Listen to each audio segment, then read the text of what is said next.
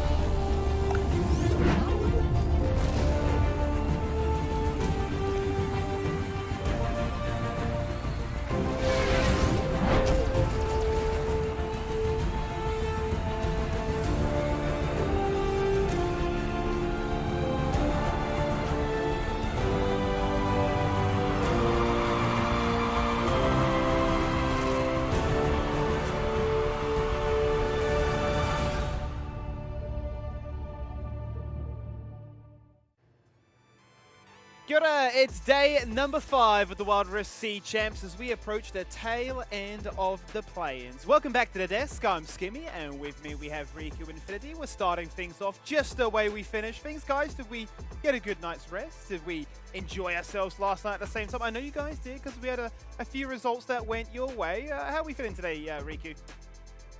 Feeling great, especially after yesterday. I mean, Fennel Adversity versus Flash Wolves. Of course, I have woken up. I woke up with a big smile on my face. How about you, Infinity? Well, I slept for like 12 hours, so I'm good. What's the life hack No, I'm there? just kidding. Maybe 10 hours, not 12 hours, because that's actually quite long. But to be fair, I think I felt amazing from yesterday. You know what, PH region, rep.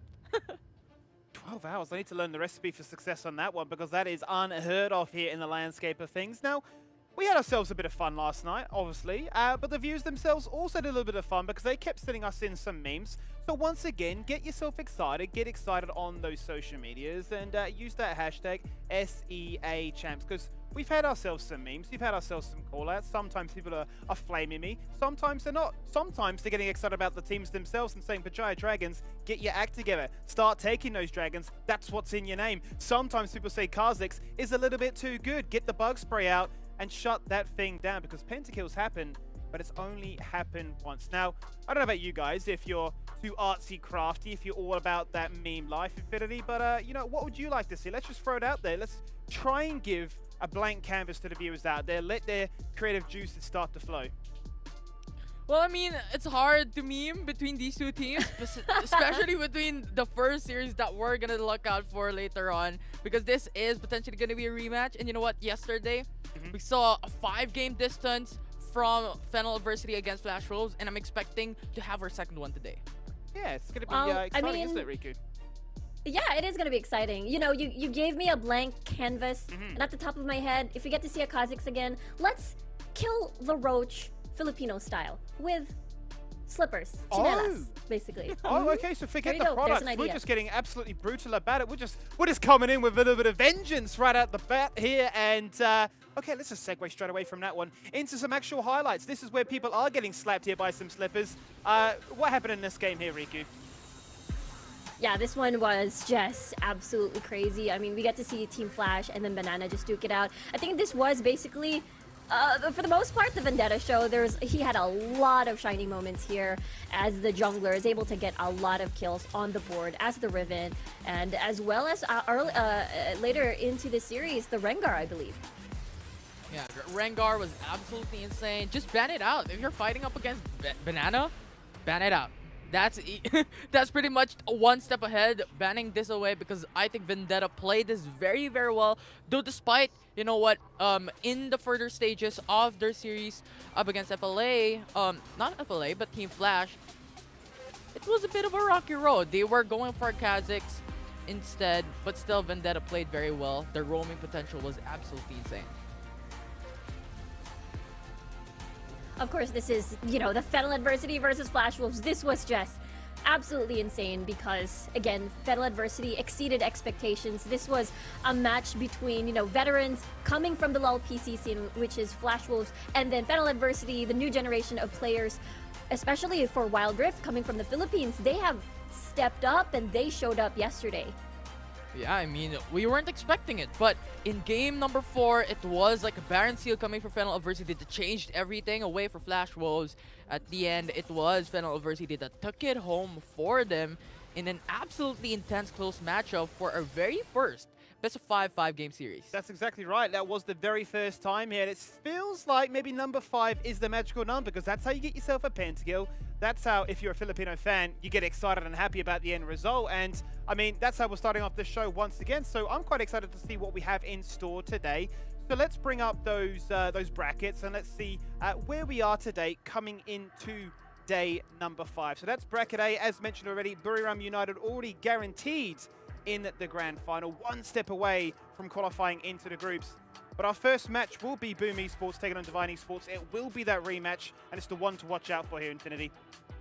Yeah, definitely. I think this is going to be this 5 game series that I'm talking about a while ago, because I think Boom Esports, Divine Esports, they played out, and history states that Boom Esports is ahead, but we saw Divine Esports crashing down Bridgeye Dragons in a 3-0. So I think this is potentially a redemption act for Divine Esports, but the question is, if they can do it up against Boom Esports, the one who beaten them down in a 3-1 in a best of 5. Yeah, it's the biggest question mark. Would, you know, Divine Esports, coming from, you know, their local qualifiers, appear today and get that redemption arc against Boom Esports? But Boom had a lot of improvements coming from their own regional qualifiers, so it's going to be an absolutely banger of a series. I suppose really the question is, like, sort of what lessons have been learned from that previous series, be it the VOD reviewing, as we always like to talk about, the champion discussion, the form check. Mid lane was a big area that we were scrutinizing before. The expectations from a Divine, especially from Coyote, their mid laner. Fly Arthur really came into his own, and I'm sure we can, you know, digress and you know, break that one down a little bit later. But let's transition now into bracket B and see where things are at in this one. And Infinity, I mean, that's where you guys really got excited. You were casting that match, and happy days because they're in the grand final. Yeah, Flash Wolves, super dominant. I think one of the expected teams in a bracket B to go into the grand finals, but beaten down by Fennel Adversity yesterday, which was Dark Horses that beaten down the Boomers for this bracket. And so far, in the lower bracket up against Invade Esports, I think this is going to be intense, but Flash Wolves would probably take it down into a 3-0 or 3-1. Yeah, that's the thing, you know, bracket B, it was, at the beginning of this, it was really clear that Flash Wolves would have ended up exiting and moving on to the group stages from bracket B. But because of what we've seen, the performance coming from Fennel Adversity, now it's a big question mark. It's all about getting that decisiveness out of the pit hole here for Flash Wolves to be able to beat down Invade Esports in a sweep. Let's bring up bracket C now and look at things and sort of see how they've transpired. It's going to be another rematch. It seems like the bottom bracket is where the fun seems to happen. Maybe that top left corner is a bit cursed here in the C Champs because QWQ are going to be rematching Banana. This one should be kind of exciting for multiple reasons. I feel like the jungle matchup is going to be where we're going to be putting a lot of that spotlight on. But Team Flash so far sitting pretty in that grand final spot, and they'll be awaiting the result for this one here, Riku. Yeah, I have to agree with you there. Banana and QWQ are going to be, it's going to be a very exciting matchup just because of that jungle 1v1 with, again, Tommy from QWQ and as well as from Vendetta. I believe from bracket C, we can see more unorthodox picks. Yesterday, we've seen the Nunu, and I feel like we're going to see a whole lot more. Yeah, and you have a lot of God champions coming in from Banana and QWQ. I mean, for Banana, Rengar. We talked about this a while ago, how Vendetta played this very, very exceptionally and proficiently for this team. And for QWQ, they're picking up the Twisted Fate. They're picking up these champions that can really impact the game to roam into the bot side, to roam elsewhere to be able to try and get that early lead. Well, those are the brackets. So let's bring up the schedule for day number 5. It all starts at the top of the show here, 1 PM Singapore time. Boom Esports in that all-important rematch up against Divine. It's then going to be followed hotly there by Flash Wolves taking on Invade. And then to close out the night, Banana up against QWQ as we referenced. And if the stakes weren't high enough already, these teams are trying to get themselves into the grand final, trying to get themselves one step closer to qualifying into the groups. There has now unfortunately been the news that the Oceanic representative in Game Equality have withdrawn from the competition.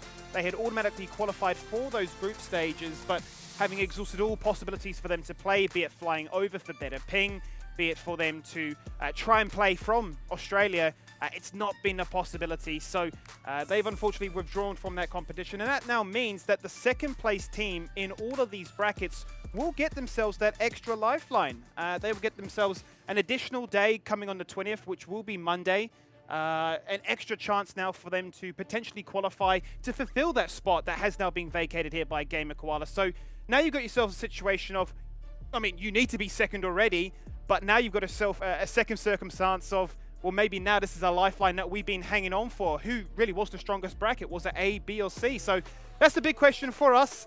We'll talk about that later on, obviously, but Riku, talk me through Boom. Yeah, Boom Esports coming from Indonesia, the number 2 seed. Again, when we look at this roster, we talk about Fly Arthur, Xiaoqi, even Owens from time to time. And all those 3 players came from Airwolf back in the summer, and they've shown growth because 5th to 6th place, they ended up in summer, and now look at them, taking down Divine Esports in their debut game in a big regional stage. And it's just so nice to see their improvement as a team. Yeah. I mean, Xiaoqi, right? I want to put a quick point on that because I think this player is very aggressive to get early leads. And I think keep your eyes on the prize for Xiaoqi to be able to try and impact their dual lane or middle lane to try and get that advantage in the early phase of the game to translate into the mid-game, late-game phase for Boom Esports. Yeah, that's the thing. I feel like we're gonna get to see Xiaoqi be very, very aggressive for the whole team and get early leads. Alongside with that is Fly Arthur being that stable ground in the mid lane. Especially when we look at his Ahri, he's just very, very proficient, getting early kills and basically potentially snowball for the squad. Yeah, and look at the team KDA, 3.4 with gold per minute of 408.6 total damage dealt, which is absolutely 524,000. Absolutely insane. And on top of what you stated, I think when you're looking at the support role here for Boom Esports, he plays these peeling champions. Gragas, Alistar, Nami. He really wants to have that safety net for his ADC to be able to try and scale up to have that power spike early on. So let's see on how Gov can play this out. Can they have that support ADC duo synergy or the jungle mid synergy here for Boom Esports? Yeah, I think that's the biggest question. Like, what if Gov also picks up the Thresh again just to tag along with the sides of Fly Arthur to enable this pick composition, perhaps? I think that is also another option. Yeah, we're looking at Boom Esports play it up against BRU currently. Look at how they're playing into the bottom lane. This is what we're talking about. Xiaoqi really wants to take this into a distance on how they want to get that early lead so that they can impact the mid-game, late game, get that gold, get that money, and get that gap in terms of items. Yeah, I like how you brought that up because when we look at the performance coming from Boom in their playoffs during their local qualifiers, it's almost very critical that they get the early lead or else they kind of scramble a little bit and, you know, have a hard time playing from behind. And it seems to really be the strength of this roster, right, is that if they can get that early lead, then they will certainly accelerate that point forward as a result, but they have looked vulnerable when they don't get that lead, and we've seen them showcase some unique picks, and we've seen them go for the scaling option when they don't feel comfortable to try and win it in the early game. We have seen that center, we have seen the Corki in the bot lane as well in a case of, all right, we're not looking too sharp just yet, but maybe we can flip it at a fight later on. They're going to need to hope so because their opposition tonight here, Riku, Divine Esports, looking for revenge. Exactly. This is Divine Esports, number 2 seed coming from Vietnam, and they did have a couple of roster changes mainly towards top and jungle from the summer into the fall season, and it shows how much they've improved. I mean, one of the star players for sure has got to be Lin. Whenever, you know, when I watched their games back in the playoffs, it reminded me a little bit of Valdez, one of the best junglers in the current tournament from EVOS Esports. So especially if Len picks up that Lee Sin, I feel like Divine Esports can pick up the pace, can get that early lead, and transition to a win. Yeah, and top of Lee Sin, he can also play Kha'Zix. I think Kha'Zix is a proficient champion that can be played by Len to try and get that early aggression as well. I think Divine Esports has this type of playstyle to be sort of passive when it comes to the early game, let it through. I think they played in the Glass Cannon composition, bring out the Brand and Varus bot lane duo as a Glass Cannon composition, while the rest of the team is going for the tankier composition to alleviate some of the defensive disadvantage into the duo lane. Yeah, I remember, we managed to talk about this. I mean, looking at the KDA as well, and the average gold per minute and total damage dealt, it seemed to me that they have a little bit just of a tad of a higher score versus Boom Esports there. So I was wondering if Divine, will we see a very controlled aggression, similar style with what we usually see from Fennel Adversity, where they just pick fights around the dragon, around objectives like the Rift Herald, and win through there with kills, and as well as racking up towards the dragon count into the Elder Drake. Could possibly be. They're deciding on what objectives they're gonna take, what kills they're gonna do, and what ganks are they gonna initiate on this game, especially up against Boom Esports in the past. They've gotten only one series up against them, but we've seen them play out in the lower bracket up against Berjaya Dragons, which actually sweep them 3-0. So I'm expecting big time for Divine Esports coming into the series up against Boom if they can really bring this down into a different storyline from what history states on what happened in the upper bracket.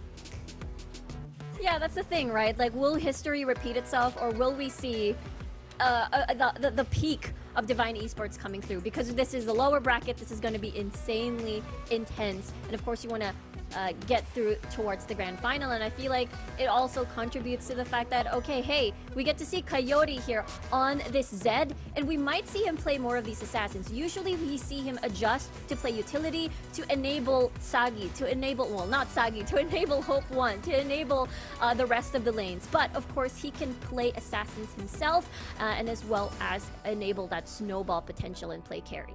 Yeah, to highlight Divine Esports, on top of that, the enemy team of Boom Esports currently, we saw just now Brand Varus duo. So much damage coming from this team. Yeah, I mean, they religiously ran it in this series against the Berjaya Dragons, right? One game after another, and saying that, look, whilst it can be quite squishy, the certain coin flip, if you will, of the risk versus reward is that it's paying off time and time again. And how many times did we say during that broadcast that Hope 1 is their insurance policy for the late game? The fact that he does have those devastatingly huge piercing arrows that were landing, massive chain of corruptions afterwards, and their ability to then contest these objectives where the pyroclasm is there.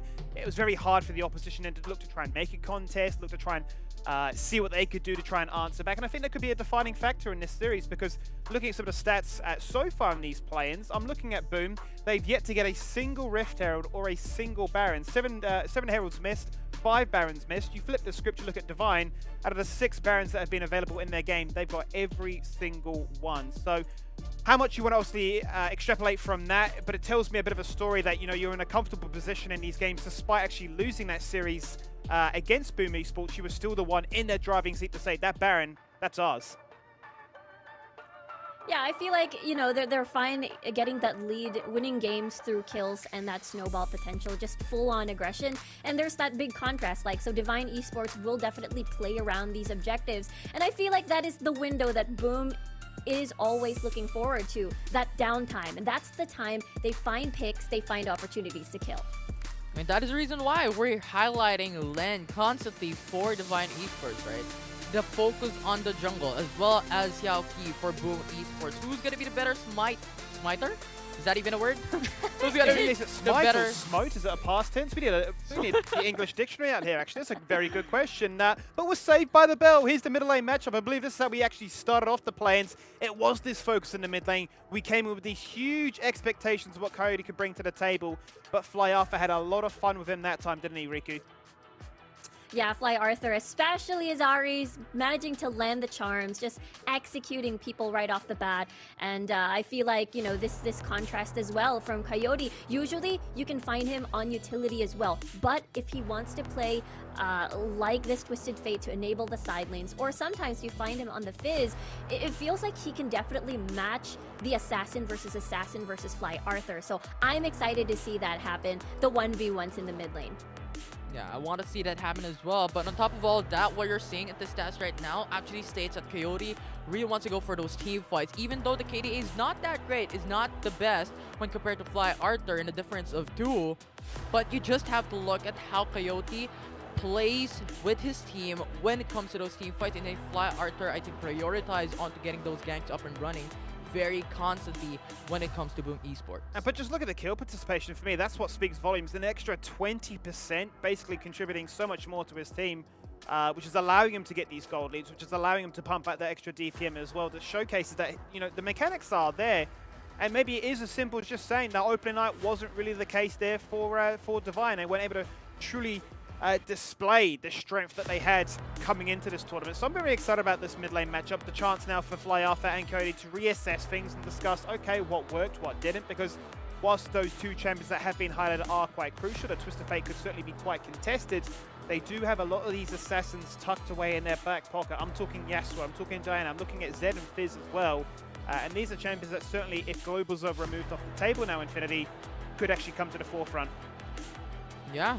It's just playing with your team, playing with these champions that are very comfortable, but also something to take note about Coyote, he played Jarvan for mid lane. And I think that states something. Let's bring up the support lane as well, as much as we like to highlight what Owens and Hope One can do as the marksmen, I've got to give a lot of love to the support players too. We've seen Gov popping off time and time again on these, Gragas, Gallios, Brand if need be, but then Quay is showcasing that, hey, look, don't forget about me. I am that glass cannon. I can certainly be the damage when required. So there is that argument now between enchanted DPS from the side of Quay versus tanky utility serving a purpose for his role here, Riku. Yeah, I really like the contrast between these two supports. I mean, Gov, of course, is there to set up for the team with a Gragas, with a Galio, and maybe even sometimes possibly the Thresh. And I feel like it could be a big problem because if you're going up against Quay, who's going to play a Brand, it feels like you can never leave your AD carry. That means you cannot exactly roam for the squad, and that means he has to time it carefully with these small windows of opportunity. So I really love this support matchup at the bot lane. Yeah, I do definitely love it as well. I mean, when can we see Brand once again? We haven't seen it as of yet in yesterday's matchup, but Divine Esports is known to play this AP bot lane. It's either the support or the ADC playing this out. They played Ziggs in the very first series up against Boom Esports. They played Brand in their series up against Berjaya Dragon. So which way are they going to go for the day? But that's just crazy to me once again, just looking at their kill participation. How can you be a Gragas and a Galio and only have 37% kill participation? What's happening? Are they just sort of sitting them off on an island and say, go soak a side lane, we'll have the fun, we'll do the fighting, you just be that XP bot, rock up to the lane and say, look guys, I've got a Rod of Ages, maybe I've got a Rabadons, maybe that explosive cast is actually going to do some work now. That seems crazy to me because supports tend to have the highest kill participation out of any role in the game. So maybe now that bot lane becomes that much more interesting to hone in on as to what they can offer. So we're not too far away from discussing predictions and where we're thinking about this one. I have a funny feeling we might be going the same way we started off things, but we won't spoil it just for the moment. Any other lanes we want to look at? I think we've seen that Tarn X here for Divine can certainly be a show stopper. He got the MVP in his performance up against the Berjaya Dragons. Are we looking at top lane being a huge deciding factor, you think, Riku? I think the top lane can be a little bit silent depending on what they decide to pick up, but I feel like Renekton is going to be such a big priority pick in this scenario just because it synergizes so well with a lot of single target junglers, early game junglers in general. Xin Zhao, Camille, and Aleeson, and Xiaoqi and Len are amazing junglers, and I feel like it will really, really alleviate or add pressure at top. Yeah, and I echo Riku's thought. I mean, when it comes to the top lane, we've seen Darius and Renekton being one of the top champions that is being picked up into the Baron lane, and there is a potential there in the Baron lane as well. We've seen some teams actually do it, go 4-man roam top lane, get a top first blood, and I think at that aspect that has given you potential to go for that early lead gold. And if Divine Esports or Boom Esports wants to go for that, then sure, I think Baron lane would be a point of contest. I'm excited for this one because it almost feels to me like Darius might be that bait pick. Now, it's a word, a buzzword that we've been using a few times now over the last few days. We're talking about champions that look to be good, have a kit that could be quite solid, but don't necessarily give the impact that you're hoping for, right? We've said that about Fresh, and sometimes Freshers look fantastic, the Lanterns to get yourselves out. But I tell you what, it looks so devastating when the Death Sentence, the Flayed, the Box, they all just go out and nothing really comes about it. So it's certainly one of those champions that can be very double-edged, I suppose, for lack of a better word. The same could really be said here for the Darius, right? The Noxious Guillotine, it looks fantastic, but if you've not got the right bleed stacks up, if you're not getting those resets, it's one of those champions where you're saying, okay, guys, maybe just stick to the Renekton. You know, put that one in the back pocket for another day. It's not looking too happy. Maybe stick to the Riven. Maybe stick to something else. Forget about it, because we're going to jump ourselves now into pick and ban phase, game number 1 of the night. Take it away, guys. It's going to be very... I feel like the Varus is going to get banned here because, again, Boom has seen how Hope 1 and Quay have managed to seriously deal, or rather stabilize the 2v2 and they're fine on their own. Divine Esports banning out the Olaf is really clear out, stating that they're going to play the Varus. So Boom now, it's on their hands. If they want to open up, never mind. So that is the call right now.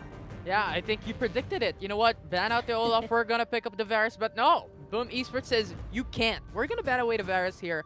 So Divine Esports opted to go to a priority onto Len, picking up the Lee Sin, one of the champions that we talked about for Divine Esports. Yeah, Len is just incredibly crazy on this champion. So this is the redemption arc. We'll see how this is going to pan out. Well, Boom, having the Jarvan 4, this could be a double poke composition, maybe a Corki, maybe an Ezreal. You use the Cataclysm to allow every single skill shot in AoE to funnel through that crater. Yeah, I think it's gonna be Braum though for Boom Esports. When you're considering their playstyle up against Divine Esports in the past, they picked up the Ziggs and Braum, and they're gonna pick it up once again. This is a great. You have Braum as the peeler for Ziggs, and Ziggs is just poking out damage in the far side back when it comes to those team fights with Kai'Sa, but being hovered here for the 4th pick here for Boom. This is exciting, Riku. Yeah, very because, understandable. Like, the Jarvan can still be flexed, right? We have seen him play in the top lane as well as in the jungle. Yeah, exactly. This could still be top. This could still be towards Xiaoqi. But yeah, I understand the Braum pick here because look at Divine. Azaya Rakan, this could be a very all-in composition. Literally just press R or just dive in, and Boom Esports. The biggest question is, will the Braum disengage be enough? So we'll see what Gov, or rather what the jungle or top pick will be, because Riven is still open. And the biggest question is, will Jarvan 4 allow Xiaoqi to get that early game for the rest of the squad? Well, it looks like it's gonna be Darius. We keep on constantly bringing this up. Yesterday, you specifically talked about it, how Darius can match up against Renekton in this early game fight in a 1v1 basis. So we'll see how it's gonna turn out, because it's looking Darius and Renekton individual matchup in the Baron lane. Yeah, it's a very small window, pre-level 3.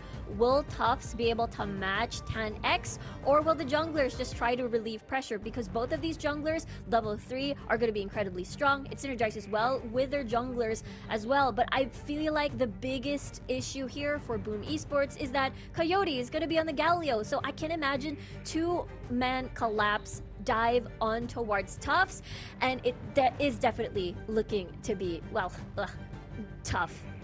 I mean, what I'm seeing really from this one here, Riku, is just a jungler's dream. It's a paradise, really. I mean, you can look mid lane, fantastic setup. You can go top lane and bot lane. Pretty much wherever they want to go, there is CC to start things off. There is CC to complement things. There is the layering. There is the guaranteed damage that's going to come out as well.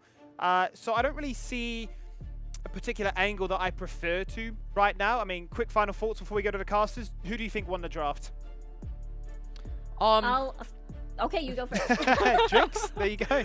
I think it's going to be Boom Esports staying ahead a bit onto the draft pick here. Okay. But I think a lot of expectation to level 3. I think both junglers will come up mid lane to try and pressure in. For me, it's going to be Divine. Len is on a Lee Sin. There's this all-in composition as well. Just heavy dive, and I think that's really going to be scary. Well, we got ourselves a split desk already going into game number 1 of the night. It's time to throw to our casting team. It's TJ and Omo. Thank you very much, Skimmy, and I'm glad you have a split desk over there, because I think this is going to be a hell of a series, and in preparation for that, I've got myself a chair. I'm sitting down now, Omo. TJ, things are looking good for you. You're moving up in the world. Yeah, before I did this series yesterday, I couldn't afford a chair, I couldn't afford a desk. But 2 days ago, I did my series. I got paid for it. I went out. First thing I did, bought myself a chair, sat down. I was like, this is what it's like. This is how people are living. And I've never gone back. I mean, you won't have to now. We're moving up in the world, and we've got some great games coming up for you guys as well. I'm excited for this one, TJ. More excited than you are for your desk and your chair. Let's talk about Boom versus Divine, because it should be an incredible series. The desk was split, Omo. I've talked to you before the series, though. You had a very firm opinion. You thought Divine were set for this game. You thought it was going to be very easy for them. Does this draft change your opinion? You're putting words in my mouth here. I don't think it's going to be easy for Divine. I love Boom. I think they have some good points here and there, but I will stick with it. This is going to be a 3-0 for Divine. They deserved, but they not deserved, right? But they should have 3-0'd them last time, and they will 3-0 them this time. All right. Starting from this first blood. Oh my god, the easy knockoff. There it is! Divine first blood!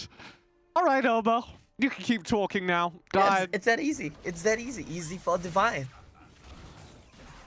They find the opener. Let's maybe reset a little bit to this draft as the 2v2 duel in the middle of the map does continue. Let's start there. Coyote playing Galio into Ziggs, just kind of the ultimate in defensive picks. Yeah, I mean, I like Coyote on an enabler, and I think when we saw the interview, or not the interview rather, but the video from Coyote rather, he was talking about how he failed to lead his team and to make his team comfortable to play their first match against Boom. And I think that picking up this Galio here today really indicates that, you know what, I'm gonna be the leader that my team needs. I am going to be all over the map. I'm gonna out-TT you guys, I'm gonna save you guys, I'm gonna do the engaging. I'm gonna be the leader. And I think for a young team like Divine, that's exactly what they need. And I have a lot of respect for Coyote for having this mindset and for stepping up. And the other thing we said kind of needed to change between the first match between Divine and Boom, the upset win that Boom got, and this next one, was we needed to see Len the jungler step up a little bit. And if you take a look at your map right now, Len did just complete an invade. I believe he did steal away Boom's blue buff. So he's already showing some aggression. Yeah, and he has his bottom lane to help him out as well, right? I think in some of the series we saw yesterday, the jungle differentials really came down to support differential and laner difference. If your support moves first, which is exactly okay, and lane goes in. What on earth is this? Owens behind the tier 1 will be shut down by Len. That's what we were waiting for. Yeah, and that was Lan working so well together with his bottom lane, Quare as well as Hope, just playing in tandem with their jungler, what he wants to do aggressively on the map. We talk about how Lan, gets taken a bit low here, Coyote. We talked about how Lan is kind of an enabler for this team and how his solo laners like to play very aggressive and he enables that. Well, you also need to enable your jungler so that he can enable you. It's a help me help you situation, right? And his bottom lane has done exactly that. Go thinking about stopping Len's back there. He should have. I mean, a bit slow on the uptake. Do you really win that fight though? It's about sending a message, then you just jump away to wins. I mean, I'm with you. If I'm there, I throw the the little poke into that bush. 100%, and we might Winter's see more Bite. Taunt will land here. Love it. And Fly Arthur's in huge trouble. Len will get the kill, easy as pie. And Zhao Qi could do nothing but look on. Yep, very good stuff from Divine. That was played picture perfect. Couldn't be any better. I think the comms went something along the lines of Coyote saying, you know what? I traded my barrier for this guy's flash. This Ziggs just flashed on me to try to solo kill me, which makes no sense at all because that's not what you should be trying to do in this matchup. The moment he has no flash, he calls for Lan. Commit, I'll flash on him, no counterplay. And they just chain their CC perfectly. I love how Lan used the kick to ensure that Fly Arthur, no chance to move, no chance to even pop barrier, just gets taken down. Brilliant, brilliant stuff. This is the Divine that I want to see. And looking at this, it's much more reminiscent of the Divine that dominated their local bracket in the Vietnam region. We were hyping up on day number 1, if you remember. We said that we thought Divine might be one of the teams to go all the way in this tournament and compete top 4. And then they immediately got smashed by Boom, and we looked rather silly. This is a little bit more on 4. Yes, exactly. And I remember on day one as well, since you brought that up, our good friend Grandin was constantly saying how Vietnam is the best region here. Any one of these teams can make it far. They're the best region. They're so stacked. And I think we're starting to see that with Team Flash, with Divine. Let's just pretend Saigon Phantom don't exist. But these two teams have been stepping up. Set up here for the Drake. Xiaoqi in the area. Mega Inferno Bomb to try and burn it down. Huge. And Xiaoqi wants the steal. An excellent Blade Caller, though, stops the play in its tracks. And here's the front line with Coyote's heroic entrance already splitting the fight, and a double kill on the cleanup. Passed over to Tarnax. Gov will try and push forward with Owens. And Owens on the Killer Instinct has one in response. That's going to be all he gets, though, as the rest of the cleanup is there. And it's 5 kills to Divine, alongside the first Drake of the game. I love that so much, TJ. That was magnificent. I know I have this impression, or like people have this impression of me that I'm a negative Nancy. We're gonna have to hold that thought, though. We might see some fights. It's alright. Alright, that's it. You can be a positive pansy. I can, and I will, right? I just like to see good League of Legends, good Wild Rift gameplay. That's what Divine is showing us. That team fighting, it was magnificent. Everyone did their job. No one held any spells. They blew everything, went all in, 5-0. Fantastic. Tunnel back away. Xiaoqi, 3 players actually go for Boom. Challenging. Rift Herald will be summoned. Now a 3v3, and Gov's caught out by Quay as he just goes right through the fight, separating the support, landing the quickness knock-up. Here comes the Mega Inferno Bomb, and it's not going to change anything because Len, with the kick, repositioned Tufts out of the Mega Inferno Bomb so they could find the kill underneath the turret. That was slick as heck. It did 2 things, right? 1, it doesn't allow the Mega Inferno Bomb to hit them. 2, it makes sure that Tufts is knocked up, is CC'd, so he cannot dunk. He had full stacks, he was trying to go for resets, but he couldn't dunk. And this is just so brilliant here for Divine. And this is also why on day 1, we had the narrative, you cannot give Lan Lee Sin. The Lan Lee Sin will come and get you. That's exactly what we're seeing here today. And I'm happy to see this redemption arc. Hope will walk forward here, Look and at this. Gov's in trouble. Gov's dead again. God. Owens under threat, will barely survive as the first turret of the game will fall down here in the bottom lane. I want to get your thoughts about this, TJ. Like, I think Divine are playing magnificent. This is so good. What do you think? I mean, You can play basketball against Len, but you can't dunk on him, if you know what I mean. Fortunately, I do not. This is exactly what I was looking for from Len. I mean, we talked about Len's Lee Sin. This is why he's considered one of the most dominant junglers in the region, in a very competitive region. In the whole tournament, TJ. You'd go that far. Okay. Yeah, 100%. I think he is definitely one of the best junglers in the whole tournament. Top 5 for sure. And I think we need to have that conversation, because when Len is on form, when he is playing a Lee Sin, he is ganking aggressive lanes, there is almost nobody that can compete with how much map impact he has.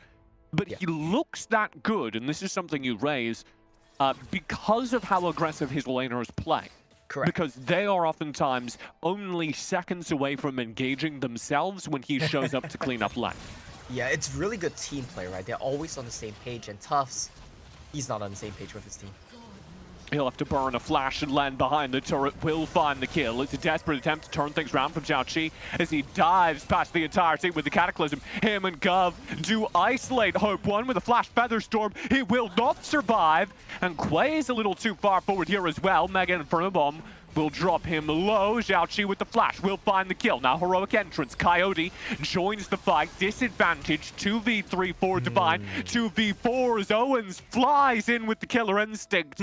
And Coyote and Len have to back away. The trade goes against Divine for the first time this game. Yeah, and I think we have to be genuine here, right? We can't be disingenuous about what Divine are good at and what they're bad at. When they look good, they look so good. They're so on point, they're so in sync, their synergy is so good, their aggressiveness, their mechanics, all on point. What do we see right there? That was the the counterpoint, right? That was peak bad Divine. They get overly aggressive, and teams in the Vietnamese region are all guilty of this to some extent, right? They get overly aggressive, they smell blood in the water, they dive without a numbers advantage. Hun X was just chilling the dragon lane, and they get punished for it. This is normal, and this is part and parcel of what you would expect from some of these teams. They just need to learn how to tone it down, how to tinker it off a little bit, and I think that they can be serious contenders for the whole title. Just to touch on the game state as we do head into this next Drake, that misplay on the top side does not affect Divine's lead. This might, though. Overextension plays into the Mega Inferno Bomb. Quay, Tarnex, and Coyote have to get out of here, and Coyote's down very low. Quay, with a marvelous run through, will charm up the play and slow it down, but Coyote still dies. Hope One plays the aggressive, but finds nobody with the Featherstorm. And you've got the jungler dead. Zhao gone, but they have low health bars, and Boom are going to contest this. Pokes in with the bomb. Owen's in trouble. Fly Arthur still chipping away. Hope One can't find the kill. Owens is able to get one. Owens still pressing through. He's got two. Drake, it is secure. It did go to Divine. Len manages to scoop it away in the middle of all that. Barely escapes with his life, but Boom cleaned up yet another team fight on over-aggression from Divine. And TJ, we are just watching the land show right now. He kills Goth in the pit, he gets the dragon, and he gets out. Coyote, though, this is too much. Oh, he's gone. Will be tagged, but whoa, Len. Okay, Oh, 1v3. He's got two! Len, you're kidding me! Fly Arthur has to flash away, but Len to kill. Only three, just flashing down the mid lane. At Boom Esports right now, next they're gonna be talking about what they want to do next game, and it starts with number one. Let's ban Lee Sin. Let's not give Landis Lee Sin anymore. It's a little bit it's doing a little bit too much here. He's soloing the Baron basically by himself. Hope has not hit the Baron a single time. Oh, the dunk. Tubbs in the back lines has to flash to dodge the Featherstorm, but he does so. Hope One barely survives, but will do so. And that means that Divine have won the trade. They won't keep doing the Baron down. Their AD carry needs to reset. Yeah, getting a little bit too low there. Rightfully should be a bit afraid. I mean, I think the main thing there is Tufts didn't manage to get the reset. Even if he did, I don't think he would have found too much out of it. Tufts right now going for a tankier itemization path as well. He's not having the best game. And I think this is a typical trend for Darius that we see as well, right? When you play against better teams, when you come into the team fights, despite how huge you may be, despite how farmed you may be, you just get CC'd up. Even if you get your stacks down, you don't have time to get the resets, and you just get bursted. And that's exactly what we're seeing from Tufts. Mid turret. Mid turret will be poked here. Zhao Qi drawing focus away during this time. He's hit kind of late game Jarvan almost, so he's kind of a second frontline tank. Yep.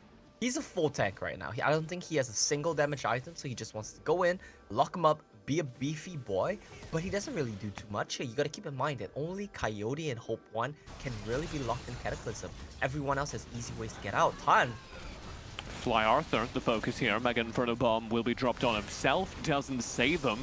Zhao Qi in with the Cataclysm. Will be chasing Len. Owens will get the kill. That's a pretty big shutdown. Over-aggression behind the turret. Divine are going to lose two players for it as Coyote goes down as well. And Owens is getting kind of big. At TJ, what did we say, right? What's the counterpoint to how great Divine are? When they get bloodthirsty, when they start diving turrets for no reason at all, they had Fly Arthur, they could have backed off, they wanted more, and they just get punished for it.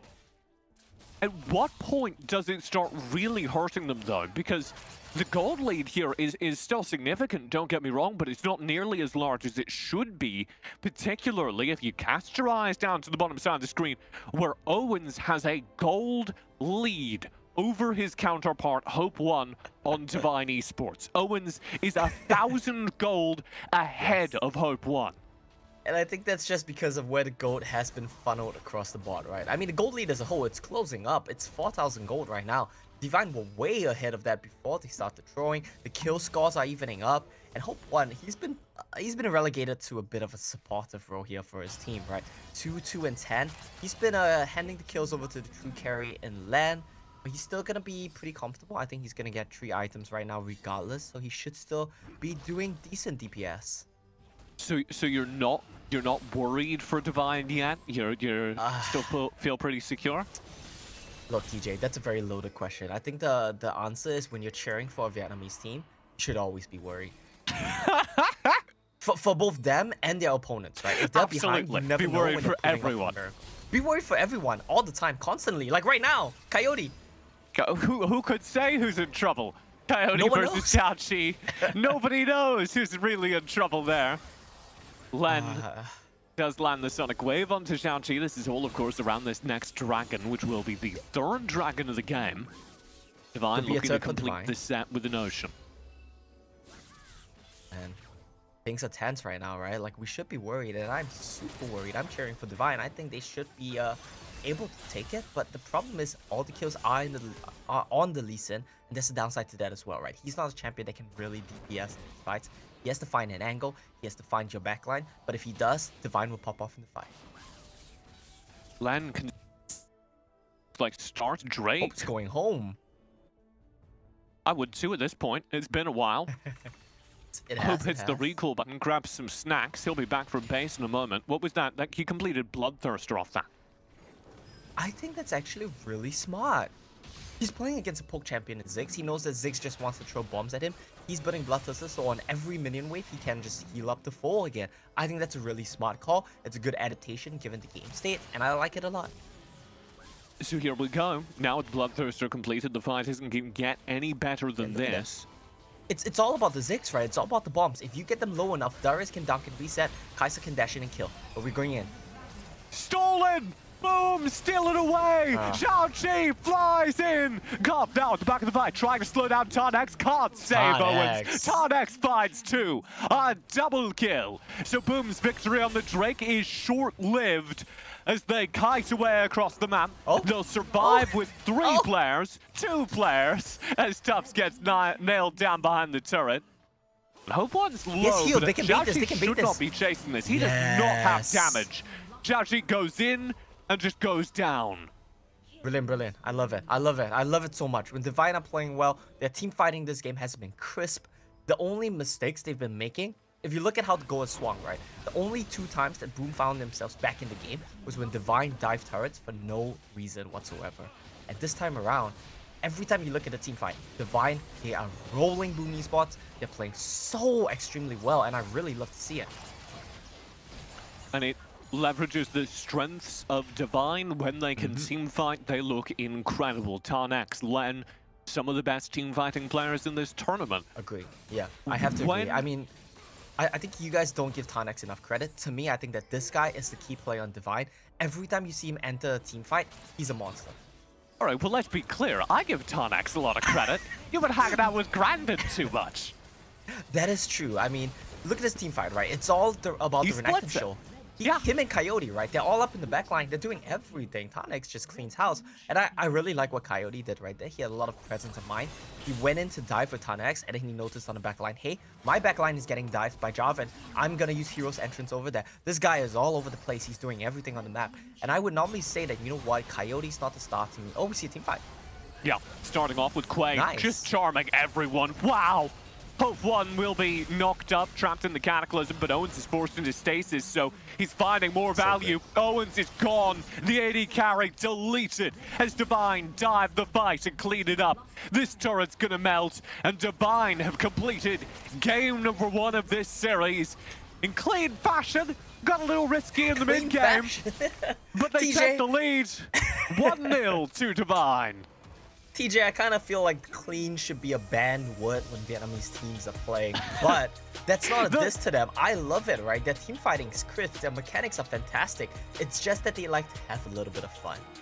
I'm grading on the Vietnamese curve. It looked calm and stable and steady by Vietnamese standards. There was the point in the middle of the game where they tried to dive behind like 3 turrets, and that did get a little out of hand, but we calmed down, we reset, and Divine walk away with the win. Does this kind of set your concerns about Divine at rest? Do you feel like they're back? I mean, did we see the same game? They were dominant. I love that. I feel like I have no more worries about them as long as they calm down a bit, take a step back. I know we like to have fun. I like to have fun too, but you gotta realize that maybe sometimes in an elimination match, you gotta be careful. Can't risk throwing it, and Boom is good at picking up those throws. Game number 1, Omo says Divine is back. Skimmy, what do you and the boys think?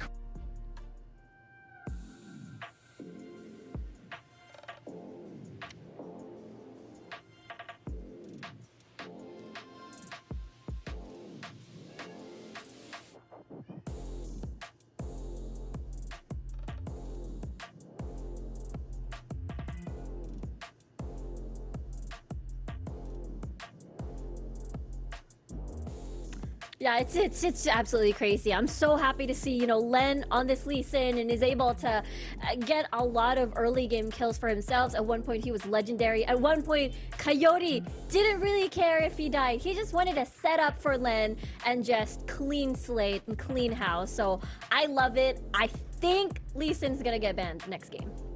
Definitely. I mean, Lee Sin was the center of Divine Esports in that game. Early aggression, phenomenal. 6-0-4 in how many minutes into the matchup? That was like early mid-game phase where everyone's just starting to build up their items. Everyone's just starting to build up their power spike. But Lee Sin is just smashing on that game number 1. So definitely, I do expect maybe Boom Esports to ban away Lee Sin. Or maybe, if they want to go for an extra step, maybe ban away maybe the Galio. Being very, very aware of what's happening in the map.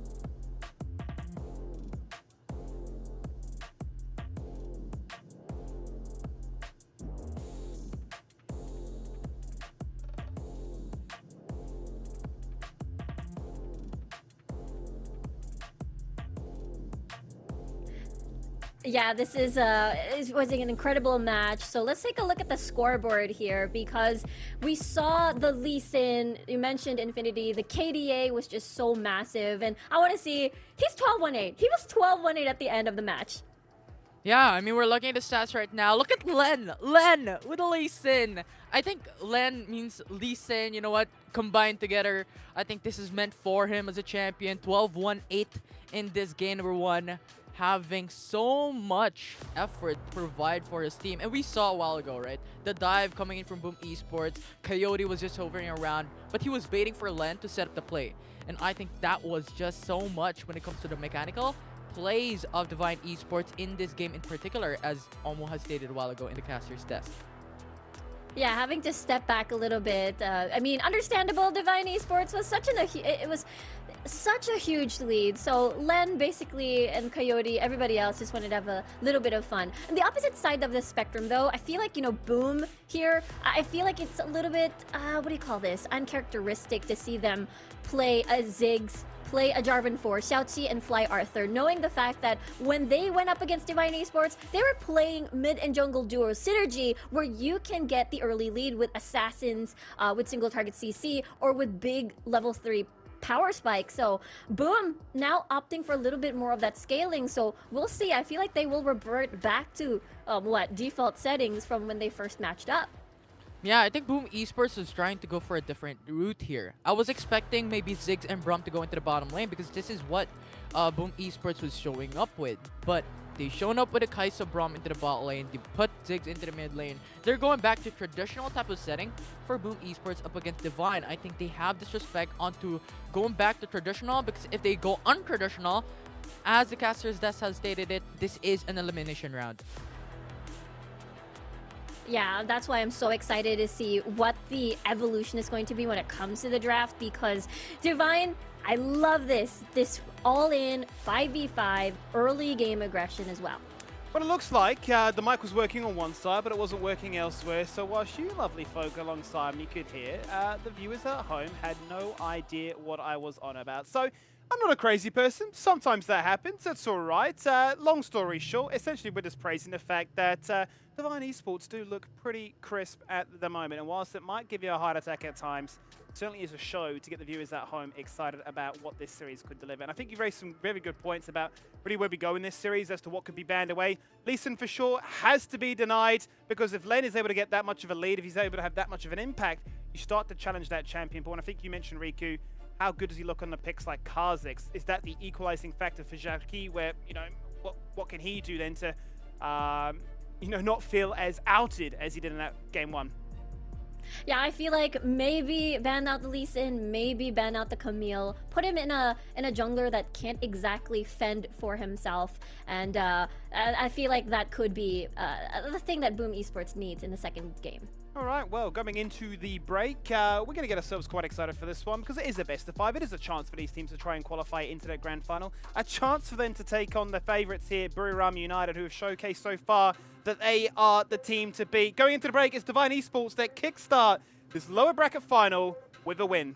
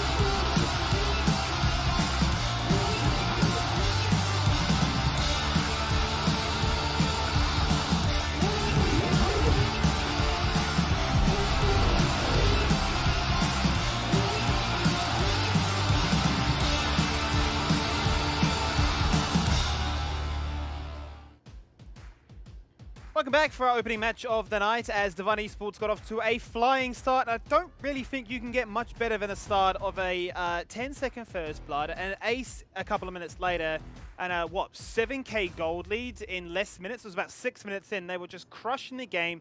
They had a bit of limit testing, they had a little bit of fun, but it never looked in doubt they did it Infinity. Yeah, it was an amazing sight to see. I mean, first 10 seconds early lead immediately, and I think it's Lee Sin. We all know that Lee Sin has played a champion. Level 1 to level 3 is his power spike. He can play that out cleanly. So I think if really Divine Esports wants to push this through, I think they really want that Lee Sin in their draft.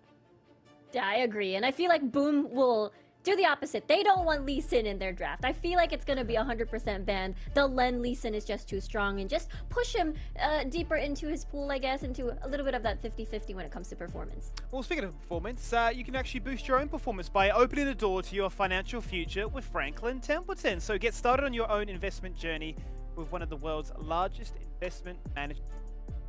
Speaking of that, it's a series that we're now starting to wonder where it may just pivot to, because we know for sure Lee Sin is gone. That is the most obvious one, right? But there was a preference now into the Varus being denied, which is allowing Nazaya and Rakan to start cropping up. Now, Omer mentioned a really good talking point off air before, that the Rakan 11 games, 100% win rate. I mean, that just speaks volumes to me, that a Rakan, which has obvious counterplay towards it with the CC, is just consistently allowed to hit these massive grand entrances, the huge charms, and the support influence on these games, Riku. It's becoming a bit of a menace. Yeah, I think it just pairs so well with a lot of big engage champions like the Galio. You just layer all of these CCs as well. So I feel like it's just very easy to execute, and as well as have an aggressive 2v2 early game. So you immediately win that. Yeah, and on top of all that, you just have to look at the characteristics of Rakan. Very mobile, very proactive. You have 2 CCs, Charm and the Knock-Up. And you also have like a mobile skill that could actually reach your allies into getting that distance up and running. So I think Rakan is really just that flexible into the draft. Well, let's jump into the champion select once again, and Boom Esports, having been on the losing side, have opted now to go for first pick, but right at the gates it's actually going to be Divine Esports who ban away the Lee Sins themselves. Yeah, they don't want the first pick blue side priority of Lee Sin on towards Boom. So it is now forcing Len Xiaoqi to either go the usual Rengar, Kha'Zix, maybe even the Olaf if Divine decides to open it up. But at the same time, since the Varus has already been banned, and as well as the Ziggs, yes, anyone can be free to play that Olaf.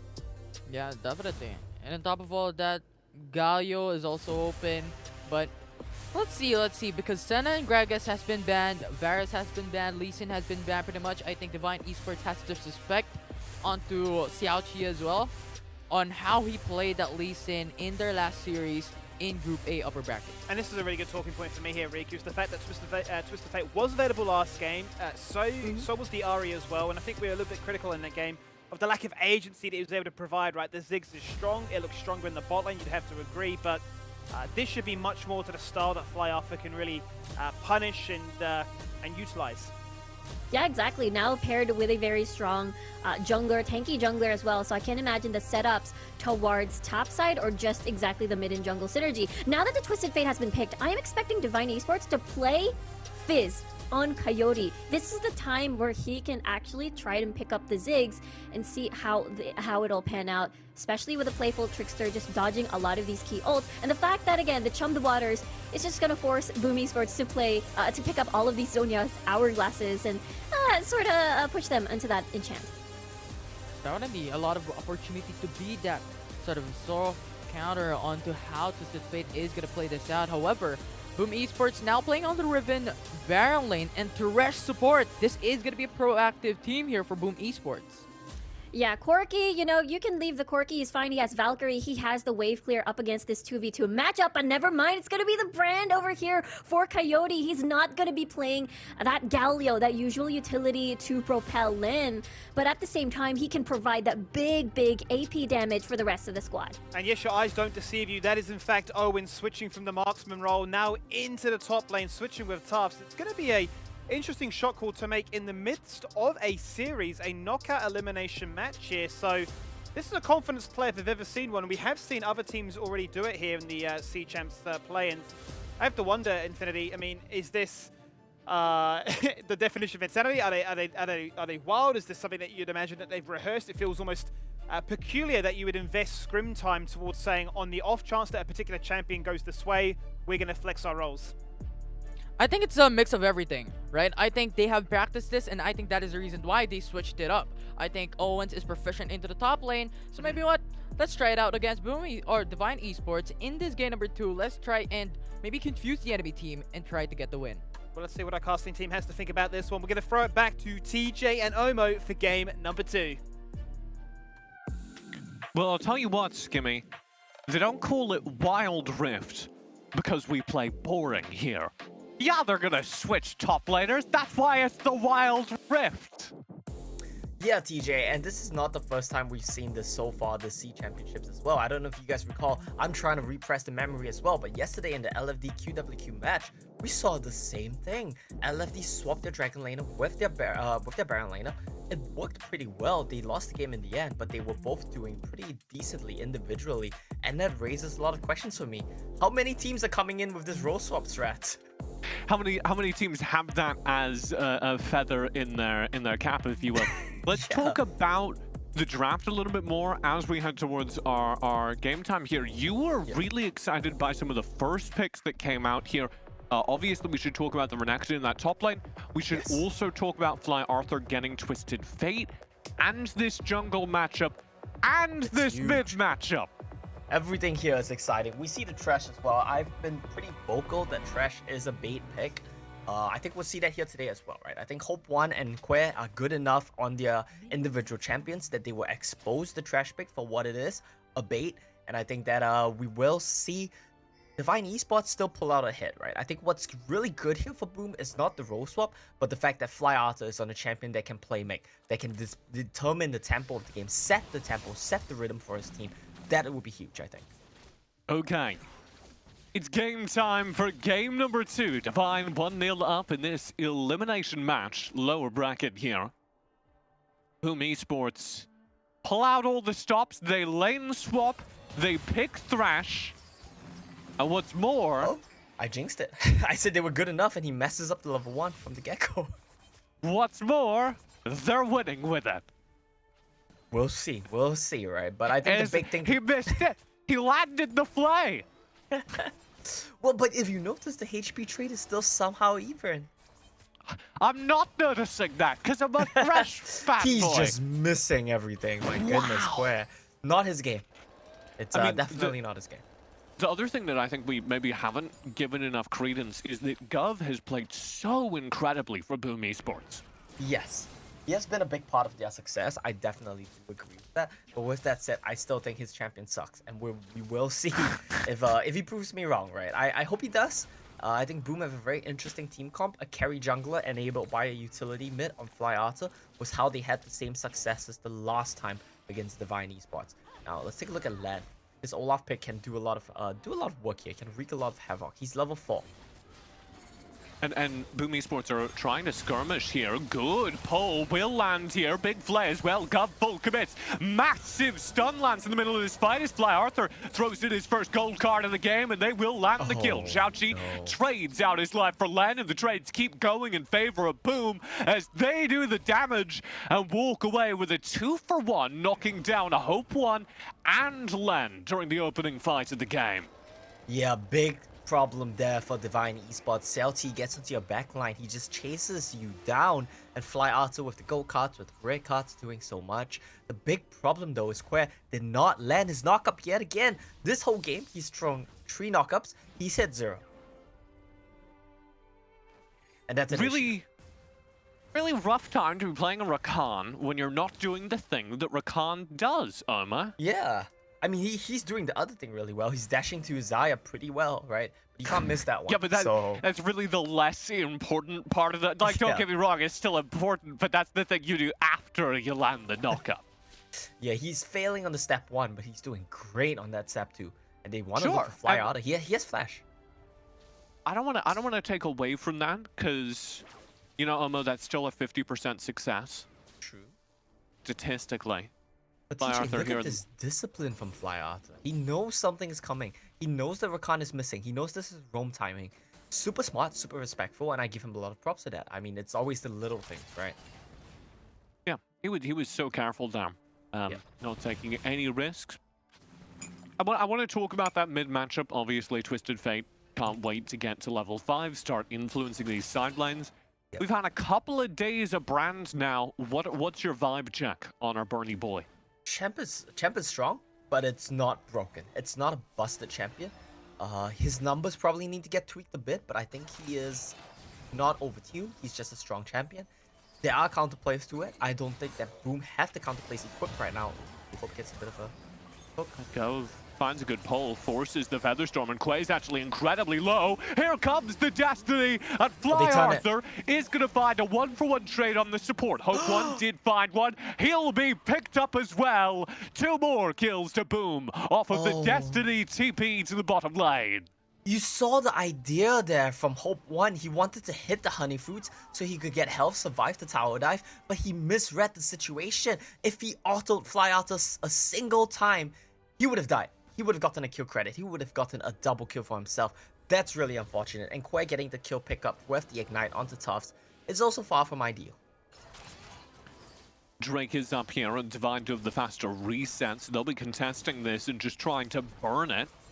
Xiaoqi and Tufts working their way up on the bottom side of this river. Over the wall comes Gub. He's committed to this fight. And oh dear, with the Valkyrie, Tufts finds some value back, but Xiaoqi's already gone. Fly Arthur's got to do the damage in this fight as Owen splits it, and he's got good control. Yes, Len Flash. cleans up the backside. Quay already gone, but Xiaoqi, Tufts, Gub all dead. Nice. So Fly Arthur and Owens need to find the damage by themselves, and it's just not happening. 4 kills to Divine. And they'll take the first dragon of the game. The team fighting from Divine this series has just been so crisp. I'm running out of adjectives to describe how good their team fighting has been. Just run really through been like 3. Just give me like 3 in a row. Brilliant, crisp, magnificent. I Wow, think it's a you bit really of are running out, Oba. I'm really running out, TJ. I'm just gonna resort to nice, great, cool. Like that's it. Their team fighting was really cool. Very cool, Divine. Thank you. Celti, I think he dropped at the start of the fight, right? And that was really good target selection from Divine. They stunned the one guy and they said, you know what, let's go all in. Let's blow up this guy, make it a 4v5. Though it looked sketchy at some points. He's gonna get this, I think. Oh, not quite. No Ragnarok. Oh, he has the Ragnarok. I think he could have gone. Playing it safe there. Yeah, Len didn't have enough vision forward, and if he dies, they lose this Rift Herald. Look at this. So good. Gub steps forward, does get knocked up, drops the box, which does some damage to Divine, and Len mid-Ragnarok is easy to focus down. He's going to get caught in the Cataclysm. Oh dear, the Cataclysm turns into an absolute murder pit. And Fly Arthur just dumps damage in alongside Tufts. 2v2 now for this Rift Herald. Fly Arthur in a 1v2 as Coyote and Hope One do shut down his buddy. He'll pop the Destiny. Oh no. What a wild TP. Hope One just turns around. Fly Arthur will find the kill off of it. Gold card lands. Coyote misses on his engage. Chased by a gold card. Boom Esports win a fight, technically. I'm actually really impressed and honestly a little surprised as well. Fly Arthur is so good. I don't know if he planned this, right? But the idea was I would pot above her. If she turns around, I have Herald speed buff. I'm going to catch them. Let's look at this team fight. Oh. It was a very smart TP in the middle of the fight, and they will be rewarded for it. Rift Herald going over to Boom. Yeah, and his little movements as well in that team fight, he sidestepped the Brand first skill so effortlessly at the perfect timing.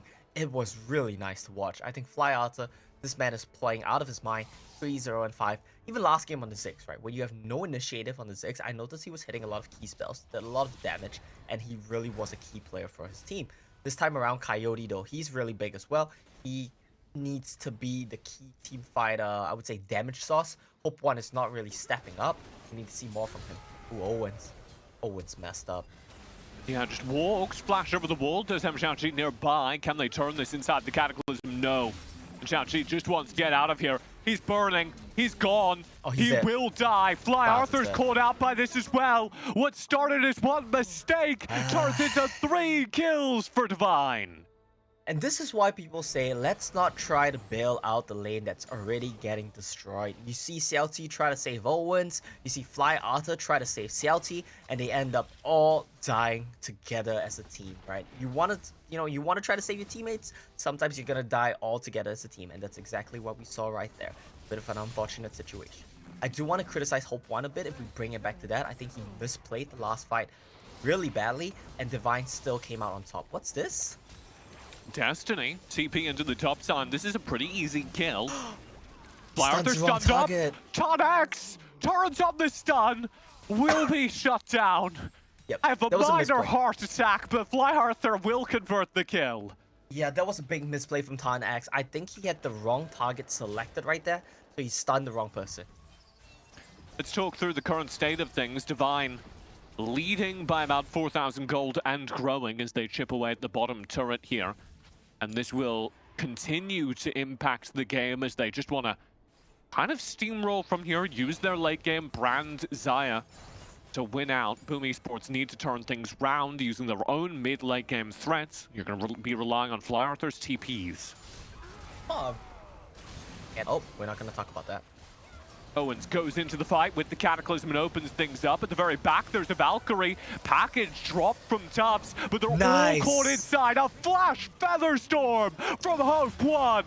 Double kill Bastion Coyote as one of the most effective Featherstorms I've ever seen. Cleans up the team fight onto Boom. Really, really good there from Hope 1. That's exactly what he needed to do in the last team fight, and that's exactly why I criticized him. He had the feathers laid out. He didn't go for the pole flash. He was a bit hesitant. This time around, no hesitation whatsoever. Hope 1 pulls the trigger, goes for it, gets a huge setup for his team. Really brilliant stuff. I think that, Divine Esports as a whole, they're playing out of their minds in this team fight. This is what we wanted to see. I'm so excited we're getting to see it. The Guardian saves their recalls. Lan has flash as well. A lot of resources spent here to ruin Len's day. He will eventually go down. But it doesn't mean much on the map because the gold is passed back and then some down bottom. Surely not. Leonard, surely not. They're desperate. This is desperation. They cannot do this. Yep, it's completely a desperation play. The idea is the same as you, TJ. They say, we've spent so many resources, we need to get something out of this. What are we gonna get? And they defaulted to Baron. That's obviously not an option here. They will just resort to Baron. Quay does find a knock up in the middle of the map, gets flayed back on the retreat, but Gov is very low. They killed Gov! As is Tufts. He's gonna be picked up. Oh, 2 kills just off the brand Pyroclasm, and it's gonna keep getting worse for Boom as they need to run away. Coyote, he's arrived at late game brand, and all of this stuff you normally rely on, you cannot stand near your teammates anymore. Tan X, flash over the wall, easy execution. He's got one more. Owens running behind the turret is not safe. And Tan's got 2. Zhao cannot finish this kill as he chases forward. Quay saves his pet crocodile. It's so magnificent. Divine, they're playing so well. They're playing like one unit. They're playing like one well-oiled machine. If you look at like that whole Yakety sex we had going on, Tan X, together with Coyote, sync their spells at a perfect timing to kill Fly Arthur. Coyote goes to Baron to do DPS, and Quay comes over to save Tan X. It's so brilliant. They're just interchanging places so smoothly. They're team fighting so well. And Divine Esports, I am so impressed by this team right now. Gov landing a hook there onto Len, and really not being able to do anything with it. Trash is the bad something champion, on his fishing TJ. line, and he's like, there's that great Viking on the other end of this. I don't know what I do. If you fly in on that, he's gonna pop Ragnarok. You can't even flay him. And Tan X, he does not care about Owens one bit. Here's the push in. Turret will melt. And Boom, yet again, have a word in the mid-game. And that's kind of all here. Yep. As Divine accelerate through their team fighting. Look at that. A bit of a misclick from Coyote. Gonna pop the Jonyas. Gov has to flash out though. Tan X might die. Yeah, Gov manages to turn the tables, baiting in the play from Tarnex. Turret will fall. It's another great, excellent movement in the fight from Hope One as the Blade Cooler finds one kill. He proto-belts away and turns back in. A complete ace. And Boom Esports are broken again in a team fight. This should be the game to Divine. They've got 20 seconds to bring in this wave, and they're up 2-0 in this series. It's an absolute demolition here for Divine Esports. This is what we expected to see on day one. I was so shocked that Boom managed to take the series 3-1. Credits to them, they played very well on that day. Fly Arthur, he played really well in this game as well. I'll give him props to that one. But Divine, they look as a team just on a whole different level. This is the Divine that we wanted to see. Mechanics on point, team fighting. Think of an adjective for me, TJ. Marvelous. Marvelous team fighting, and Divine are just looking to trail this. You can tell it's one of my adjectives. Leonard would never say marvelous. Give us an adjective, give us maybe 3 as we throw things back over to Skimmy on the desk. Yes, indeed. Marvelous, spectacular, beautiful, whatever objectives out there. I don't know. We don't really care because we're not here for the dictionary. We're here to talk about Wild Rift action. And that's really what happened in that game because there was a whole bunch of it. Fly Arthur, with the agency to try and play the game, certainly showcased that, look, this is what I can do when I get one of my best champions. The Twist of Fate looked on point. The TPs were going everywhere. The Destiny was getting its value like you love to see. Then his counterpart in Coyote saying, that's all well and good, but I've got a team behind myself. And my brand is doing just a little bit more recoup. Yeah, his damage is just absolutely insane. Even though the team fight is over, the dots and as well as the pyroclasm is just ballooning up when it comes to damage, especially come mid to late game. And it was just very beautiful to watch. Divine Esports, they came here to play. I really love how they're able to show up in this lower bracket. 12-0. That's unreal there. Ooh. Yeah, it's like 90% kill participation, like 12-10, that's 22 out of 26. Yeah, no deaths too. Versus what? You've got Owens on this Jarvan 4. You've got the Riven as well. So Coyote, you know, on this brand, really, it just states how well positioned he is because he never, for a fact, was in danger, and that's what we see now. More kills, more assists, and no deaths. Yeah, and I want to put a quick point on what Skimmy stated a while ago. Divine Esports, you know what? Fly Arthur looks so clean on the Twisted Fate, but you have Coyote with his team, with his pack. Divine Esports is playing into the mid lane, and I think that just exponentially increases how Coyote was playing that game out. 12-0-10 immediately, and 6-0-7 into the mid game. Pretty much no no deaths. All throughout the game, Divine Esports was constantly pressuring on Boom Esports all throughout that game. And overall, it was a phenomenal playstyle for Divine Esports. Yeah, look at that damage. 25,000 versus the rest of the squad. I think that is a huge statement already that Brand may make another appearance actually in this series. And just as you mentioned, Infinity, I mean, Fly Arthur did a phenomenal job. It's just that, again, it was a huge struggle, especially when you're up against, what, Tanex on a Renekton, and as well as an Olaf that can press Ragnarok and just head straight to your face. Yeah, it just begs the question now, what do you ban away? Because you can't ban everything. You can't salvage every burning ship that they're fighting around this map. They're saying, look, we're going to try and help you out topside. Hang on a minute, Tarnex is unstoppable. Okay, maybe we'll help you in the mid lane. Wait, Coyote is a bit of a beast. He hit that one scary moment with the Twisted Fate gold card. The wild cards afterwards, though, did not connect. And okay, our heart may have fluttered, especially if you're a Divine Esports fan, but it did not matter. And, I mean, who can forget about that montage-esque Featherstorm? 4 people locked in place. Okay, Hope One, I see you. And I see Divine Esports match point, 1 game away from making it into the upper bracket finals.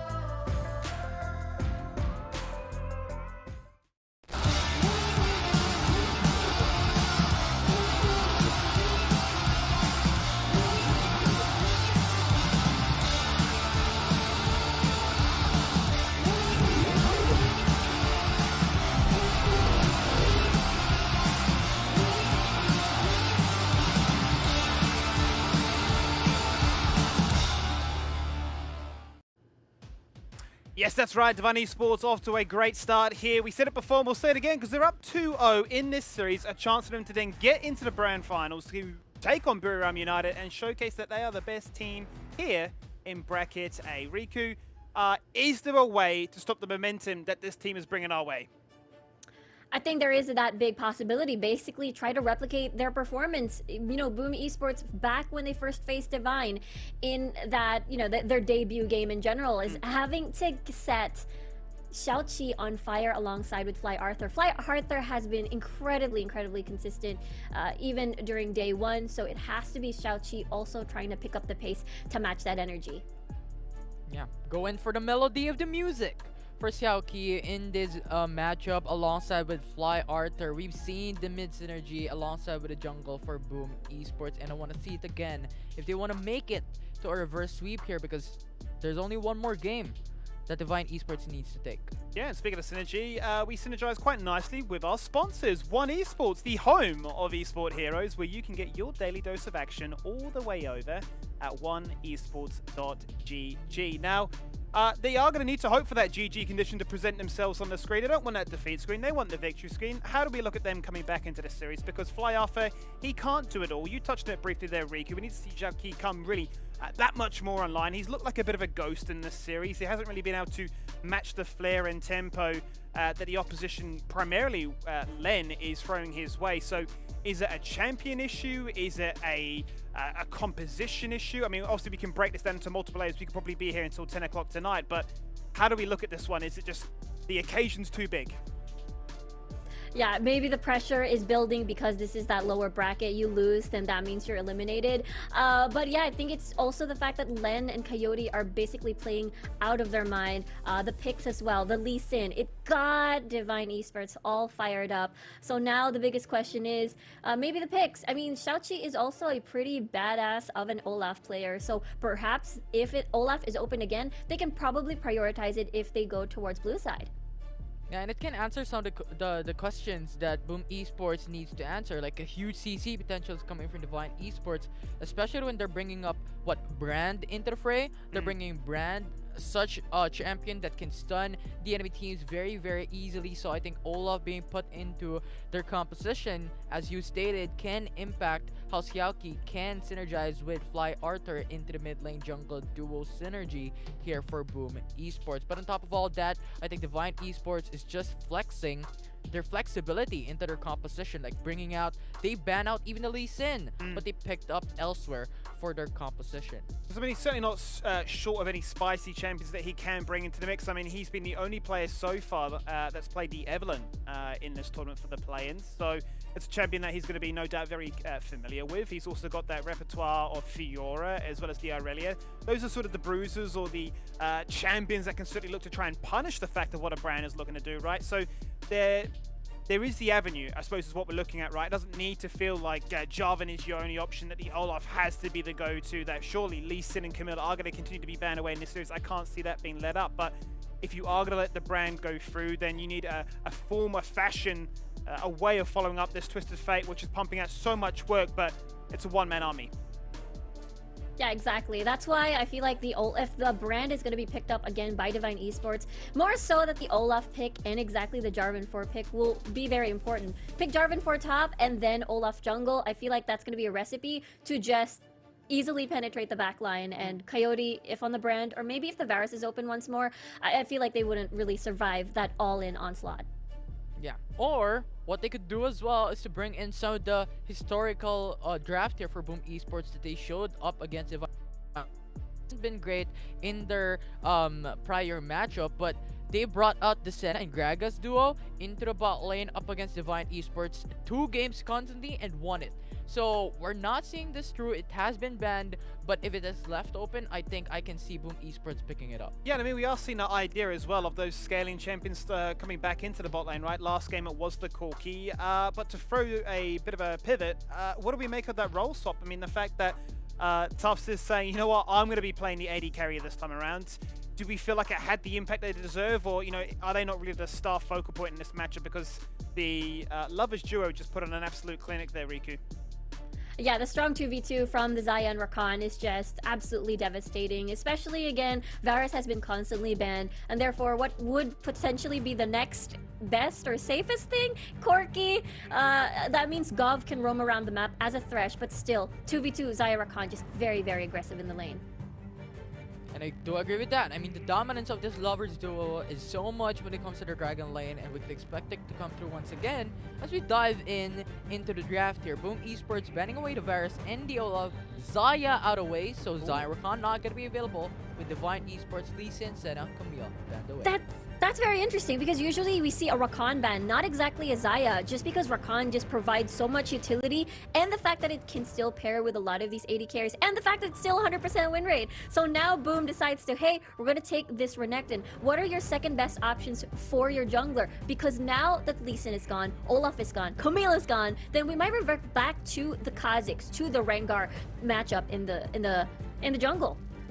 Well, but it looks like Divine Esports is going to steal the Jarvan 4 away for themselves, and Boom Esports is now on the pressure corner here, picking out the Gragas instead here. A potential support or a potential mid lane and even top lane for Boom Esports with Vi hovered, locked in for the jungler. Yeah, that is going to be that setup. It could be the Gragas mid, it could be the Gragas in the support role, but having a Vi on your team actually spells out that Fly Arthur could play the Ahri in this particular matchup. Divine being very patient, rather already locking in the Ziggs, but it still could be Hope 1 on the Ziggs, and, you know, Coyote just waiting to see how the entire matchup is going to go for the mid lane. Infinity, I'm looking at this roster right now from Divine Esports. This is exactly what they had, minus the Renekton, and that's how they got the initial win against Boom Esports in that series to start things off with. So we're looking at a bot lane that may just be that Ziggs Braum, and it is going to flex and say it's not a Renekton, it's a Riven, but this is a comp that's tried, true, and tested, and maybe start the tournament off the way we're going to end this one against you. Yeah, it's going to be very interesting how Divine Esports is going to play this out. As you stated, this will be a run back from what they did in their first matchup against Boom Esports in their very first series in the upper bracket. So let's see on how they will do it. But so far, what is important to take note, no ADC for both these teams as a ranged champion coming into this game number 3. Yeah, a lot of these AP on the side of Boom as well, with the Ahri and as well as the Gragas. Big disengage, but big level 3 power spikes and as well as single target. So I really like this coming from Boom. It's all about that execution as well when it comes to the early game. Well, let's see, is that enough to try and get Boom Esports back into the series? They need a reverse sweep. They may also just need a miracle, but we're going to find out what happens. It's back to your casting team. It's TJ and Omo.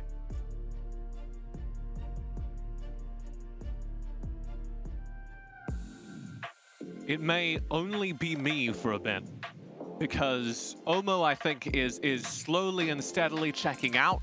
You've already gone, you're like full fanboy, you've already gone to go buy a Divine Esports jersey, and you don't even need to see the rest of this series at this rate. I mean, I feel like no one does. I feel like we have a result already. We're just watching it to see the execution of Boom, which is kind of what we expected the first time these two teams faced off. Boom really overperformed and Divine underperformed for the upset to happen. And here we're seeing what I would say might be the true result. The true result, the real result. Anything you saw before, not real. Didn't happen. Did this draft change anything about your opinion, your state of the jersey purchase? None whatsoever. I think Boom might have been reading a little bit too much into the results of game 1, where having the Ziggs would have helped them a lot. They didn't quite manage to pick that up this time. I don't really know what this draft is supposed to be. It has no damage. It has a very minimal pick. I just dislike it a lot, right? Like, you're not even gonna survive lane, I think. I don't even think Ziggs can... Ziggs is not a typical lane really, but I feel like he will still stomp this lane. Like, it's so free. I have no idea what Boom's team composition is trying to do, and I am actually sad that you brought it up, TJ, because I was hoping to just ignore the team comp as a whole and just go into game. You're hoping we could just slide past this? I don't know. Yeah. Talk me through this, because here's what I'm thinking. You put Janna, you put Gragas in the same lane. They're gonna have so many stuns. They're gonna have so many ways to move people around. They're on like a roundabout, Omo. They're not gonna go which way is up. They're not. They're gonna get bounced around. It's a bit of a bounce castle going on. At least that's the idea, right? But I feel like Divine, their champions can just run through what Boom Esports have. Okay, the other thing is that Gov is actually a gamer on Gragas. Gamer Gragas is the new skin. And I feel like that should make a difference, right? I mean, I feel like that's a bit of a cope there, TJ. You have to realize that Boom Esports team composition lacks damage. They have no damage output. It's gonna be really hard for them to really do anything when you get into the mid game. They need CLT to get massively accelerated on this Vi to be a carry for the team, but that's not practical.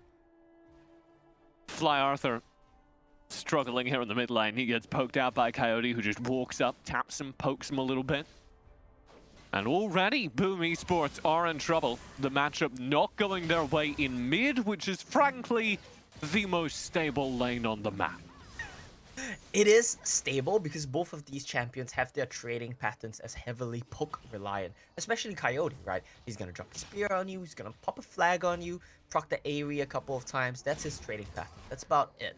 And Ari, you know, she's gonna try to trade back with the obs and whatnot, so it's gonna be very chill. The main thing to take note of is this Baron lane matchup. That's the most volatile one here, and that's something we need to look heavily out for. Yeah, and I like it because we have that Baron lane matchup where the Renekton's trying to bully Riven out of the early game. Reniven is... I don't know. Reniven would be a menace. If there was a mix Actually, of these two champions, I would uninstall the game. Just Riven with a crocodile head. Riven, Renekton that could dash 4 times more? Oh, Tanax though. Tanax in trouble here. Zhao Kui, for kind of the first time this series, actually shows up in lane and actually finds value. Yeah, he gets a little bit of a good trade. He gets some advantages here in the Baron lane for Tufts, which is really big, right? Because the Renekton needs to be bullying this matchup. And if you look at the minimap, look how many waves Han misses. They're going to go for a counter dive, though. Yeah, Len finds much more value, and he's not quitting after one. Behind the turret, Owens flashes away. He lives, so Len solves that problem on the dive. Coyote gets burned down as he challenges. Fly out of his ultimate. Gov and Arthur are both in jail. Arthur immediately out dives in. Oh, 1v2. Len says, hello, welcome to my jungle, and shuts him down. Oh no, that was so unfortunate there. Fly Arthur just dinked 5. He got his ultimate. He dashed in, right? He expended all his dashes to try to pick up some more kills. I feel you shouldn't have gone for Coyote. I don't think it makes a big difference either way though. And ultimately he gets dropped the moment he hits level 5 while still spending Spirit Rush. So a lot invested from Boom, but they're gonna lose so much here. The only consolation prize for them is that Tufts got a lot of farm, got a lot of plates in the Baron lane. Now look at this play. It was a good timed flash from Owens to dodge out on the flag and drag. Gonna keep him safe for a little bit longer, but look at this. Len not allowing him to go anywhere. Fly Arthur right now, takes 5. He opts to go back in. I think he takes the wrong approach to the fight. I think he should have gone for Len. He goes for the tanky Jarvan instead, who just flag and drags him, gets punished. And I feel like Fly Arthur is one of the characters that dies at the beginning of a horror movie. Everyone's like, don't go into that forest. It's full of scary giant bugs. Fly Arthur's like, I heard something down in the basement. I need to go check that one out. Fly Arthur opens the door. He's like, don't be See, silly. guys? It's just the wind. And he gets grabbed out. The Kha'Zix jumps dragged into the darkness. That's exactly what we just saw. And then the opening credits of like the Doctor Who episode play. Yes. He's the guy that dies before the opening credits. And then you pan to CLT over here trying to sneak away the Rift Herald. We'll see. It's crazy because they're actually gonna get this. I feel like Divine. Yeah, this is what Divine is trying to do. They're trying to come over and stop it. I think they're too late though. Mega Inferno Bomb went in, may have backfired as it helps Zhao Qi finish it off.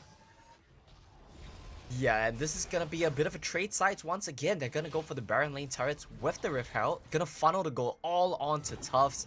Wow, Divine, they want something here in the Dragon lane. Look at Gov this. and Owens, the gamer lane. What do you do? Caught in the Cataclysm. Owens in trouble. Good Monsoon. Good explosive cask. That'll get Gov out of this.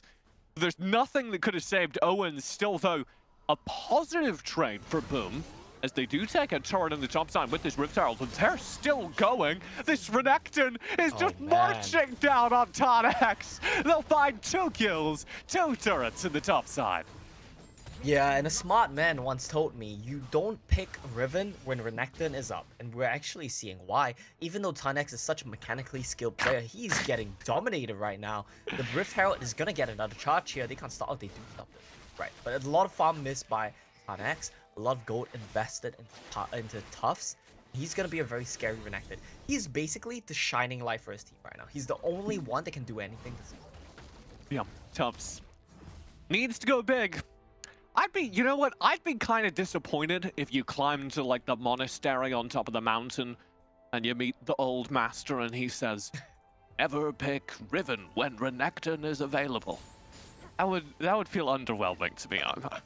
Yeah, except that I heard it from Shinsekai, so it went something more along the lines of, don't pick Riven when Renekton is up, you know? So it's a bit more underwhelming. Right. It was like casual and you were like, oh, that's good advice. It's great advice, it's fantastic advice, and we're seeing why. Tanex didn't hear that advice clearly, or he did, and he opted, you know, to go for a bit of an ego pick. Tufts has dash though. Oh, he doesn't! Oh no. Oh dear. They donated to Tanex! I'm getting goosebumps, what a good team! I'm not talking about it. They give it to Tanex, they repair the lane, Tufts goes down. Immediately after, you're like, oh man, yeah, this Renekton needs to go huge. Yeah. The Renekton's small. Look, this is just part 2 of the horror movie that we're watching. This time Tufts is saying, look guys, there's nothing scary in the river. He walks in, Lens gives him a bit of a jump scare, and a big macho Braum comes in as well to contribute. And it's good trading once again. This time around, the gold goes to Tanex's Riven, so I think they're much more happy with this. Coyote is the weak side player, right? It doesn't matter if he dies or loses resources. Tanex needs to get these. Tufts is the like football player who's like, I don't know what you dudes are talking about. It's safe in here, you know, like super macho guy from the horror movie. Yep, exactly. He's the big beefy Renekton, right? Look at Coyote right now. He's nothing much he can really do. He tried his best. He can't really move in a 1v4. That's what you were talking about, TJ, the bouncy castle. Mm-hmm. Yeah. Free admission. Something you used to have to pay for that, Coyote. Yeah, he got free access. I think that's pretty good. And he did pay, right? He paid with his life and his turret. It's actually messed up now that you talk about it. Here's Divine looking for some revenge down in the bottom lane. Just Gov all alone. Ooh, He'll explosive cast and then take his hands off his phone. He knew what was happening. He knew the score. I love it. I love what Divine are doing. They're making sure the right people get the kills. They're getting the gold onto the right carries. And Boom Esports, I wonder where they are going with this on, because they don't have a traditional carry. They don't have a marksman.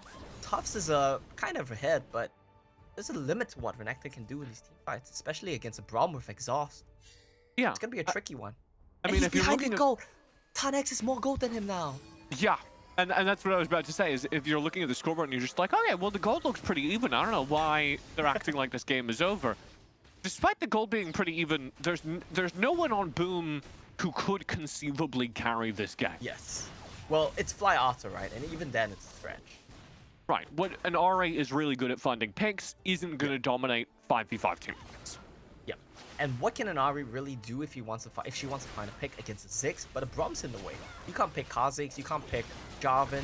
I'll tell you what you can do. You can charm the Braum. And that's about it. Mega Inferno Bob will come in, somewhat cancelled out by the Monsoon. Good explosive cast, but there's just no damage. Tufts on the flank might have it. Tufts? Oh, he sweeps through the team and Fly Arthur finds two. This is turning into something. Len, unable to find anything. And immediately after our dissection in the Boom Esports team comp, Tufts dissects Divine. It is an absolute disaster. Hope had good position. He flashed over the wall and kept chucking out bombs, but there's a limit to what you can do. I think the problem in the team fight is Coyote pulled the trigger way too early. No one was really in the river yet. No one was in position to turn, and he just went for an overdive, and that allowed his team to just get flanked by Tufts Renekton. And that's exactly what we talked about, right? Renekton needs to go huge, and that's what he's doing. Yeah. Crocodile in the river. Divine Esports were in control of the game. They started memeing a little bit, it felt like. Ran towards the bush. They were like, we can win this. We don't need to do anything. And they lose track of the Renekton, which normally in a team fight, you go, okay, we don't know where the Renekton is. Be worried about the flank. And Divine weren't making those calls. Got punished for it. They did indeed. And this is kind of a common trend, right? It's a recurring pattern that we've seen from games 1 to 3. When they get ahead, Divine like to have a little bit of fun. And I feel like it's fine here against Boom, right? You're still skilled enough individually. The team fights are still good enough. No, it's true. Divine are really good as a team. They need to play against more I would say, more mechanically skilled players who can actually punish them. Like, look at this. Owens, Monsoon, can't do anything. He's just Nothing dead. wrong. Very good setup from Divine, just hiding in the Raptor pit wall, waiting for their timing. They smell the lone Janna walking around. We're kind of like at the middle part of the movie right now, where Janna's trying to creep around alone. Oh, this and out metaphor of is still nowhere. going. Okay. Yeah, it's No, going so on tell away me a because story. Lan Paint is me popping a off. horror movie, Omo. Keep going. Well, Coyote Uh-huh. just flashes away. He's good. Well, we can't use Divine as members of the horror movie, right? They are the monsters here. They're not the victims. So it has to be Sure. when Boom Esports get caught out. I mean, in some horror movies, at the end of the arc, they kill the monster, right? That's true, but we're not gonna see that this game. No, not gonna be Tubbs one of is those trying. horror Tubbs movies. is really trying to kill the monster. Right. He's trying to figure out what their kryptonite is, but he hasn't quite got it yet. Arnold Oh, no. Schwarzenegger Xiao in Ti. Predator. Len in trouble. Coyote. Xiao Qi will find the kill. Len's gone. Coyote did not care. He just finished his recall. He's like, "You got caught, man. It's not my problem." Yeah. Coyote believes in individual responsibility. Yes. Every man for himself, Coyote. 2 items right now for Fly Arthur. This is starting to look pretty doable here, but Hope's damage is Okay. ramping up. Doable.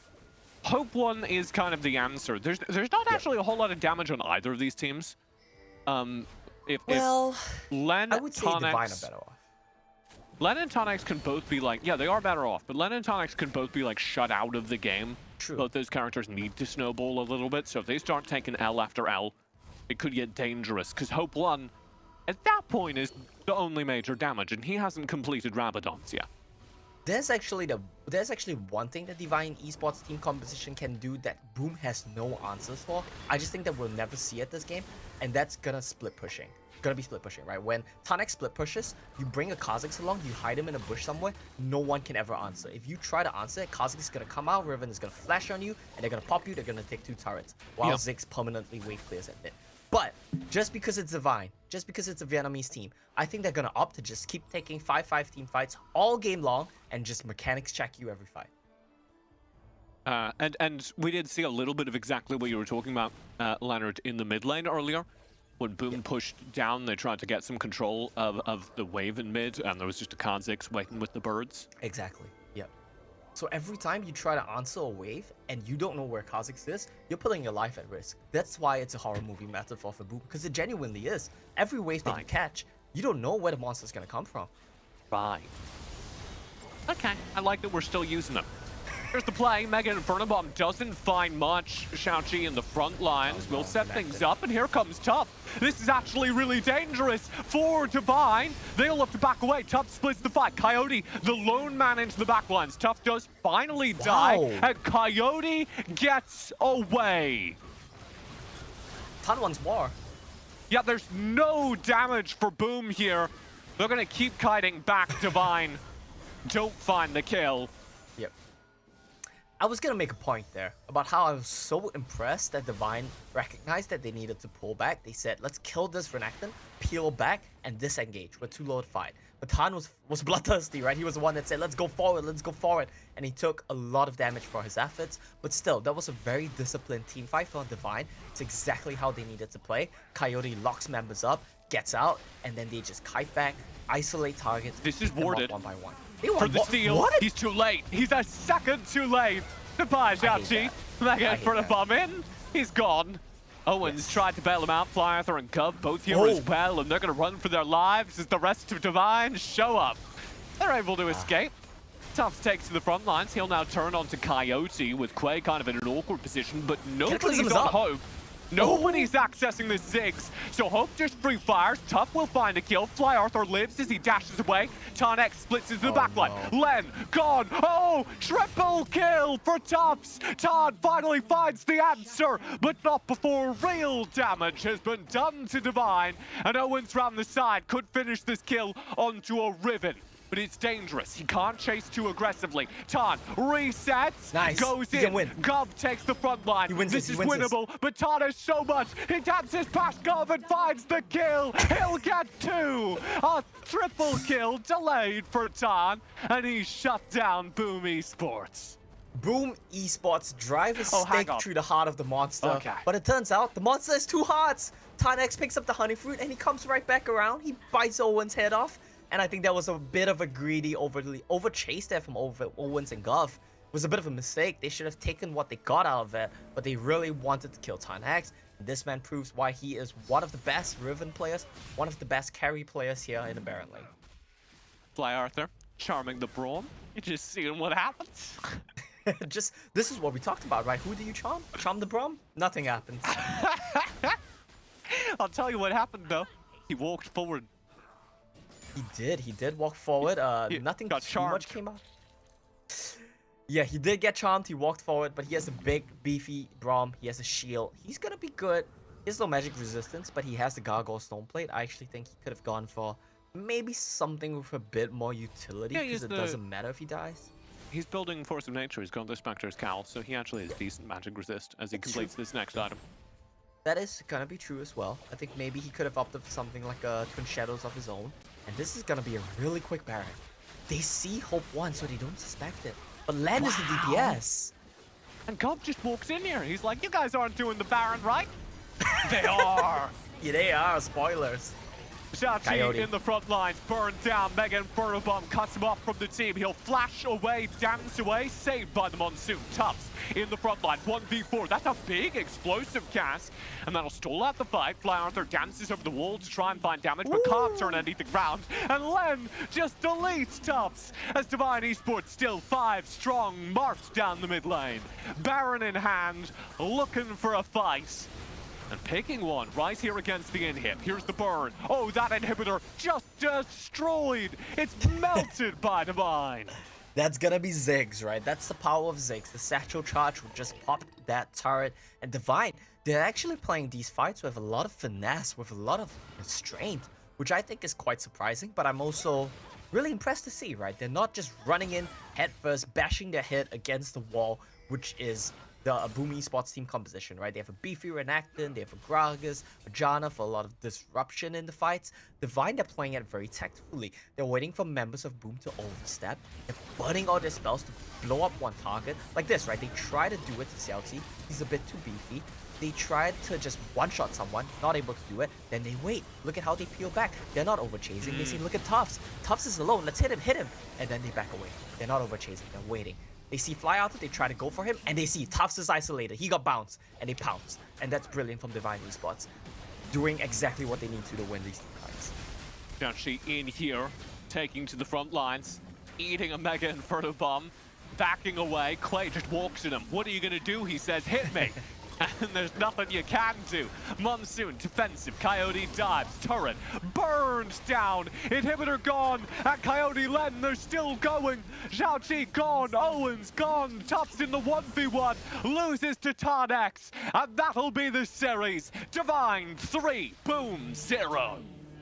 And order is restored to the world, TJ. This is kind of what we were expecting coming into this group. We expected it to be a 2-horse race between Divine and Boom United. Divine dropped down in the first day, got taken down by Boom.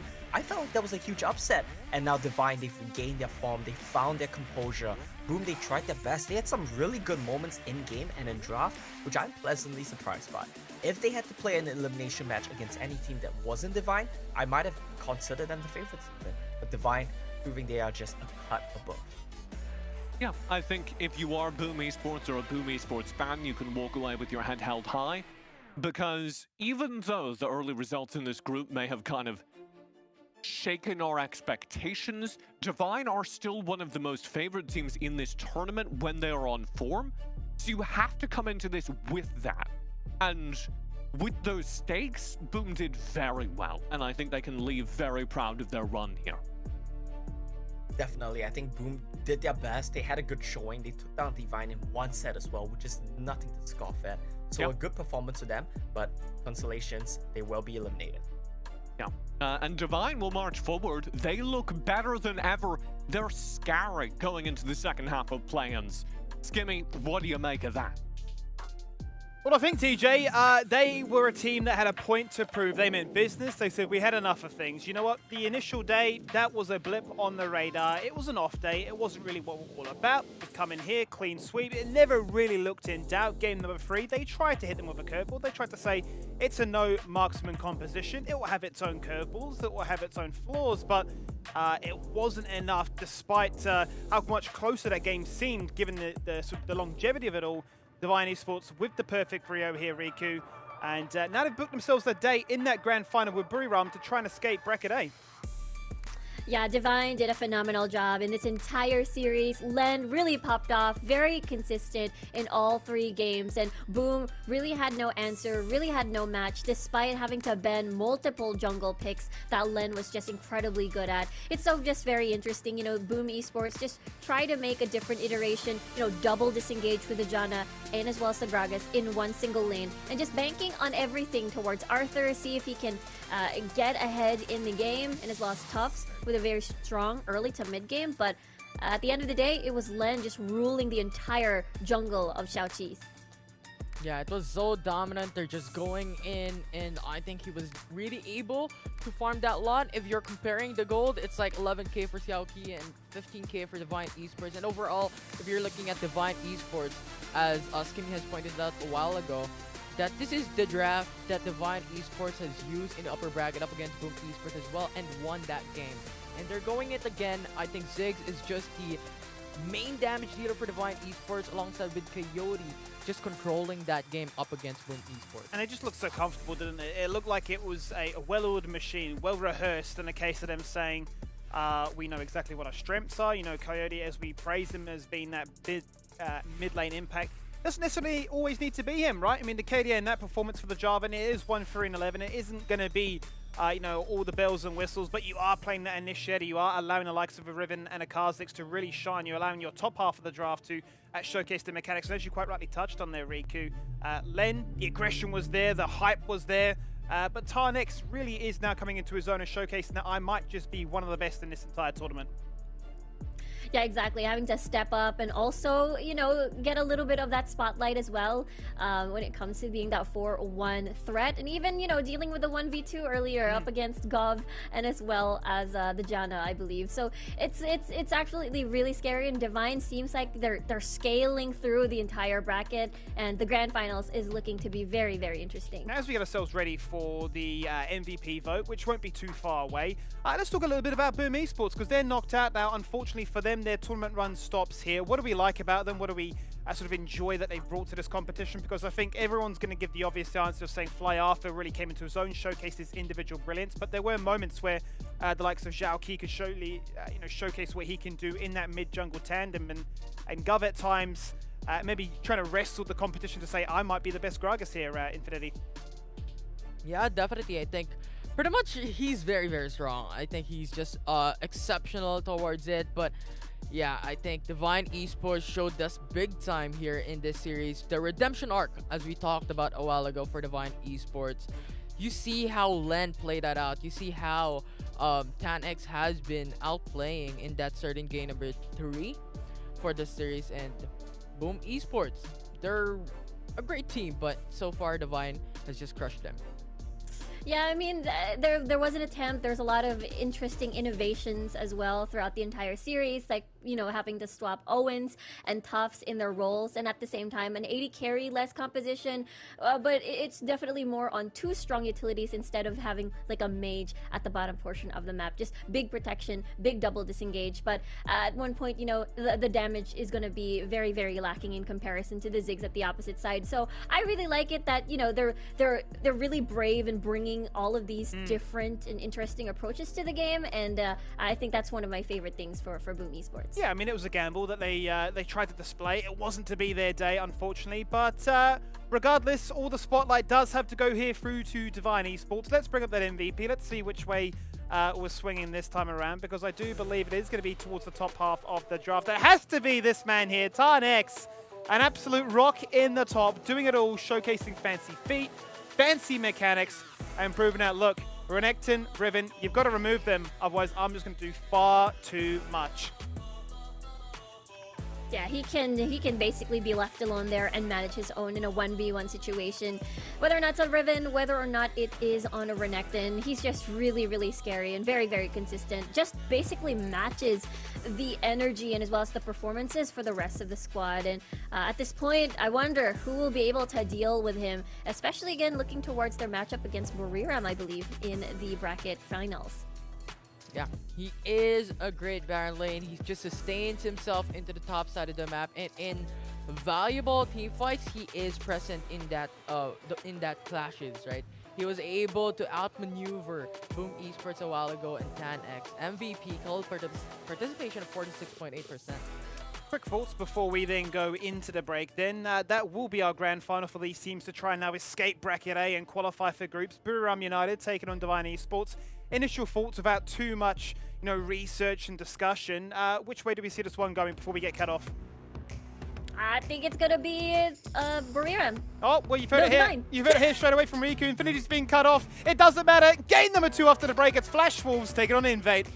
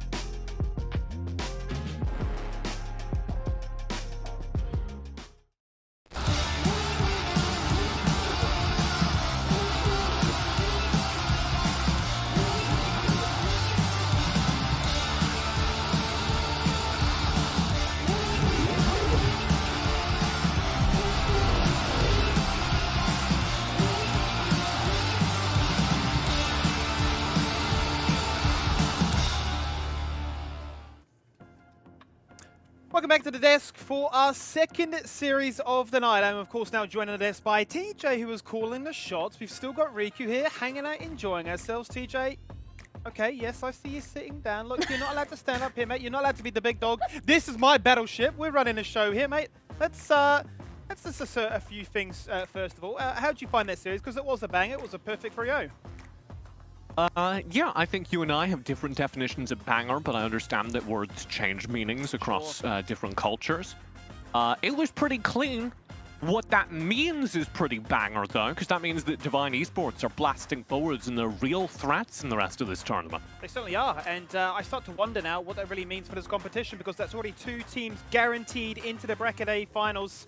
But the consequences, or I should say the aftermath of it all, couldn't be bigger right now, because those stakes have been raised given the recent news that the Oceanic team and Gamer Koala team can no longer make it.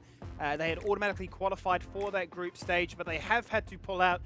They weren't able really to play on the ping. The ping was too much of a difference. I should know, I'm from Australia at the moment, so it's not ideal, but they weren't able to fly over to Singapore either. So with those options exhausted, they have unfortunately had to withdraw, and that does now mean that if you finish top 2 of any of these brackets, you've got yourself that second lifeline. So the stakes really are as high as they could be, because if you don't win, that was the real be-all end-all. You win your bracket, you're into groups. Now these teams have a potential second lifeline to talk about. So that's exciting, Riku. That's a chance now for these teams to show, okay, no, our journey doesn't necessarily just automatically end if we're knocked out in this next match. Yeah, so the teams can sort of breathe a little bit easier, but of course they still would like to secure their spot towards the group stage. What do you think of that one, TJ? Well, I'm excited that some of these teams are getting out. But I think one of the things that it will most highlight is just how stacked some of the groups are and how not stacked some of the other groups are. I think we're going to get some inter-group competition that's not going to look great. The finals of that last chance, though, that'll be sick. Certainly will be. And Riku, talk me through this roster, because this is our second matchup of the night. It is the Flash Wolves. They had that 5-game set last night. They'll be looking to bounce back, no doubt about it. Yeah, for sure. I mean, Flash Wolves, they really, really look strong, even when we look at their performances during their regional qualifiers and as well as their Summer Super Cup performance. But it's usually always one team basically standing in their way. But the trend seems to be a little bit different now. It seems to me, you know, Fennel Adversity is able to 3-2 them, sending them to this lower bracket. So I feel like this could, you know, nudge a little bit of that confidence towards Invade. And this team does play around Bruce for sure. This guy is just such a menace in the mid lane. No matter what, he doesn't need kills. He'll just farm. But at the end of the day, at mid game, he's able to kill. And I think that's a very good frame for the Flash Wolves, because Bruce is going to be one of the most important characters or players in this game, as he needs to lead the way. We saw his Yasuo game, we saw his aggression across the entire tournament so far. Flash Wolves are a little light on that sometimes. He's the playmaker that starts fights, that does aggressive damage, threatening backlines against a team like Invade that want to kind of turtle and protect their backline.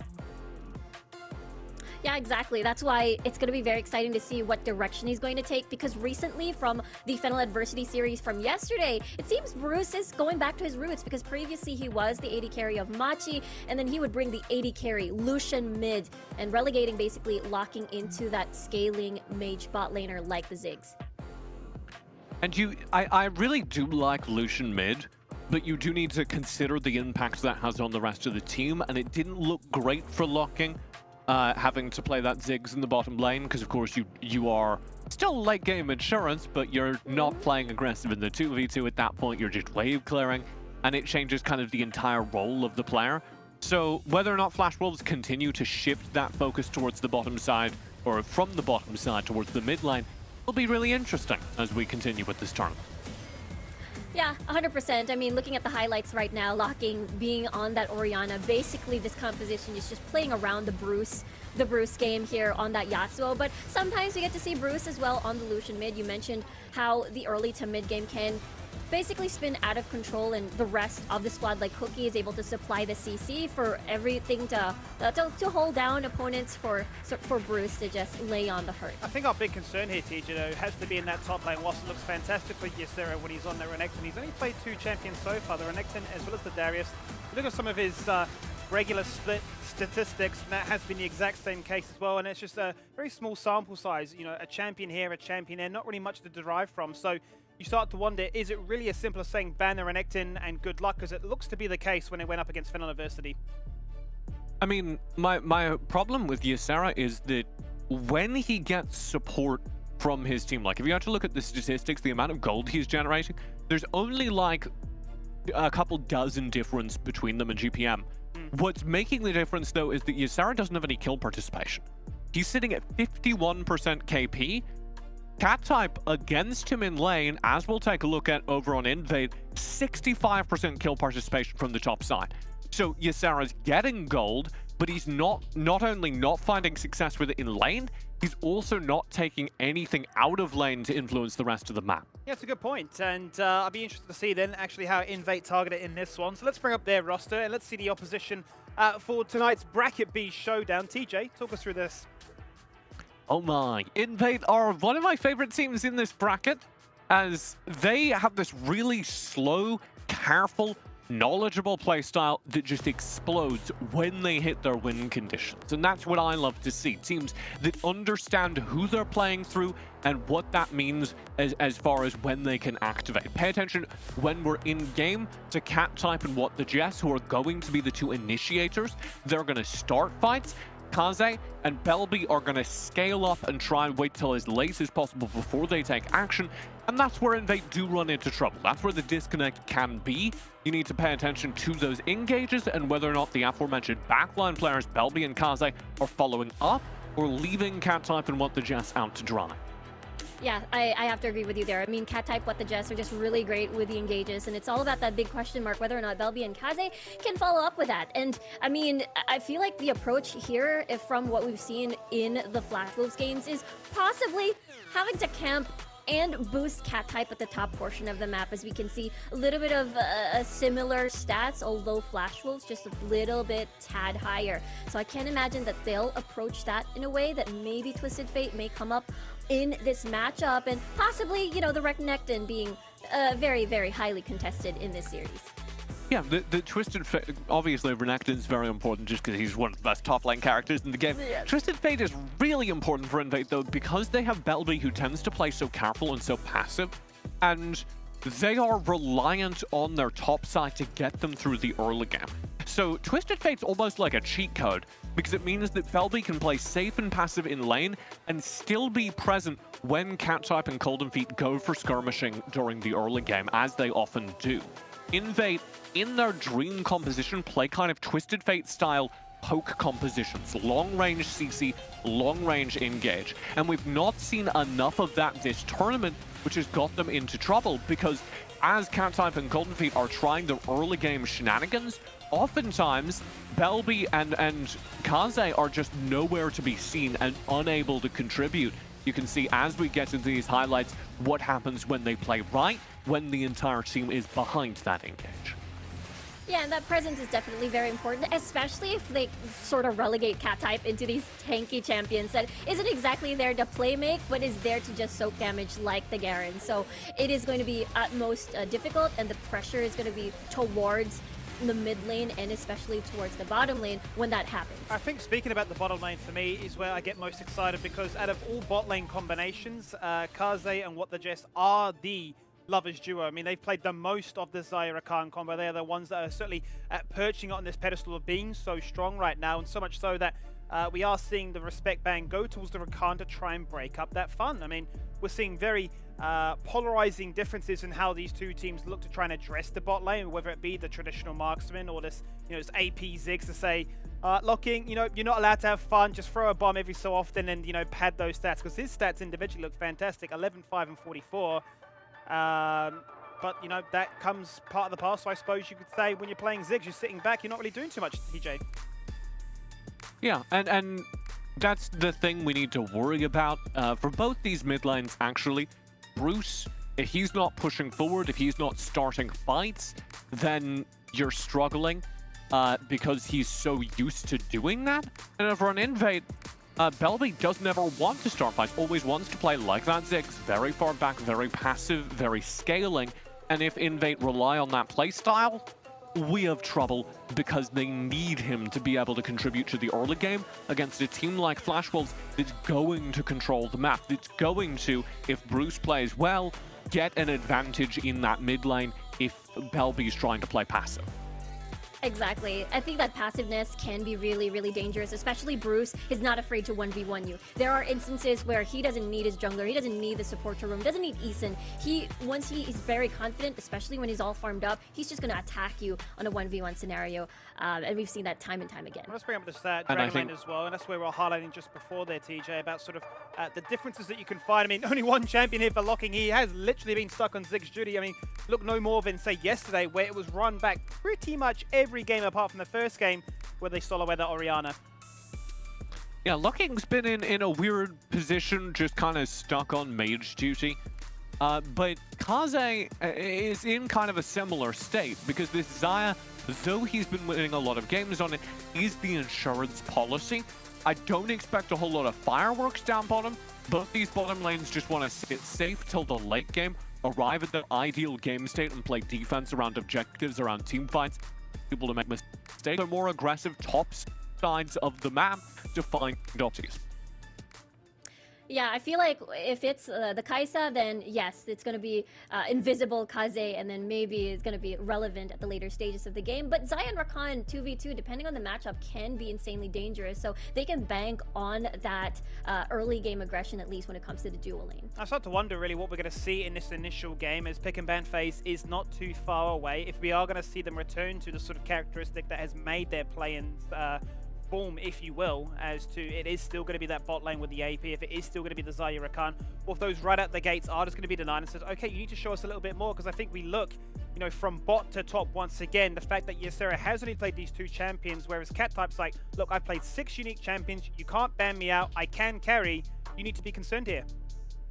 I mean, you can say it or I can say it, Skimmy. Cat Type, more like Goat Type. It's all about his aggression on the top side of the rift, and it's all about whether or not Cat Type can take over these games, because frankly, the rest to invade aren't doing it. You do raise correctly, Riku, that Kaze and what's been this entire tournament playing Rakan Xayah, and what suggests his aggression has been incredible.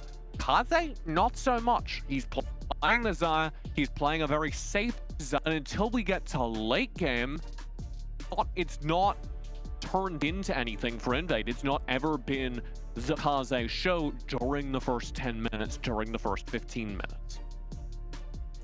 And I think that's the biggest question, right? Like, how will the carries be able to follow up with these big, hard engaged, especially, for example, Cat Type plays Gragas, and then Rakan, what the Jess. I feel like it is that follow-up that is really, really needed, because engage, spot on. Follow-up, maybe a little bit shaky. All right. I see what you're saying. Let's bring up those predictions then. Let's see which way we think this one may just go, because this one's a tough one. I suppose the middle ground that we really have as a comparison is that they've both taken on Fenrir adversity. Flash Wolves were able to take them one game further in that full 5-game set, but we have all gone unanimously here in favor of the Flash Wolves. Now, I know, TJ, at times you're like kind of critical. Maybe that's an understatement, saying, look, they got potential, but they can flounder at the best of times. What are we thinking this time around?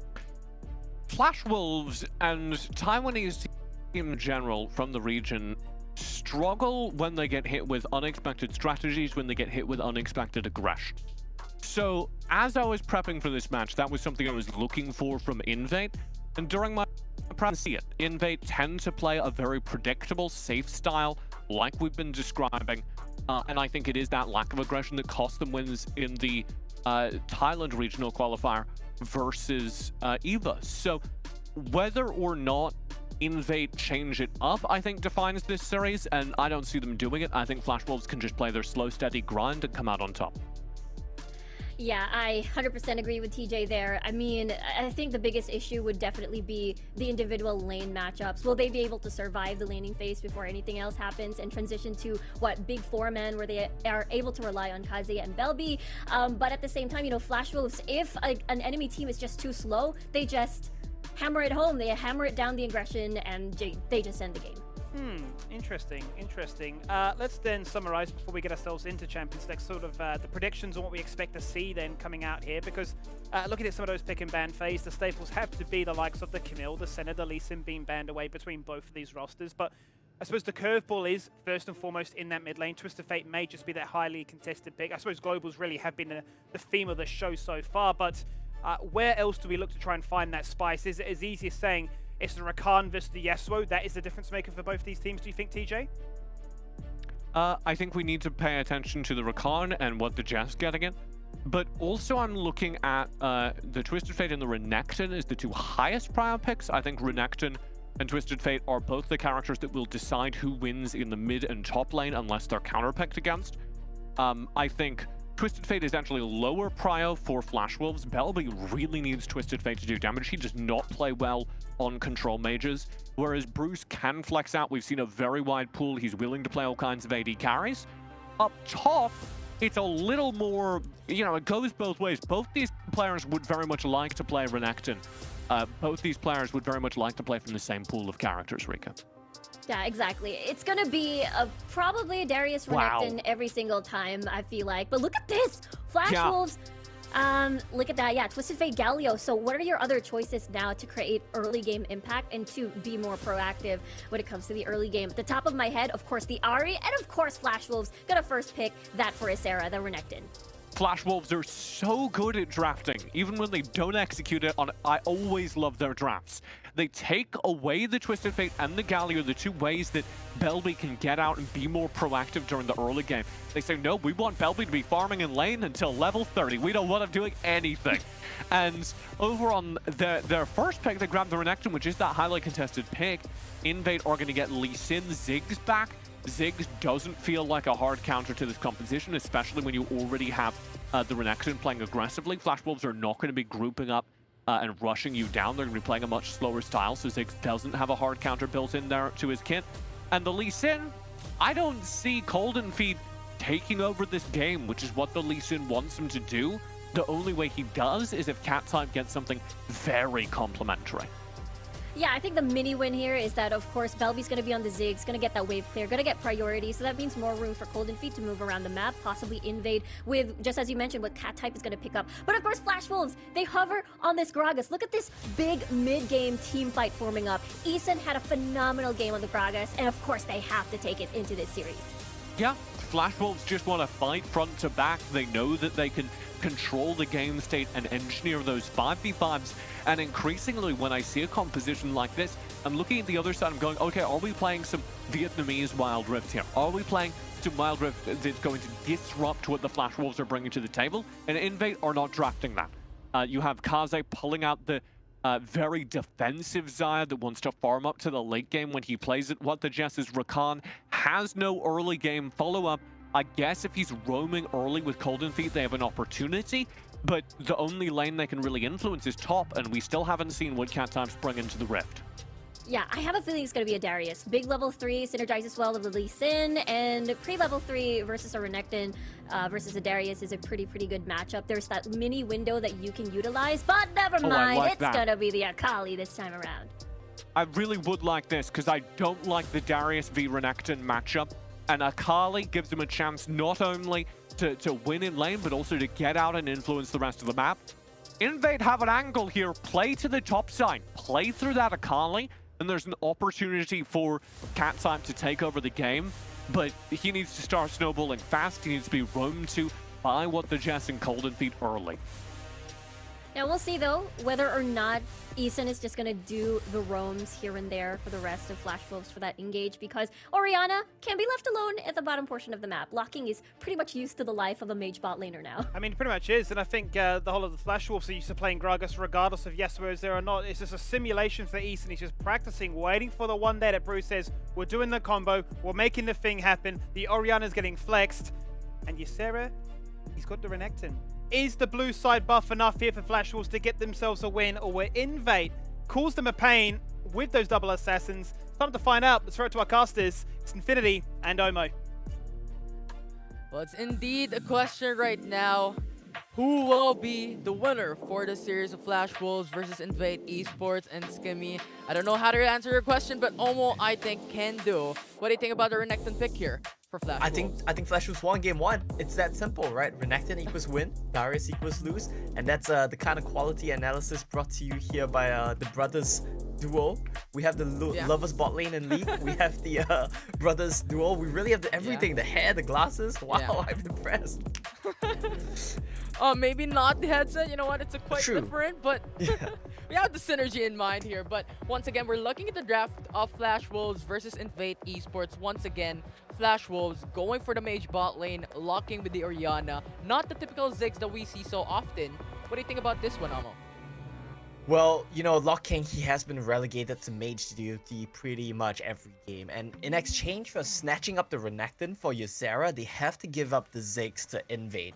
I think that's a fair trade because you do get some pretty good answers to the Ziggs here for the side of Flash Wolves, right? You have Cookie on this Rengar, and especially you have Bruce on this Ahri. These are picks which are very capable of punishing Ziggs, and I think they do a very good job at that. So we'll have to see how this one plays out. I also like the synergy that they have between the Rengar ball carrier, as well as just allowing the rest of the comp to dive in on top of that. I think Invade have some pretty good ideas here in draft as well, right? Use Akali as a neutralizer pick against this Renekton. Try to play towards your Dragon lane. You see Cold and Feet, he's going to be pathing down likely as well. So we're going to see a lot of action down there, I would expect.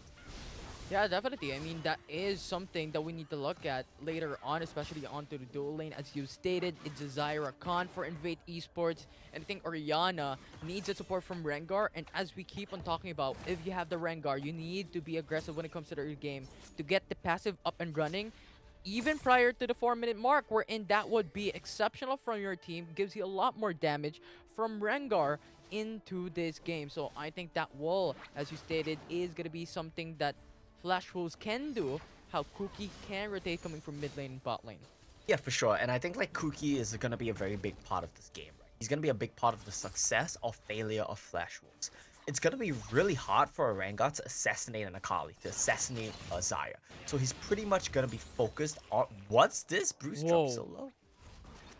Yeah, but Yeah, he's right. it's just a tease there. Yeah. Yeah, just a teaser. He does live, has to use his flash. Yeah, so Cookie would be likely very focused on Belby, and he needs to be snowballing to get that done. Sarah getting out-traded, though. Yeah, it is how he just freezes the wave, clearly, towards himself, and Cat type cannot just risk it. And now, Sarah pushes that because Cookie is hovering top lane. Now Cat type, 1v2, Cookie now jumps through. That's gonna be stun coming from Isara. That's gonna be first blood for Flash Wolves. It's really that simple. You have to ignite taking a Cat type as well, and the burst from this duo of Renekton, Rengar just takes down Akali. I'm not sure, did he actually use the Shroud before? Cat type just gets popped in a blink of an eye. And yeah, I mean, you pick this Akali to be a neutralizer, right? She's not supposed to die to Renekton, and you saw how Cat type actually had some good trades onto Ysera. It's just the problem is the gank setup for Renekton is just too strong, and you have to respect that. Yeah, in addition to that you need to look at how the wave was in control by Flash Wolves in the top lane. It was pushing. I think it was 1.5 wave that was pushing through. Yeah, so that made Isara just walk through the turret, stunned it up, and Cookie just followed through. Yeah, for sure. And Easton as well, we didn't really touch on this, but this man is back on the Gragas as well. I want to look at the stats real quick, Infinity, because I'm pretty sure he has only played Gragas and Galio thus far, right? Yes, he's played 6 games of Gragas. This is his 7th Gragas game. He's played 2 games of Galio. His win rate on Gragas is not impressive, 50%. So we'll see if he can pull ahead of that one. Yeah, definitely. And I think this is an interesting build from Eason that he keeps on doing when he is a Gragas. He goes for attack build Gragas, right? He goes with Dead Man's Blade, he goes for Gargle and Chant. But look at here at the top side of the map, it is an interesting story. Invade Esports going for the counter engage for Wadages, saves Cat type's life. Look, I don't think that was intentional right there, but what the Jess interrupted Cookie mid-air. He started the jump animation on Rengar and he got knocked out of it. Super clean stuff from What the Jazz. I want to just point out that one of our analysts here, TJ, is a bit of a what the Jess doubter, and that was a pretty flashy moment from him. Yeah, I mean, what it just onto Rakan is just so much in synergy. Yep. It's like brother and sisters coming here in for Invade Esports. And I It's do like want to the point out. champion was meant. Yeah, go ahead. Sorry to cut you off. No, it was meant for what it just. Go. Yeah, I mean, the big thing to me is, right, this champion just does not seem balanced. Its win rate, at least of yesterday, right, was 11-0, 100% win rate in 11 games. And what the Jess has been a very big part of it. So confidence, or some might even say arrogance from Flash Wolves, to give that over to what the Jess. And he has a good start to the game with him.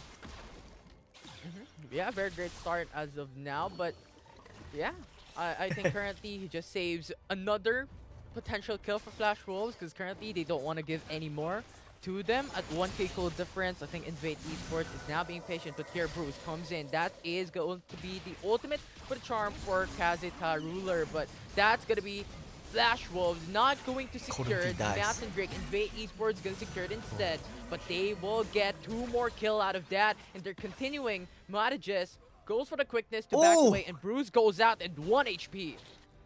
Bruce lives with 1 HP. I thought that what the Jess did enough there to take him down, and look at this. It's the Akali timer. It's ticking on you, Sarah. He's not looking too happy right now. He goes for the counter engage. He's buffered. stunned 5-point strike. That was really nice with Cat Type. He buffered the 5-point strike and he managed to get it off when Ysera was starting up the stun animation. Good stuff from him. Timer's ticking, right? And honestly, Ysera, I hate to say it, this man's like a living legend, right? He's been playing in League PC for so long on some big name teams like AHQ as well. And you know, he's like a veteran, right? He has played the game for so long, but I'm gonna be very honest with you here, Infinity. On this Flash Wolves roster, he's a weak point. He's kind of, I would say he's even a burden on the team at times when he doesn't get enacted. Bruce though.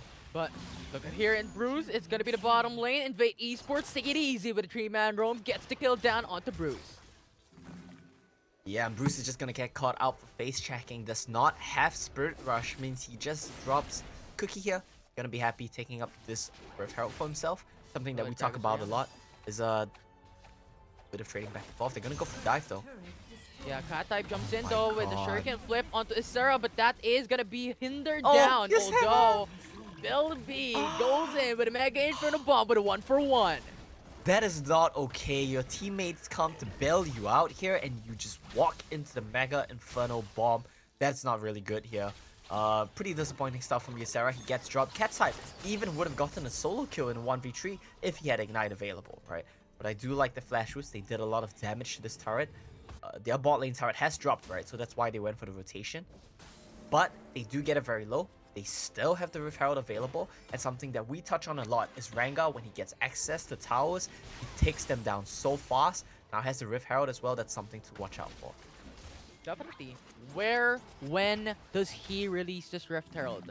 But even then, Invade Esports, look at them. Mountain Dragon in tap for his blood. Flash Wolves, still not that far when it comes to the gold lead. Right? Gold difference. Only 300 gold advantage for Invade Esports. So not that big for Invade as of yet. So commendable plays currently for Flash Wolves, making it even. But here into the bot side is Mad. That's good to the flash coming from Akali. Gets the kill down. But still, Cookie will respect it. Cat Type will go away with a free kill into the bot side. Yeah, and that's so big for Cat Type. He's saying at this point, no one can match me in the side lane. If anyone tries, I will solo kill you. And that is so intimidating. I know we talk a lot about how Cat Type can be the carry for Invade, and this is one of his first carry performances. Ooh, good body slam coming from Eason. Actually delays how Golden Feet will actually pull through, but the Zero falls down. Golden Feet gets the kick down. And now, Invade Esports goes for the top lane. Another turret secured by this team. Yeah, another turret secured, another kill going over to Invade, and the gold lead is starting to swing in their direction. Flash Wolves, they are not looking good right now. Invade, they're coming to game 1 with a message, with a statement that we are not the underdogs here. We're solo killing you in every row. We're finding leads in every row. Every single row, across the board, they have leads. And Invade Esports, they're pulling ahead of Flash Wolves. They are demonstrating that they're definitely a force to be reckoned with here. Yeah, so much consistent kills because of Cat Type, right? Yeah. Getting, I think, 2-1 kill onto Bruce into the bot lane. And I think that is just so exceptional coming from him. As you stated a while ago, the 1v1s from Cat Type is proficient for Invade Esports. And so far, they're on the lead with a 2k gold lead. And you have to consider as well, Cat-Type is finding these leads with no help from his team. The only help he got was when What the Jazz came to save him from a gank. Other than that, he's been finding these leads entirely on his own, while Flash Wolves have been camping him.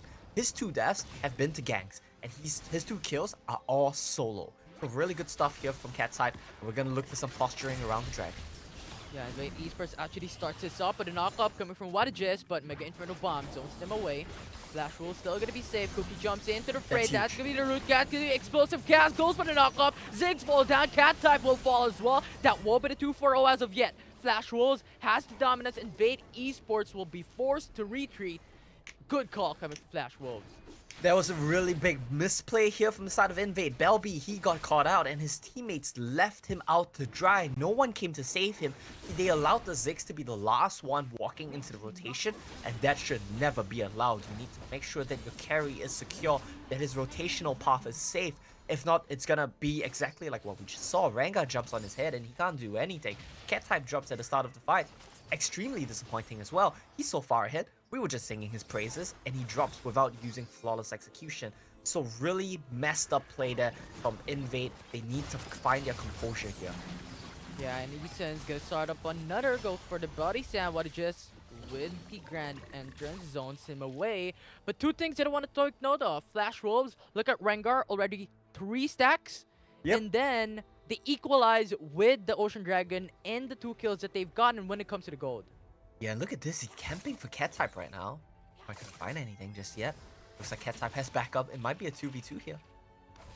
Golden Feed is here as well to the bot side, but not gonna push through. Flash Wolves has this massive respect, and Golden Feed is not gonna risk it. So far, no kills will be done into the bot side position for a gank. Yeah, and like you mentioned, right, Eason here gonna be this 4-tank Gragas. You know, in a weird way, right, this team composition from Flash Wolves is actually a little bit reminiscent of what we saw in Game 1 from Boom. You have no true marksman, and your AD damage sources is coming from your Renekton +1. The problem though is the +1 from Flash Wolves is a Rengar, and that fits very well. Look at Baron. Invade just tried to sneak it. Yeah, and Alright, it didn't quite work out, but they tried. Yeah, Flash Wolves is gonna go back. You have the Twin Shadows. Not gonna pull through for Invade Esports. You can't sneak on their hands here. We have our vision down. Yeah, they do have their vision down, and I think Flash Wolves, we talk about how they're always the veterans, right? They kind of smelled that one, so they're just gonna be able to, you know, scare them away from it. The Spooky goes extremely effective here as well, that one from Eason. I do want to see more members of Flash Wolves pick up the Twin Shadows. You have to remember, when you're playing against champions like Akali, it's so effective, it's so mandatory even to have the Twin Shadows. They try to sneak it out again, but Eason smells that one. Hey, Invade, if you want to do this, you need to fix your waves first. You can sneak it, but you need to make sure that your mid lanes and your Bot top lane. lanes are pushing. As we see Cat-Type drop. Yeah, it's a 2-man roll. Getting the kill onto Cat-Type, so they've gotten that. Once again, those skirmishes and those ganks are going to be so important, and I think Akali was not able to go back away, and they're continuing to push in the tier 2 turret. Yeah, they're pressuring this tier 2 turret, and look at that. Rengar takes a turret, just like that, right? That's what we talked about. Rengar is a demolisher of both champions and turrets. That's exactly what he did right there. By the way, I think Rengar currently 4 stacks. Got the kill onto Akali, got the kill onto, or not the kill, but assist onto some other champions. And so far, the thing that we keep on bringing up is that Flash Wolves doesn't really have that stronghold of an ADC, because all they have is long-range AP, Ahri, or Yana. But Rengar having this 20% stack already when it comes to the passive alleviates some of this disadvantage when it comes to the AD category in their damage. Exactly right, Infinity, and he's gonna be relied on very heavily together with his Sarah to be the physical sources of damage here, and I think he can do just that, right? Rengar is a very scary champion. He takes turrets like nothing. It's just that he can't siege, so that's his only downside, and they will have to look towards side lanes, and it seems like once Flash Wolves are setting up the side lanes, look at your minimap. They have full control. They know where they need to be. They know where they need to push, where they have to back off. Look at how safe Ysera is playing while his teammates are pushing top. Really good stuff from Flash Wolves, and it's what you would expect from veterans. getting the deep wards. Gives off information that Golden Feet is solo into the bot side of the map. But now he goes in for another. Cat type will be the target here, but Lodges goes for the knockup at the grand entrance. Eason follows through with a body slam that will equalize this out. Golden Feet jumps in, and also the Akali sure can flip, but goes in for the Stasis Enchant, jumps around, but that's gonna be the kill for Flash Wolves. Now Invade Esports tries to go for the counter engage, but once more another kill for Flash Wolves. Bruce is now pinned down. Not gonna push through for Invade Esports. This is gonna be a prolonged fight so far, but 2-4-1 will follow through. Invade Esports is going in, and there'll be free hit all around in case the ruler is not gonna follow through. That will be the 2-4-2. Oh, it's the Ziggs show indeed. Look at what happens when Ziggs is untouched. Flash Wolves, they rolled through the dragon fight because Ziggs died at the start of it. Here, Belby, he's just chilling. He's just throwing out bombs. No one on the side of Flash Wolves can do anything about it. They use all their spells to kill the front line, and it's the Belby show, right? He does so much damage in that fight. I'm sure he easily topped the DPS meters in that one, and it's going to be a very solid performance here from the Ziggs. Now, Flash Wolves, they need to reassess the situation. They need to say that, you know what, if we need to win these team fights, what we really need to be looking for is Belby. Yeah, but the problem with that is that you have Wadages that is so proactive in defending his teammates. So I think Flash Wolves, as you stated, Belby will be the, but they need to do something to hinder down Wadages under in both defenses. Now Invade Esports. They found Kazuta.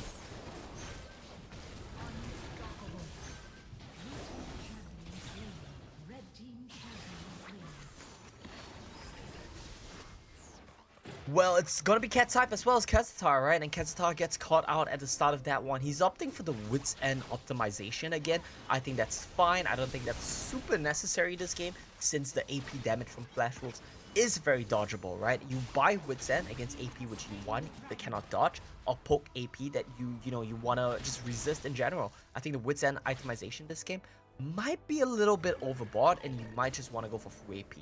If you think about who you need to be worried about is Xayah, it's Rengar, right? Everything else you can kind of dodge. Ori balls, you can play around, you can to the skies the shockwave, you can dodge the Ari charms. You just need to play better. But he's going for a very safe build here, and that means that his damage is going to be lower, which means more burden on Belby. And let's take a look at Cat type here, Infinity. This guy started out the game 2-2-1. We were singing his praises. And then the Costas kicked in, and now he's 2-6-1. He's been running it.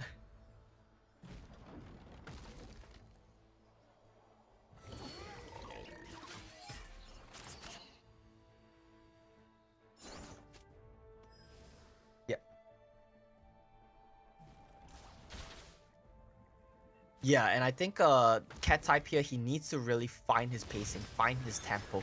He needs to find flank engages into the team fight. Oh, it's Ysera again. Eason gets caught.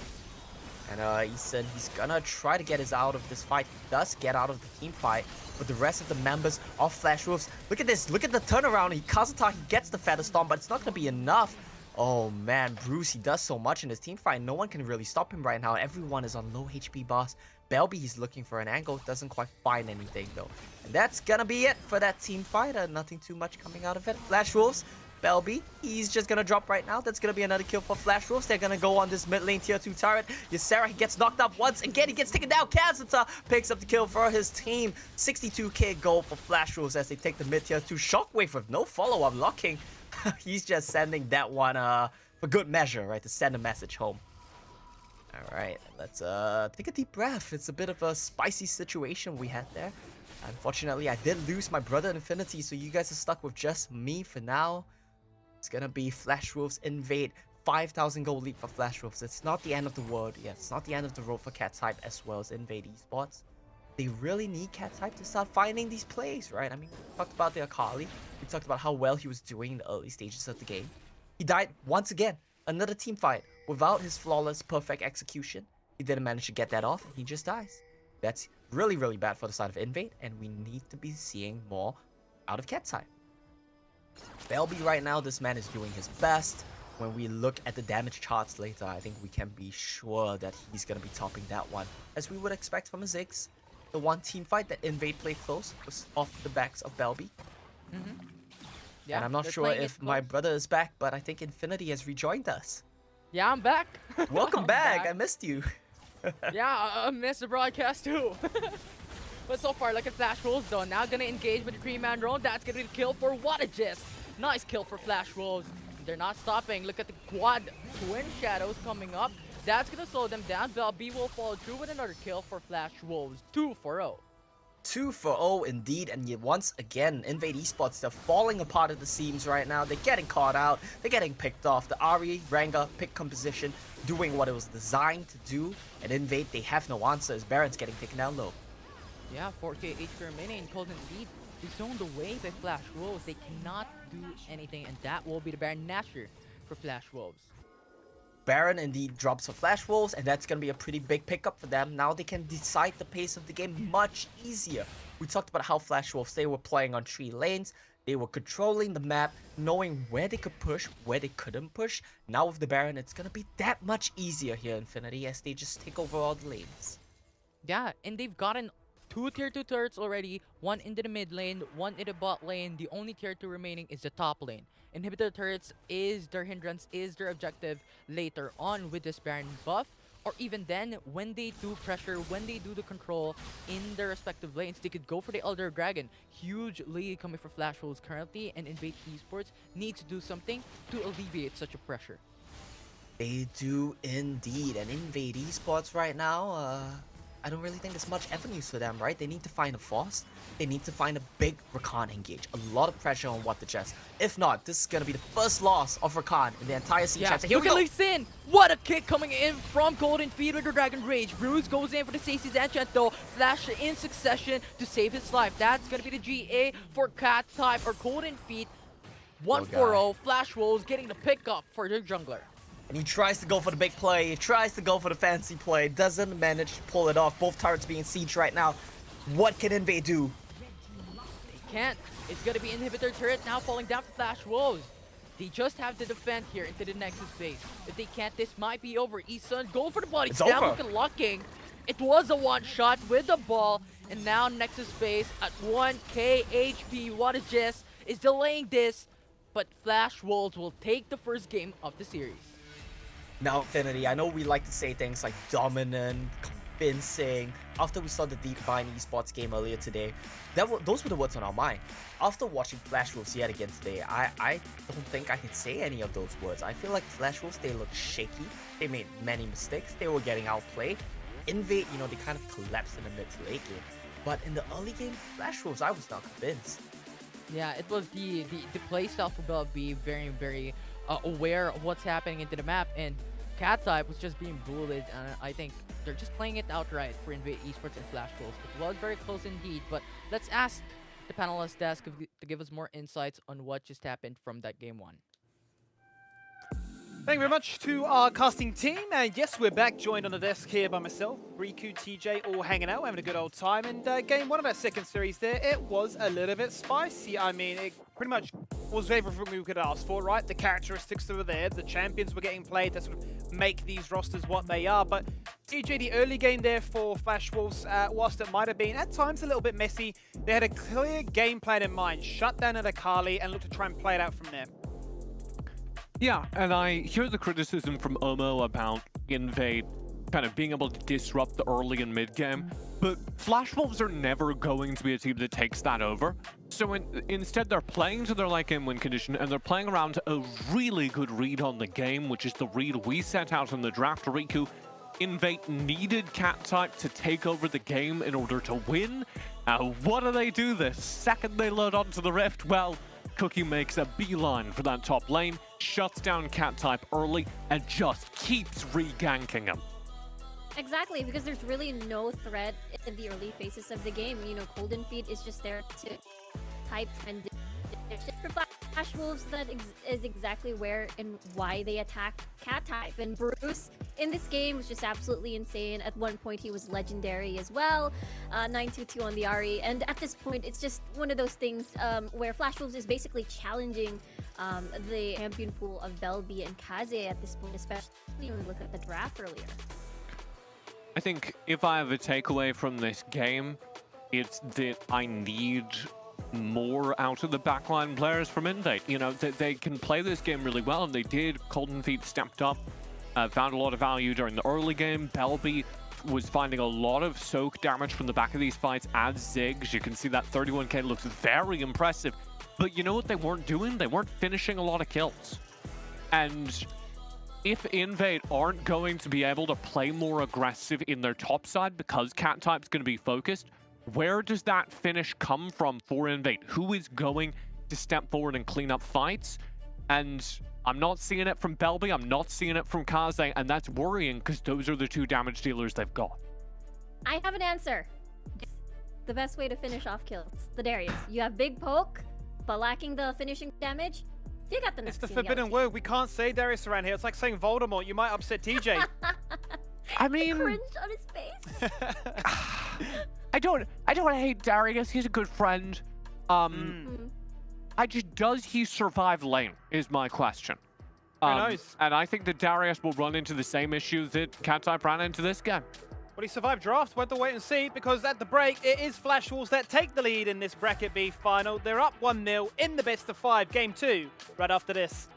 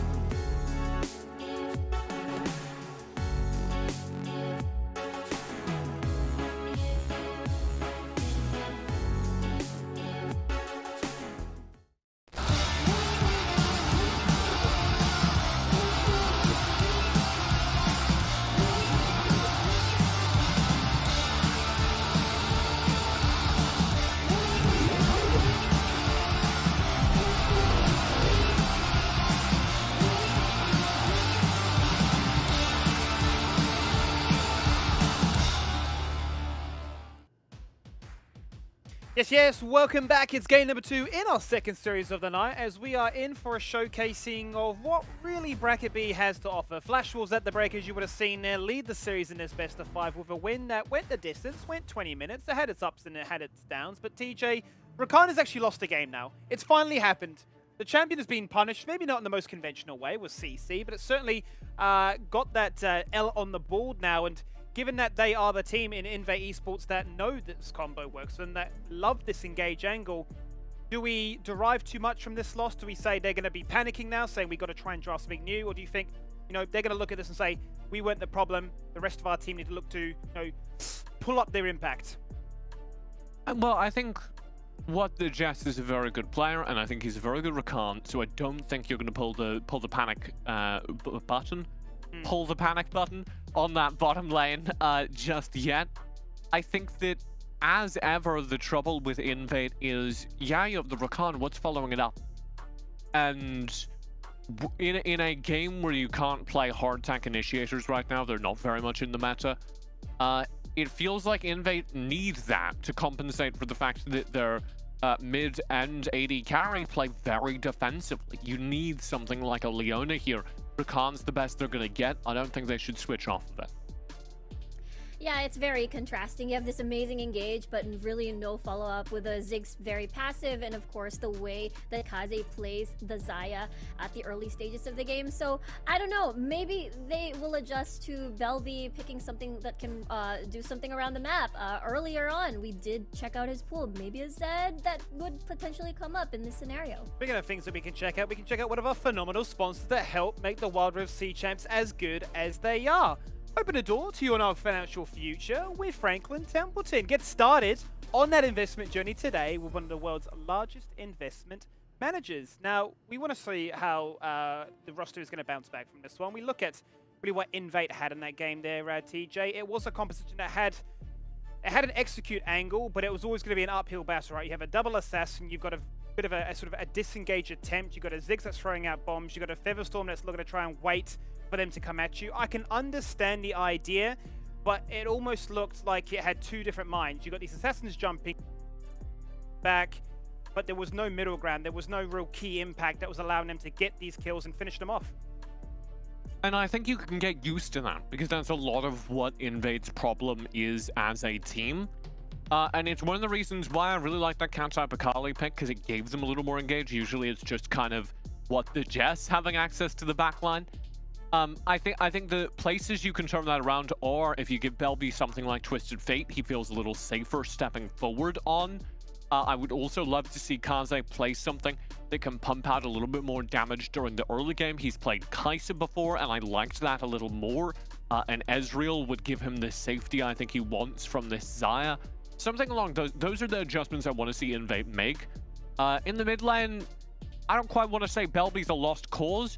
He's pumping out a lot of damage, but if you're playing a control mage and you're never stepping up to finish kills, all you're doing is you're a little timer that reminds Flash Wolves when to back and go buy new items. That's like it.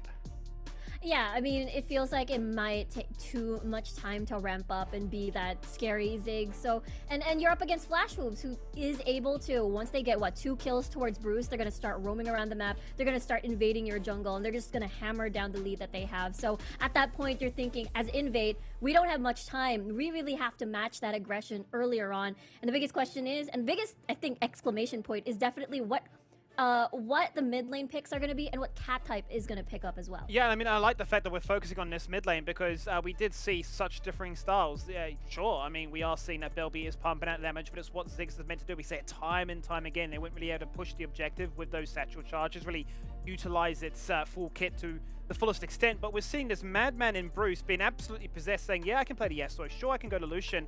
I'm playing Ahri and making it look like it's an Akali because that champion was just jumping in and out, pretty much cosplaying Cookie and the Rengar at the same time. I mean, Bruce is literally a crazy person. He's just... I don't know what goes on in his head, but he looks at like 1v2s on Ara and he's like, yeah, I can do that. And he's right, which is the insane part. When he's on form, Bruce is exactly what Invade lack. He's the kind of dynamic, aggressive mid laner who can take over a game. And Invade do have dynamic aggression on their team, but it's in their support and top lane, neither of whom have access to, or in the support's case, damage to kind of define the team fights. So Bruce's ability to take over games from the middle of the map really brings this Flash Wolves roster together. They can leave Ysera out to dry. He can play a little bit of a weaker top side. Locking can wait to scale and only really be present in the late game. And it works because Bruce is able to have such an impact on the early game. Even if he's not trading flat positive, even if it's going a little back and forth, the fact that he is defining what Invade need to worry about during the early game is kind of a gravity that drags them away from paying attention to the scaling. They can't deal with locking. They can't double gank the bottom lane. Because if they don't deal with Bruce immediately, he's going to chew their faces off. Exactly. That's exactly why, you know, Invade really struggled here. And a lot of the teams struggle against Bruce because even though, let's just say, in a 1v1 scenario, he doesn't exactly get a kill, he's just going to farm the side lanes. And the next thing you know, he's just, what, one item ahead of you. And I feel like that is something that Invade should definitely try to shut down. Well, Riku, I want to throw it right back to you because you said the curse word before was to play Darius. What does it mean now? Because we have seen how vulnerable Flash Wolves can look like when they don't get the first pick priority with the Renekton on that first pick. We have seen him then go for that Darius, so do we see that this is now an area in which Invade can exploit? Yeah, I think so too. They can first pick the Renekton over here. I believe Ysera is just going to default to that Darius just because of how, you know, pre-level Renekton, a little bit weak. Darius can take advantage of that, and as well as if Flash Wolves goes for, what, assassin types, you always will most likely maybe run out of damage, and then there's just that guillotine that will finish off the kill. But I'm interested to see these bans right here because the Galio is now open and the Camille as well. Yeah, and this is actually gonna trick Invade. They're gonna go ahead and lock in the Camille. Flash Wolves have plenty to think about here. I do want to, as we're waiting for this pick, kind of also give credit again to Flash Wolves' excellent draft. They ban out the Kai'Sa, exactly what I was talking about Invade needing. They're not afraid of this Xayah. It sucks in lane. They are afraid of the Kai'Sa, who could take over lane and kind of boost Invade ahead, so they ban it out. And they get exactly what they were gambling for with those bans. Invade take the bait, they grab the Camille, and Flash Wolves walk away with Renekton, the dominant teamfight top laner they need for Ysera. It doesn't matter if he loses lane, he'll still be able to come in and show up during team fights. And they get the Galio, so now they have global map presence. They can travel anywhere they want. And what can Invade do about that? Not much. Yeah, I think that's absolutely the scary part. The fact that there's a Galio on the opposite side, meaning that Invade possibly will think twice in getting the Akali back up again for cat type there. It's just so easy with the taunts. You go in. Corki now being picked up by Kaze over here. That's actually really exciting. That's what I was looking for from Invade. Now he has a little bit more to do during the early game, but most critically, when he comes online during mid-late game teamfights, this Corki is able to do something that Xayah can't do. He's able to chase kills. He's able to threaten the backline presence. So Flash Wolves kind of have to pivot mid-draft here and go, oh, we were kind of relying on being able to draft safe backline control mages. We're not going to have to be careful about that versus a Corki. We're going to have to be careful about Corki's ability to burn down tankier members over a period of time. And so we're going to bring in this Lee Sin for Cookie as a way to threaten both the Corki and the Orianna. They're going to grab the Varus as well, who can outrange the Corki in lane and just try and shut him down. Yeah, exactly. That big mid-game 3-item power spike as well. I was about to say that maybe because Corki's a little bit safe in the lane, what the Jess can play a little bit more of that tanky engage, which we still haven't seen. Gragas, Rakan, still open in the draft. They decided to play a little bit more aggressively on that 2v2 instead of the roam. Wow. Bruce Diana! There it is! We get to see it once more, that big wombo combo. You get the Moonfall, and then followed by the hero's entrance coming from Eason most likely, and it's just going to be big survivability for Bruce and big wombo combo into the taunt, into the knockup. It's CC heaven. Yeah, I think Flash Wolves have walked away with this draft again. They do this. They draft better than almost any other team. I think one team are the only other team that come close to drafting as well as Flash Wolves. I'd like Invade's draft more. They've made some necessary adjustments, but they don't have an answer to the late game shift, the team fighting shift that Flash Wolves executed in answer mid-draft. I think we're going to go late again. This is going to be another 20-minute game, but Flash Wolves should walk away with it I again. think this is the beauty really of the drafting, right? If you can appreciate the fact that what those bans represented, then sort of the trade-offs that were made, sort of the adjustments that Invade made to say that we will have that diving backline threat now. We will be able to, kill secure, that we are going to give what they're just enchanted to empower the rest of our roster, and this is a comp that can certainly contest around those Barons and those Dragons to, not allow Flash Wolves to get too far ahead. But Flash Wolves, time and time again, continue to deliver. They continue to have fun, and they might just get themselves into a comfortable position, 2-0 up in this series. We're going to throw back to our casting team and let them take it away.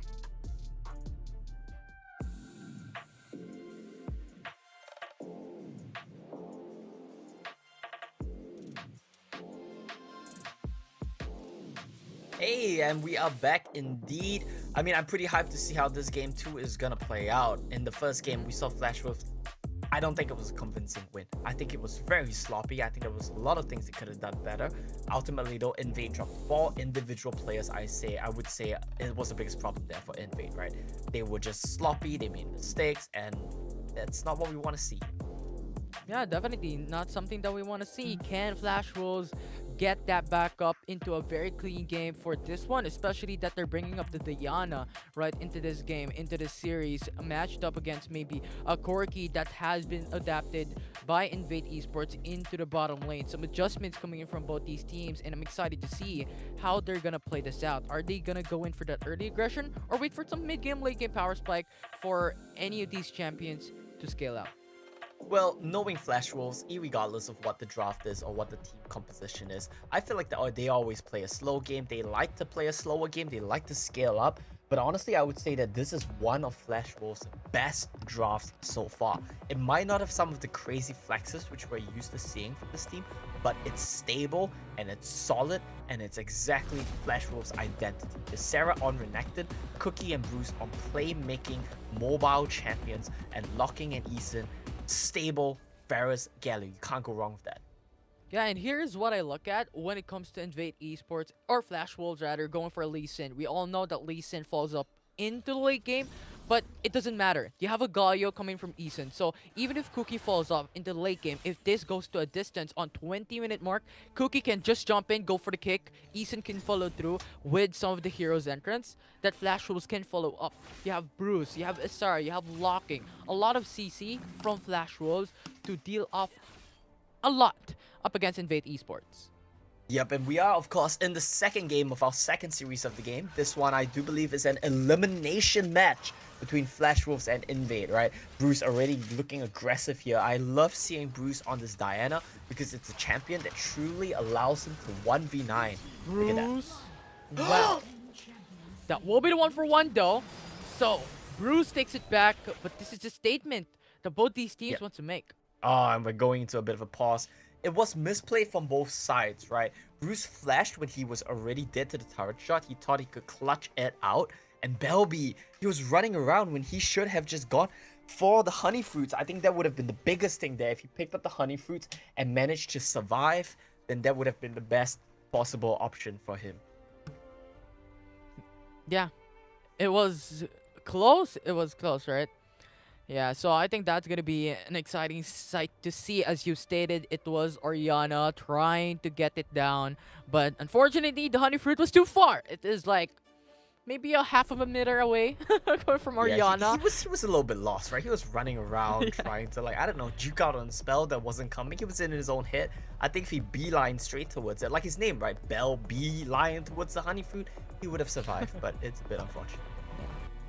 But the minions was in favor for Bruce. He was like, let's go army. Let's put a kill down. True. Maybe it was a bit of a, maybe it's a bit of an ego pause there. It's like, I killed you solo. Oh, but I died to the turret. Oh, pause, that was lag. You know, you never really know what's going on. We'll have to wait and see though. I think we're probably in a bit of a tech pause, so we likely will be here for a bit while we get that one sorted out for you guys. We're sorry about that. Let's hope we come back soon. So, I mean, in the game state we see so far, right, Infinity? Is there anything that really catches your eye? Because I think Flash Wolves team comp just looks so good. Yeah, I think it's actually quite good. As you stated, like Diana Galio, we've seen it before. Not coming through, because Diana was hovered in. Only Galio came through. But now we're seeing it once again. I think the panel has touched up on it. The CC chain coming from Flash Wolves is going to be exceptional coming down into game number 2. And I think if they can push through with how much aggression that they're doing, especially Bruce, that we've seen from, what, first minute of that game, their aggression is going to be key here for Flash Wolves if they Completely agree. Yeah, completely agree. I mean, I think Bruce is a very key factor of this team, right? And on Diana, Flash Wolves like to play him in a side lane a lot. He split pushes a lot. He'll get so farmed out, pick towers. Something he has to be careful about is the Kha'Zix, right? We talk about how Kha'Zix is really good at going to side lanes and catching these side lanes. But he does have, things in his favor as well. It's a Lee Sin who's more than able to match. And don't forget, he has the global from the Galio as well. So I think Bruce as well as Flash Wolves, they would feel safe going for these pushes. And I think that plays fantastically into their team identity. Yeah, definitely. And looking back into the draft of Invade Esports, I think they have this aggression potential as well. They have the Camille, they have the Kha'Zix. So if they can utilize this to sort of make space later on in mid-game to be able to try and impact, especially Lee Sin or Varus, as Varus is not really the ADC that is the most mobile for Wild Rift. And I think they could punish this into the mid-game, late-game phase. Yeah, Varus is definitely super easy to kill here, but keep in mind, he just needs to do his job, right? He needs to stay a screen away, fling out these piercing arrows, get the poke in, drop the chains of corruption, and if you blow everything to kill him, that's still okay. Look at this from Bruce. So nice. Gets the passive stacks up, dashes to the creep, mocked by Moonlight, gets the proc onto Belby. Yeah, and look at this. He gets the combo down, the ignite. He flashes away. That one was a bit ambitious. I think he could have maybe flashed earlier to the other direction, but still will drop. Bit of a contest with Scouter here, Infinity. Yeah, things are happening too quickly. When we saw that, there was a kill for Flash Wolves in top side of the map. And getting the Rift Cutter as well. Yeah. Yeah, I think it was Cat type who dropped, right? So that's probably going entirely in Flash Wolves' favor. And look at this, Eason here already on the Galio, roaming where he needs to be. And it looks like both of these teams, they want to look to the bottom scuttle, but it should be Invades already.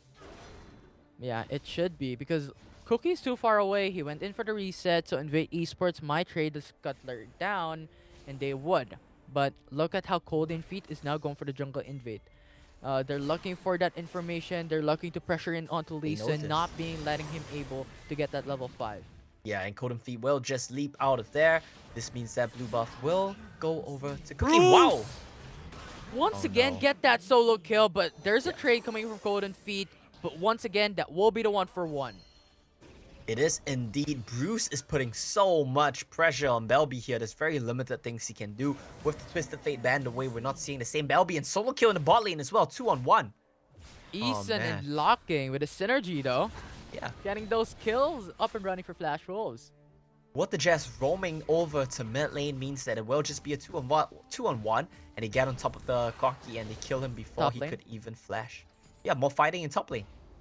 Yeah, it's a 2v1 potentially, because now Cat Type has his party up, Cold and Feet, and he missed that. He missed that hook shot. Not going to be able to get that stun up and running. And Cookie now comes and joins the party as Cold and Feet is forced to retreat. Yeah, big misplay there from Cat Type. If he landed the stun, Cold and Feet would have definitely one-shot him. Stun. Wow! Cookie goes in. You have the Hero's Entrance readied up. That's going to get that secured kill. That will be the 2-for-0. Nami is late to the party, and Flash Wolves will go home with a buy one, take one. Yeah, Flash Wolves indeed do, and this is going to be a really nice engagement, really nice tower dive here. They chain the CC, knowing there's nothing Cat Type can do, has no Hextech ultimatum to dodge out on any of these spells, and they will just get destroyed there. The game's going to go into a bit of a pause again, as we get some time to regain our composure here, Infinity. This looks like a much better game from Flash Wolves. Ysera is performing his job on this Renekton, and my question is, are Invade planning to ban this one away sometime today? Maybe, potentially be, because Bruce is so aggressive with this champion, right? It's much more cleaner coming from Flash Wolves. They know what they need to do. Early aggression. Don't let Belby have that opportunity to scale up into the mid game, especially as Belby needs 2 items, 3 items to be able to deal so much damage. And I think just the pressure from Flash Wolves is just so much to handle. But constantly though, you have Invade Esports getting that trade up, but still the statement that Flash Wolves wants to make is there. Aggression, aggression, aggression. Yeah, they're utilizing their counter picks very, very well here. Varus to counter the Corki, and then they have the mid lane counter as well, right? The Diana onto the Oriana. They're using these counter picks to find individual leads and advantages in their lane, which I think is fantastic. That's something we didn't see from Flash Wolves in Game 1. Game 2, they turn it around. Very good aggressiveness, and I think that fits their identity very well. Yeah, very, very well. Early game coming from Flash Wolves. I love to see that happen, but so far, I think we're back into a technical pause here coming from both these teams. I think what we could do is set up foundation. What do you think about this, Omo, on how Invade Esports could do and miss up on those early aggression coming from Bruce? Yeah, I think Invade Esports really just need to calm down, find some composure, and look for opportunities around the neutral objectives to find picks, right? But what do I know? I'm just a caster. I think we can throw this one over to our analysts. They'll have a better insight on this. Take it away, Skimmy and the boys. Omo, what do I know? That's why I have these two on the desk with me, because they have the big fancy title. It says analyst. That means they got a big brain. It means they're the big dog. It means they get to wear the suit jackets and wear their headphones and no, say the fancy words. Okay, TJ, I see you checking yourself out there as if it's your reflection. What do we make about this game so far? Because it's only 4 minutes in, so there's not really much to deduce, but it have been 8 kills. It is Flash Wolves in the lead, a 2k lead at just that. They're having a good time. So, whilst we wait for this internet issue to be resolved, what have you made so far? Well, Flash Wolves again are impressing me with their read on the game. Flash Wolves again are impressing me with just their ability to look at a draft and go, hey, this is what we need to do. As we talked about during that draft, Riku, there's like this mid-draft pivot where they said, oh, we need to access Invade's draft early. We need to get in on them, shut them down during the early phase. We need to have counters to their scaling. And they bring out the Lee Sin. They pass the memo along to Bruce that we're going hard, we're going fast. And that's exactly what they do during the early game. Yeah, exactly. That's why I'm actually very puzzled. You know, Lee Sin got through the draft, and then the, Lee Sin was in on towards in. Well, it's easy as that. A word of peace from both of these lovely people joining me in this. I have been confirmed here by production that we're ready to go back into the game. So let's throw it back to our wonderful casting team, and it's on with the show.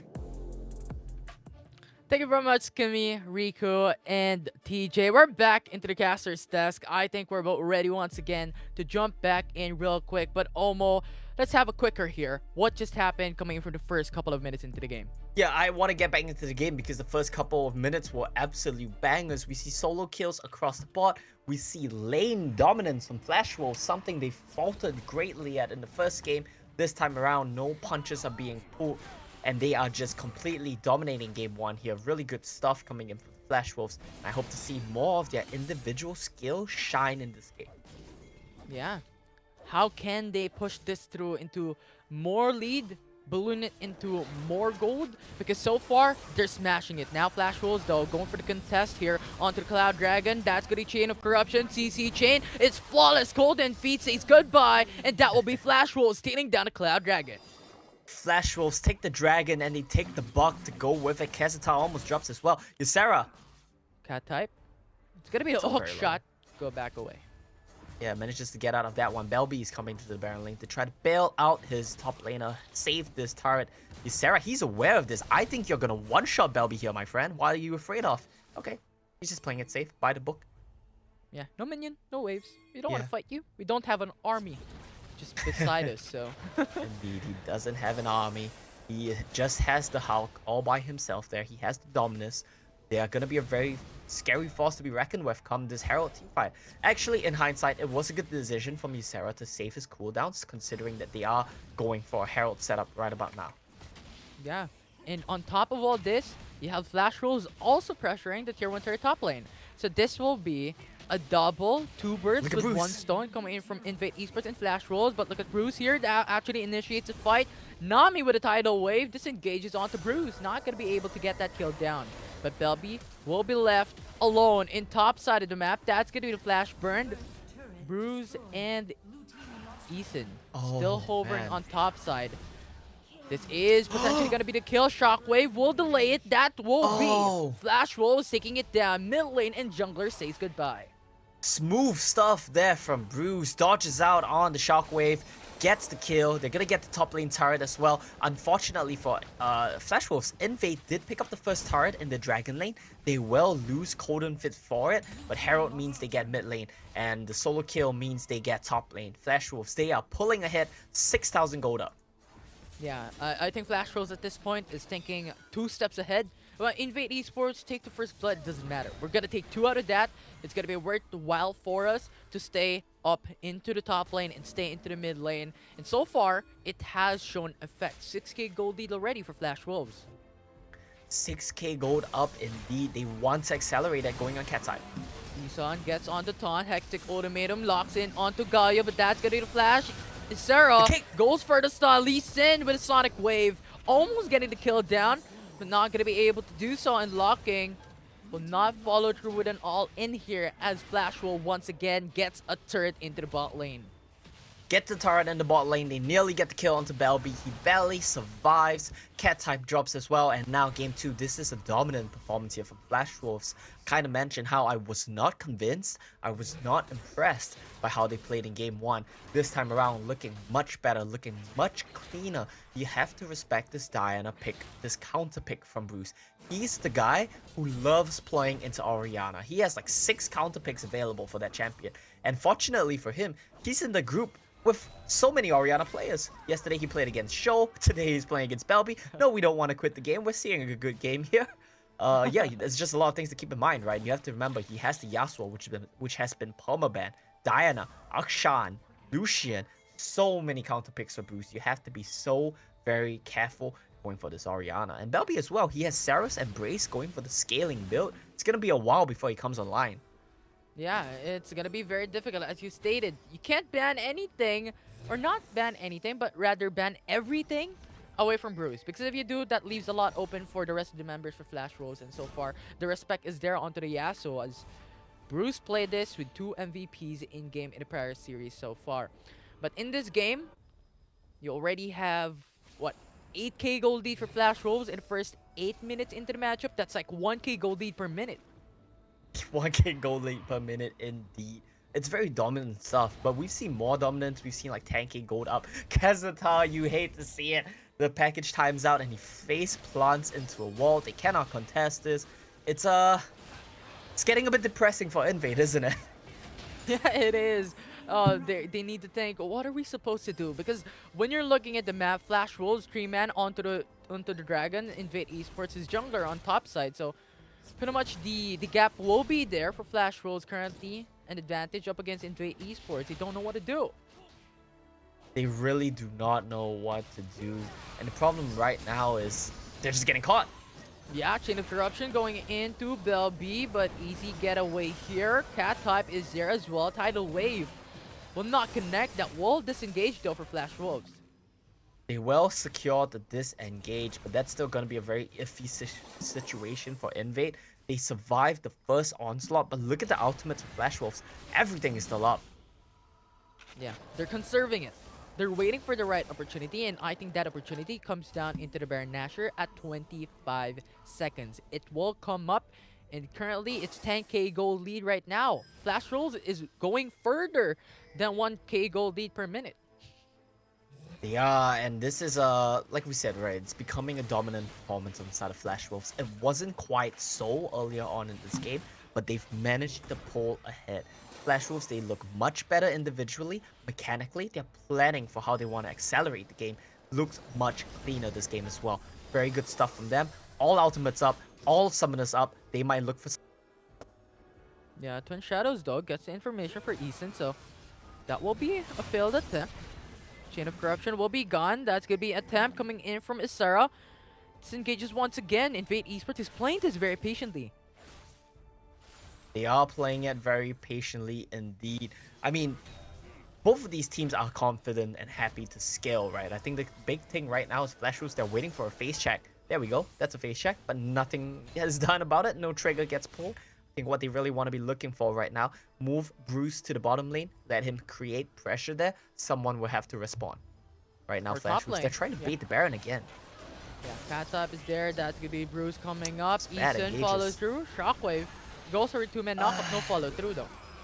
Just really bad engage attempts here from Flash Wolves. Changes of corruption, whiffing as well. You need to wait for someone to face check you, and you need Varus to pull the trigger. The go button is Varus. It's not Diana throwing Q. It's not Galio walking at you.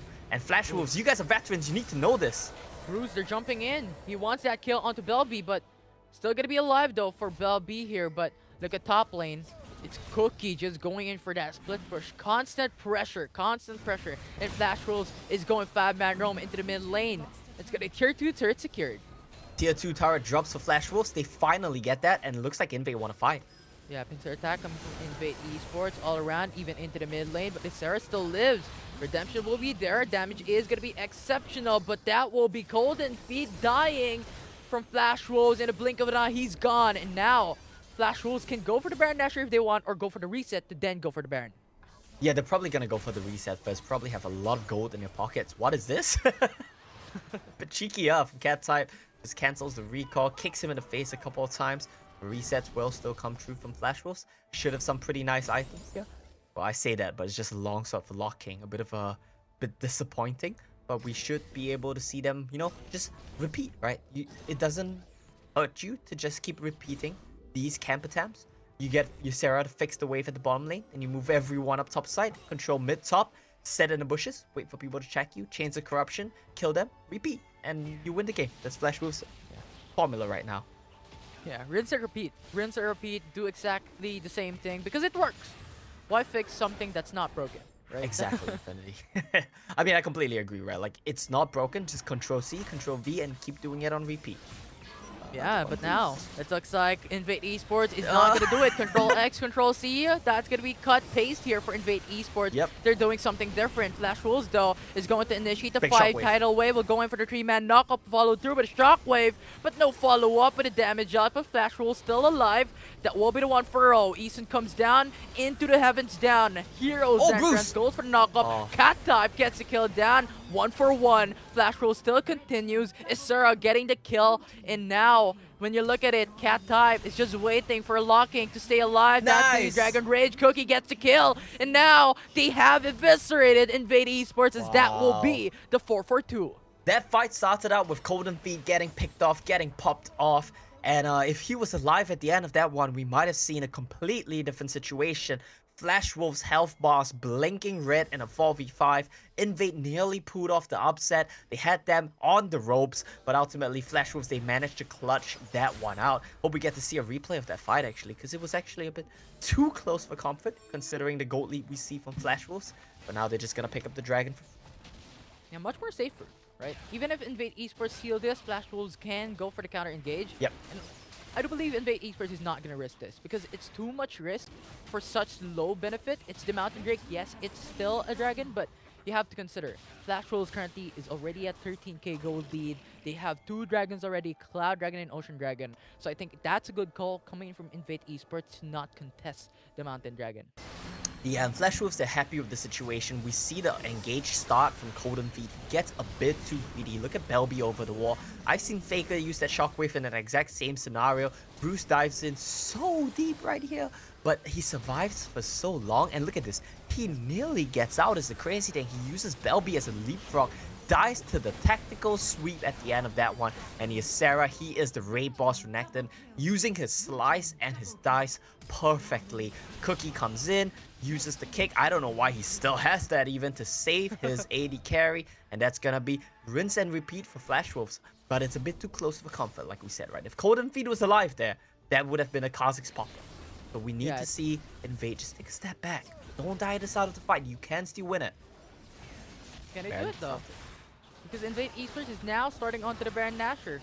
Or Flash Wolves though, starting onto the Baron Nashor, and Invade Esports needs to contest this because this might be over if they don't. Though, now Flash Wolves goes for the engage. It's just a bait. Look at Bruce into the backside, forces out the flash. Moonfall will not connect. Hero's entrance goes in for the knock-up. Dragon Rage goes for the 2-man as well. That's actually quite huge as Kazita Ruler falls and Flash Wolves gets the ADC away from Invade Esports. Yeah, that's Baron right there. Ysera does not want to let them escape. The big, hungry crocodile dashes and flashes into your backline, and that's going to be Flash Wolves pulling ahead. One more kill for them in the books, 4-16. Baron in the pockets as well. 3 dragons like you talked about, 12k gold lead. It's taking a while And Flash Wolves, we know this is a methodical team. Wait, Invade, you want to contest this? Yeah, they want to. They do it. They actually have it. As Hextech ultimating will lock in onto locking, but still, the Stasis enchant will delay it. Alright. Oh, Bruce! Down Flash Rolls goes in for the counter engage. I think they want that damage out, but Invade Esports wants to go for it. Hook shot will not connect, and he is now going to be CC chain. Flash Rolls will get the kill onto Cat type. And Invade Esports will not get the trade-off against Flash Wolves. They do not, and that's gonna be Flash Wolves. They don't get the Baron, but it comes at the cost of Invade's Cat types as well as Cold and Feed. Both their lives were paid as sacrifice. Flash Wolves to not take that Baron. 2k gold lead for Cookie. He gets the Zhonya's for himself, has the flash up. I want to look out for this man in the next fight. 007. He's going to be looking to get into the backline. Flash, kick someone out, Zhonya's himself up, and hope the follow-up comes in time. Hasn't got a kill yet, but it's fine because he's doing his job. The big carry of this game, surprisingly to me, is the Sarah on this Renekton. 6-0-6. Surely Invade say to themselves after this game, we need to ban the only champion he's good at. Right, Sarah, Renekton, so great. And Flash Rose is capitalizing onto this champion. We keep on talking about the Baron lane constantly, how Isra provides its amount of space, and when it comes to the mid-game team fight, he is there proactively supporting his team. But now Invade Esports will try to contest onto the Baron Nashor, but it will be too late. Tidal Wave will be there to go in for the knockup, but Cat type is now going to be chain CC. It's flawless. Flash Wolves deletes Cat type, and now this will be a 4v3. Cookie is Flash. Flash Wolves will continuously push this down into the mid lane. They will They do it, indeed. though. They send Ysera to escort in the Baron lane wave. They have the mid lane wave, and they're just gonna be playing on 2 lanes. They don't care a third. They don't need a third. Eason, he's gonna find a taunt, but it's gonna amount to nothing. Look, the poke coming in from Varus as they are pushing down 2 lanes. Flash Yeah, rolls, look at they're the just gonna be damage. slow and steady. Yeah. Locking, just Oh. too much. Chain of Corruption locks in onto Bell B, but good Stasis Ancient delays it. The Flash will be forced, actually clutches it down, but what will not be clutch is 2 inhibitor turrets down for Invade Esports. Yeah, he saves his own life, but they lose 2 inhibitors at the cost of that Flash Wolves. We know them as a methodical team. We know them as a team that likes the motto slow and steady. But I can't help but feel like this is a little bit too slow and too steady for them. Maybe just push into the base. You guys have such a massive lead. You can close the game when you will it, basically. But they want to play it slow. They want to get the Elder Inferno. They don't want to risk throwing another match. This is, of course, elimination point here. And it looks like we might see a 5v5 at Elder to end the game. Yeah, it's a Mission Impossible currently for Invade Esports, but if they can turn this around, it will be possible for them to win. Flash Yep. Wolves constantly pressuring them down. It's gonna be another turret to the favor of Flash Wolves. I like this. Invade Esports is on the corner here. Yeah, I like that Flash Wolves decide not to go for the dragon. They don't need it. Don't flip it. Just destroy them. Here, Shockwave whiffs. Yeah, it will actually clear out the wave. Actually goes for the knockup as well, but look at Lee Sin after the good kick. That will be the knockup. Tidal Wave tries to disengage, but Moonfall gets the kill Huge. down. Flash Wolves gets 2 out of that. Nexus base will fall. Flash Wolves will get their 2nd game of the series.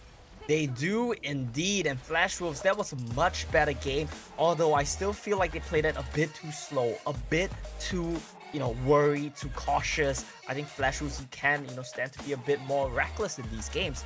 It's a very traditional thing for old school LMS, PCS players, right? And that's what Flash Wolves are. They are these old players, the veterans. They like to play things by the book. But when you're here in Wild Rift, you need to let a bit of chaos come true, be a bit more willing to take risk, and that's something which Flash Wolves are definitely not. Yeah, being risk tolerant is going to be very important, and also that flexibility. But let's talk more about that when a panelist has actually taken it away. Skimmy, take it away. What your thoughts? Thank you much there, Infinity. And yes, that was a game in which the Flash Wolves says we're not going to take any risks. This is our game to win. There's no chance of us really losing, so why not maybe just run it to 20 minutes when we've already had a 10k lead for pretty much 10 minutes. Let's just make it a 20k lead. But I think more so than anything, TJ, let's break their mental so there's no possibility of there being a reverse sweep.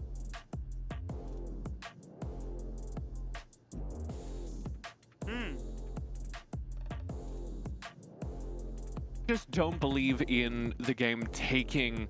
They don't believe in speedrunning the game. They believe in, hey, why would we rush this game over? And the side effect that I think it really actually does physically tilt people because they have to play a losing game for 10 minutes longer is really entertaining. But you're never going to watch a Flash Wolves or a one-team game that's over in 10 minutes. Even if it is, like, over in 10 minutes, they're always going to dot their I's and cross their T's for another 10 minutes before they seal the deal. Yeah, 100%. It's really exhausting the mental of your enemy team for this, BO5 series, and minimizing the chances of having that comeback because of that mental reset. And yeah, I really think, Flash Wolves, because of this Renekton and Lee Sin combo, this is just very incredibly strong when it comes to the early game. So they basically took advantage of that and just kept hammering home that win condition. And then the opposite side of the spectrum, you also have Eason, who has been phenomenal since yesterday with his Gragas, with his initiations. Now on this Galio that really complements Bruce well on his Diana.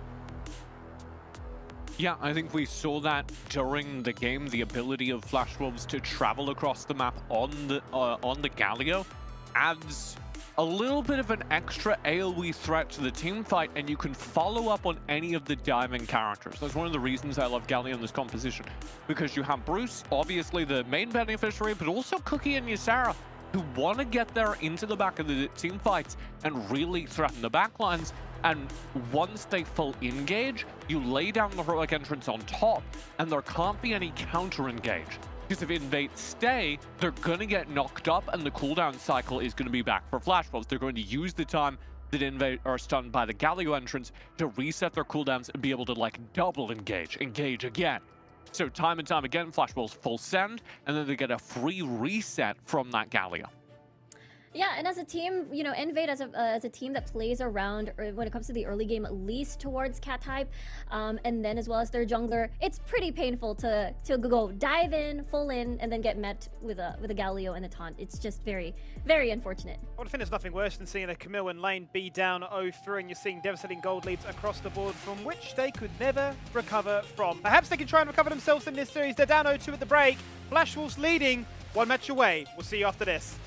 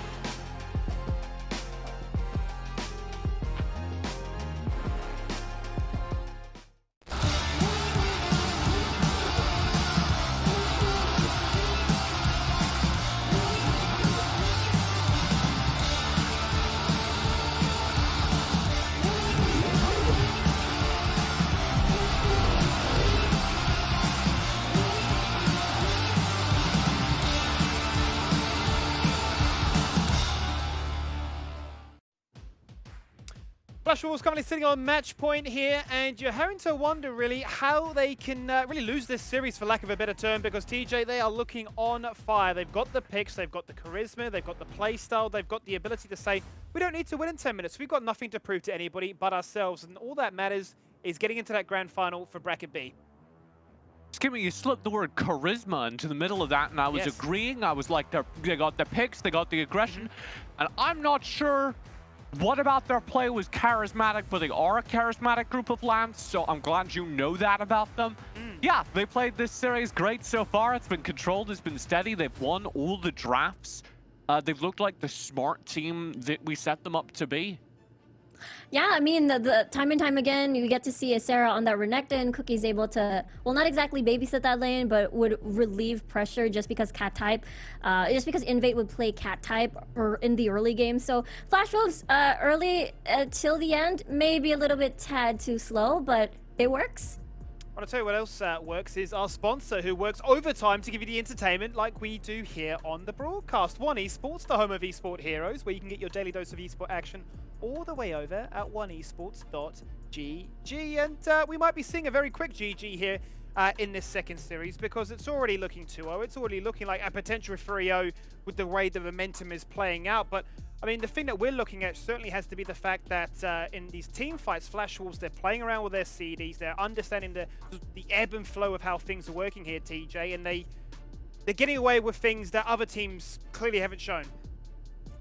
Yeah, one of the things that we talk about in team fights is cooldown economy, which is basically what cooldowns do you have available and what have you forced the other team to spend. Obviously, you want to reach a point in the team fight where you have a whole bunch of stuff that you haven't used, and you force the other team to spend a whole bunch of their abilities without getting a whole lot of health. And in many team fights, somebody being low on cooldowns is much more important than somebody being low on health, especially during the early and mid-game team fights. So one of the things that we really liked about the draft in the last game that Riku really pointed out was the way that the bot lane Eason Galio was giving kind of a double jump, almost a reset period to Flash Wolves, because they could spend all of their cooldowns, full engage on the front lines, and Invade would need to blow their own mobility to disengage from that, and then right when they want to re-engage and get in range to use their damage poke, they cannot, because if they step up, having spent that disengage to get away, they're going to get hit by the heroic entrance. So in that way, Flash Wolves have afforded themselves a reset. And even in fights where they don't have a tactic as explicit as using the heroic entrance, they're very good at timing out when they need to back off and reset those cooldowns, how they can stay ahead in the CD economy. Yeah, exactly. The fact that there's a lot of chase potential as well. They don't really exactly need their ults for Flash Wolves to keep going and resetting the fight. Imagine there's a lot of gap closers involved with the Diana, with the Renekton Slice and Dice, and with the Sonic Wave as well coming from Cookie on that Lee Sin. It's just very easy. It's only locking basically that can't exactly catch up, which is fine because he has that big range with the piercing arrows. And I think we saw that really good example in the bot lane, highlighting exactly what TJ's mentioning, where every cooldown's being burnt. He's literally running at them with a piercing arrow, ramping up, and just says, look, what are you going to do to me? I am going to take you down. So it's a crazy scenario, and Invade are now staring down the barrel of a gun of an 0-2 scoreline. They've opted for blue side once again, so let's get into that pick and ban phase. And I do just want to say, like, that play where you're watching someone walk forward as a Varus step up to the front lines only happens when a team knows exactly what their opponents can do because they're keeping track of that in team comms. So a clear advantage for Flash Wolves, a clear organizational advantage. Their bans don't change. Invade stuff up here. Stuff like the Yasuo, the Renekton being banned away, I think is a win for Flash Wolves, Rika. Yeah, we'll see what the default is going to be. I mean, there is still, wow, the Olaf's now going to get picked up. But looking back at game number 1, it has been the closest game that they've ever encountered. Wolves, where they kept gold close no matter at what point of the game was. It just defaulted into this skilling. Flash now getting this disengage, I really like this. And there's an of course you want the disengage, you want the Diana, you want the Gragas, but now Flash Wolves has taken this in first red side rotation. Invade, the only choice you have is most likely a Braum, but now they want to go full engage with a Xayah and Rakan. Yeah, and the Xayah Ziggs is really hard for this composition. Like you're setting World to GS up for the same failure that he's encountered in previous games with this Invade roster, because Zigzaya don't want to do anything during the early game. They want to sit back, they want to scale, and you've got this full engage like you were talking about from the Rakan. It's gonna come down to what they draft cat type again. It's gonna come down to, okay, well, Ziggs and Zaya aren't gonna be relevant for the first 10 minutes. How do we start the snowball rolling in those two lanes? How do we, especially with the Ziggs, get him to an early game lead so he can start one-shotting people? And when you first pick something like a Ziggs, you're kind of opening up for Flash Wolves to build their entire draft around countering that. Case in point, they're going to go ahead and grab themselves the Ahri in mid, a direct counter, a duelist that can really threaten this Ziggs, and they've got the Varus down bottom, who hard counters the Zaya by just outranging her and out-damaging her. Yeah, exactly. So this tournament, the big is meanwhile, we're looking at a proactive early game Flash Wolves once more. And look at the German for pick. This is one of these soft to Varus, just because again, very low mobility. So I can imagine that Eason may opt for possibly getting Gragas or maybe default to not Varus lane. Yeah, if you go something like Lee Sin here for Invade, I see a win condition on the horizon, but they go for Jarvan, who doesn't have someone who can hard counter with that. I'm curious to see where we go in this draft, because you do see the Jarvan and the Riven locked in place, and it's interesting because, you know, the Lee Sin has been let through. It's been played both times. Opposite teams have been you know, attracted to it, but the Lee Sin just does not seem to be too appealing here for different reasons, right? You don't want to pick it into the likes of an Olaf and a Gragas. On the flip side, Invade are feeling like, well, we don't want to try and jump into that backline given the amount of damage that they have. So the curveball's been thrown, the Darius is there, and we got ourselves a much different draft, but playing to the strengths really of Flash Wolves once more. Yeah, I don't see how Invade start a fight here.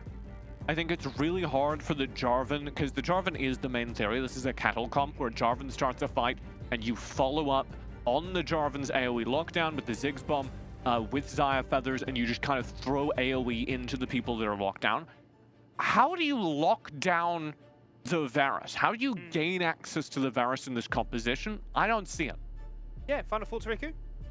Yeah, I mean, it's usually the answer, right? And it's also a big two birds in one stone. You play the Cataclysm just for the Ziggs, and as well as to punish low mobile champions that can't exactly dash. We'll have to be forced to use a flash, and that means the Varus is going to be vulnerable. Well, we're going to find out if the Varus will be vulnerable, because we're going to throw it back to our casting team to see if it is match point or if the reverse sweep is actually on. Take it away, guys.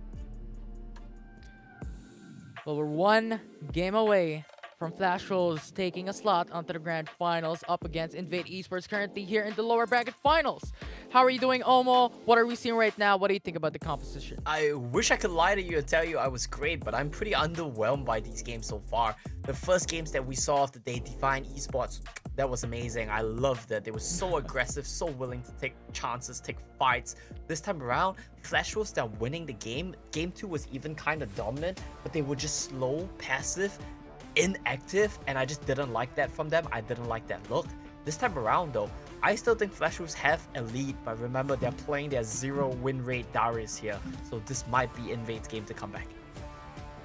Well, maybe we can actually change things up onto that 0% win rate for Sarah here onto the Darius. Hopefully. Make it a different storyline for the Baron lane. Yeah, I'm sure they'll be hopeful of that happening, but of course we have to keep in mind that this is game 3. This is match point. If Invade lose this, they get knocked out, so a lot of stakes riding on this one. We have to see both of these teams and what they can actually do to perform in this game. I do like that the analyst touched on how Ziggs was a little bit counted here. The Olaf and Ahri combo can do very well at running you down. Another thing to keep note of though is I actually really do like the Flash Wolves bottom lane matchup. I think it's a super hard counter with Varus doing extremely well into Zaya. And Gragas always being able to check the Rakan engage with Body Slam. So a very good duo down there. So we can kind of leave Ysera to his own devices to just farm, play weak side, to get low resources, and just try to survive. Yeah, and I'm expecting a lot of pressure once again for Flash Wolves. Infinity, he added E level 1, he added third skill, he added Apprehend level 1. That's how safe he's playing. Anytime Riven's jumping on me, I'm apprehending her and walking away. This is too much, man. Well, he wants to change history. 0% win rate no more. He's win rate no more. I feel like level 1 Apprehend Darius just tells you all you need to know about Flash Wolves and how safe and passive they like to play. Oh, nice charm. Look at Charm though, actually coming in from Bruce, Away. followed up. Cookie will get the kill. The satchel charge was towards Cookie. Oh, he satchel charged himself into the Olaf. One of the things you hate to see the most, he didn't get himself away. Still has Flash, still has Barrier, tries to save them both, and results in him getting picked up with just an Ignite committed from Bruce. That's not a good start here because we talked about how Ari, she can really take over this matchup if she gets a lead. Bruce did very well in the last game. Will he be able to repeat that? We might see a fight here. Yeah, we might see it because now it's going to be Charm once again coming in from Bruce onto Golden Feet. Isara comes into the party as well. This might be a 3v3, but look at Rakan actually going through as well. This actually forces out Flash Wolves to back away. Yeah, it does force Flash Wolves to back away. That will just be just the first blood. They're not gonna get the invade going on, but it's fine for now. Ysera hasn't died yet. He hasn't got a gank yet. He's trading pretty well. He's gonna get to crash his wave and get a nice reset off as well. So it should be a pretty decent situation for Flash Wolves. Yeah, actually that space that Flash Wolves did, coming from Cookie, going for the jungle invade into the blue buff, yes, he did not particularly get it, but it left the bot lane open for locking and Eason, and so far when you're looking at that gold, it's actually looking that great for Flash Wolves. Yeah, it's looking okay for Flash Wolves right now. It's not the best scenario from what we've seen in the last 2 games. It's also not the worst scenario, right? If we run back through the last 2 games of what's been going on, Invade in game 1, they took good individual leads in lane and they used that to go and have a decent mid game until they made mistakes around rotations, lane assignments, and Flash Wolves just outplayed them on the map. Game 2, Flash Wolves were the team that dominated the early game. They took leads in every lane. This time we're seeing a more even game tree here. So with that in mind, I'm quite curious to see how it's going to play out when we go into the mid game, when we start to head into these 4-minute team fights. Still aggression because Cat type doesn't have any information that Cookie is on here. Safe. But yeah, he has his game sense on. Yeah. I have spider sense. He Yeah. has it. He knows it. Look at Cookie. Now actually showing himself up into the top lane. So he doesn't But need to not find gonna anything poke. there. They just really want to keep him away from this turret. And there we go. Mega Inferno Bomb just to clear out the wave. That will allow Cat type to... Though 15 seconds up, it will be the Rift Herald and the Infernal Dragon. Without the ultimate from Belby, it's going to be much more harder to deal that AoE damage. We'll see though if Flash Wolves will continue to push this through immediately when the Infernal Drake or Rift Herald comes up. Yeah, I think this one is going to be pretty exciting to watch. Both of these teams, they are shaping up, posturing for a 5v5 here. What the Jess, we didn't quite point this out, right? He's back on his Rakan, his key pick, his signature pick, which allows him to carry games. Prior to today, I believe Rakan was 11-0. After the matches we saw today, I think it's sitting around 12-1. Not undefeated, but still a ridiculous win rate. And I would be so sad if I see What the Jess lose on it yet again. So we'll have to see how it goes. Seems like Flash Wolves. They're gonna start this one off. Yeah, it was a 1v2 currently. Oh, Wadages and Golden Feet has the information that Bruce is there, but look at that. Bruce is manhandling this Infernal Dragon, but Golden Feet will not be able to lock him down. That's gonna be Cataclysm, not gonna be available. Eason follows through, 3-man knock up coming in from Wadages. Good counter engage, and Invade Esports boy. takes back with a 2-kill. 3-kill! Oh boy.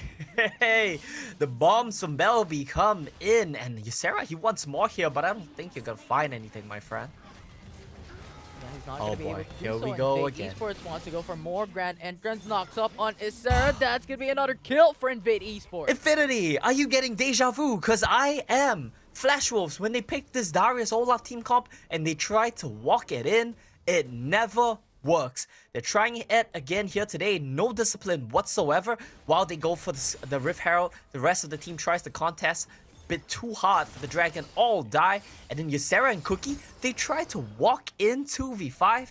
This is egregiously bad play, and Flash Wolves, they should be ashamed.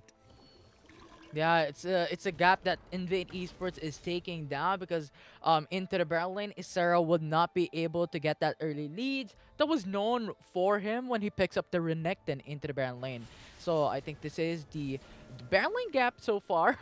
Not exactly it, but you see how Isera has been playing. Using this Darius, he's actually quite a bit late. Yep. But we'll see. because this is too early. I think Darius is a snowball champion. If he can scale out in this early game to bring it into the late game, I think there's still an opportunity to bring this back. I think that is true, but it's still a little bit of cope, right? Because this Olaf is a champion which really needs to be finding leads, finding avenues in the early game. Darius, sure, he can perform in late game team fights, but he is a champion that I would say spikes around the mid game as well. So it's not like Flash Wolves have a lot of time on their hands too, right? They have some late game, but they really need to be finding leads, especially with this Varus RE. I feel like both of these champions also get outscaled. So Flash Wolves, if you're getting dumpstered right now, it's not going to get better. Look at what a Jin Golden Feet duel with the Cataclysm and all the Grand Entrance. 1 HP for Eason, still not going to be alive, but that will be one hit. And Eason will say goodbye, but Flash Wolves though actually tries to get the hit. Chain of Corruption and Arrow will miss, and Kazita Ruler will be alive with 1 HP. He does it. What is this? Cookie is still here chilling with his Sarah in the Baron lane. They're gonna just try to walk it in once again. Actually, they're diving through. They want to get this kill. Guillotine will get the reset down. Isra will get the kill down, but look at Bell B. Huge damage potential to pull through Luden's Echo. They can kill him. They can kill him. Why are you running, Cookie? Oh, Cookie, you could have killed him, man. Okay, you know, coming into this tournament, I was all like, Flash Wolves are great. Flash Wolves are amazing. These guys are veterans. We should cheer for Flash Wolves. They're so afraid to do anything. They are so scared to make plays. Flash Wolves, they get a little bit of a kill. They get a little bit of a lead with turrets, but they're still behind in goal and in Invade Esports. They are still in the driver's seat here. Yeah, and look at the Eason though, and Bruce. You know what? I think they heard you. You know what? Don't tell us we're not being decisive here. We're going for that early aggression, but they opt to back away. And they do just back away. I mean, Flash Wolves. I feel like I've heard Flash Wolves back away like 60 times in the last 3 games of Flash Wolves. So it seems to be a very common trend for them. Cannon surviving the Inferno Bomb means that they will get this turret. Flash Wolves even up the goal. Yeah. And I think this is what Flash Wolf wants. You know what? Get all the kills that they want. Invade Esports. We're gonna get the objectives. We're gonna get those turrets. And we're gonna equalize those gold. And with the Rift Herald, we can potentially get our third turret. But look at Code and Feet. Actually goes in for the flag and drag. Will not be able to go in for the knock-up. What a Jess comes in to the rescue. Goes in for the Grand Entrance onto Eason. That root there coming from Zaya. Big thing coming in from Bruce. Actually locking him down with 1 HP. Not gonna get that kill. But it's Sarah once again. Whoa. Bye. Look at the health bars of Flash Wolves. Cat Time nearly pulled out the fancy moves there. Buffering the wind slash with his flash. Would have been so nice if it worked out. Unfortunately, doesn't quite get the kills. Only your Sarah will drop. And it's still a pretty even scenario. But we should see the members of, I think it's going to be Invade who are going to get to the dragon and secure the river first. It's going to be a bit scary here for Flash Wolves. It's going to be indeed. Because Invade Esports has the first dibs onto the bot side river. Flash Wolves actually now being pinned down. Look at Cookie forcing out the Ragnarok because of how Wadages has been playing this out. But there you go, Mega Inferno Bomb forces out Cookie. That will be the 1 HP, but Flash Wolves with a counter engage gets killed down onto Cold and Feet. Now Flash Wolves 4v4 gets another kill down, make it a double, make it a triple. That will be the 2-for-1, 3-for-1. Flash Wolves takes it back in game 3. They do indeed. Locking gets slowed here. Won't be able to find the snipe on Belby. I feel like he could have tried to wing it with a piercing arrow, flash buffer situation going on, but he was a little bit too conservative. Will not go for it. And that means that if you do not kill Belby, you do not touch this mid turret.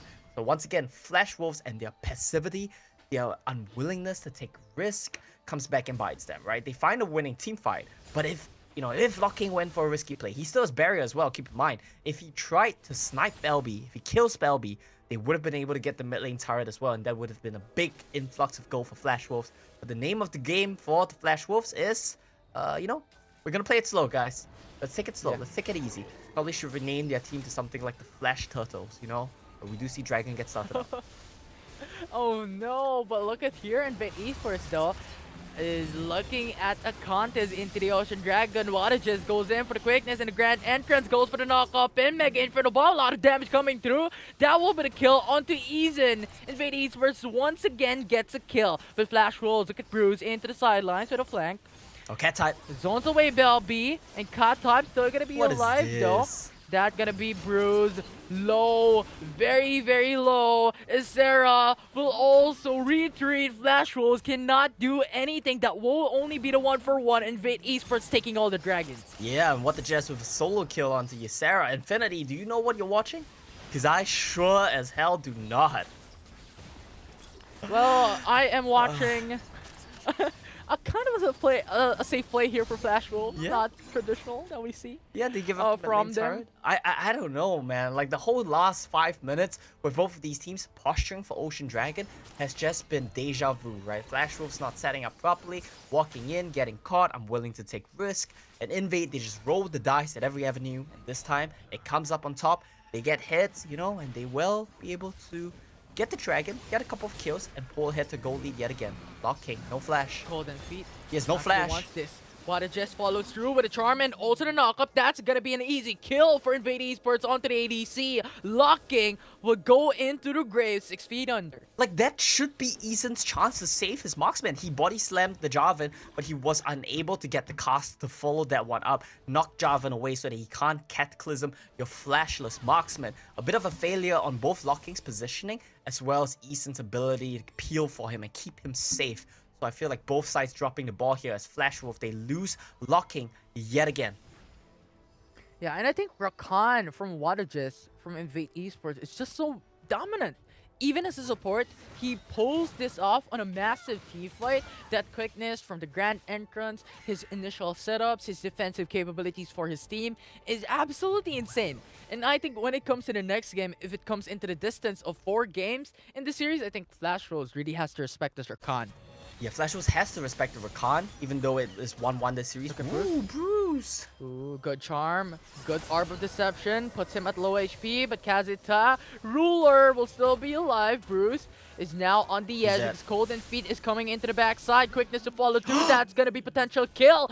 And Golden Feet secures it. And Flash Wolves will lose their mid lane. He gets the charm, but it's not enough. And you know what's so frustrating to me here, Infinity? Look at the buddies. Ysera. What they're doing, and they would try to rip them. Someone please to me why your Olaf is following your Darius into the lane with Riven where he can just get away. Why not have your Olaf follow your Ahri? It's just so infuriating watching Flash Wolves play sometimes because a lot of their decisions make no sense, and this is exactly what we're seeing this game as well. Yeah. It is something really that Flash Wolves needs to do. I think currently they're playing sort of a solo play style. Yep. You know what? Go for the early aggression, tries to get the kill, but the problem is Invade Esports is just hovering around their side of the map. You have that river as a cut edge for Invade Esports. You know what? This is our territory. You don't need to pass it through. And Flash Wolves, if they go overboard, it's Invade Esports' signal to take the kill. Yeah, it is indeed. And once again, Ysera making his way over. I want to see Ysera catch waves and rotate instead of having him be the focal point of Flash Wolves, instead of having Cookie waste his time trying to kill the Riven, honestly. Please just follow Bruce around and enable this man to make picks with Ahri. That's all I'm asking from you, Flash Wolves.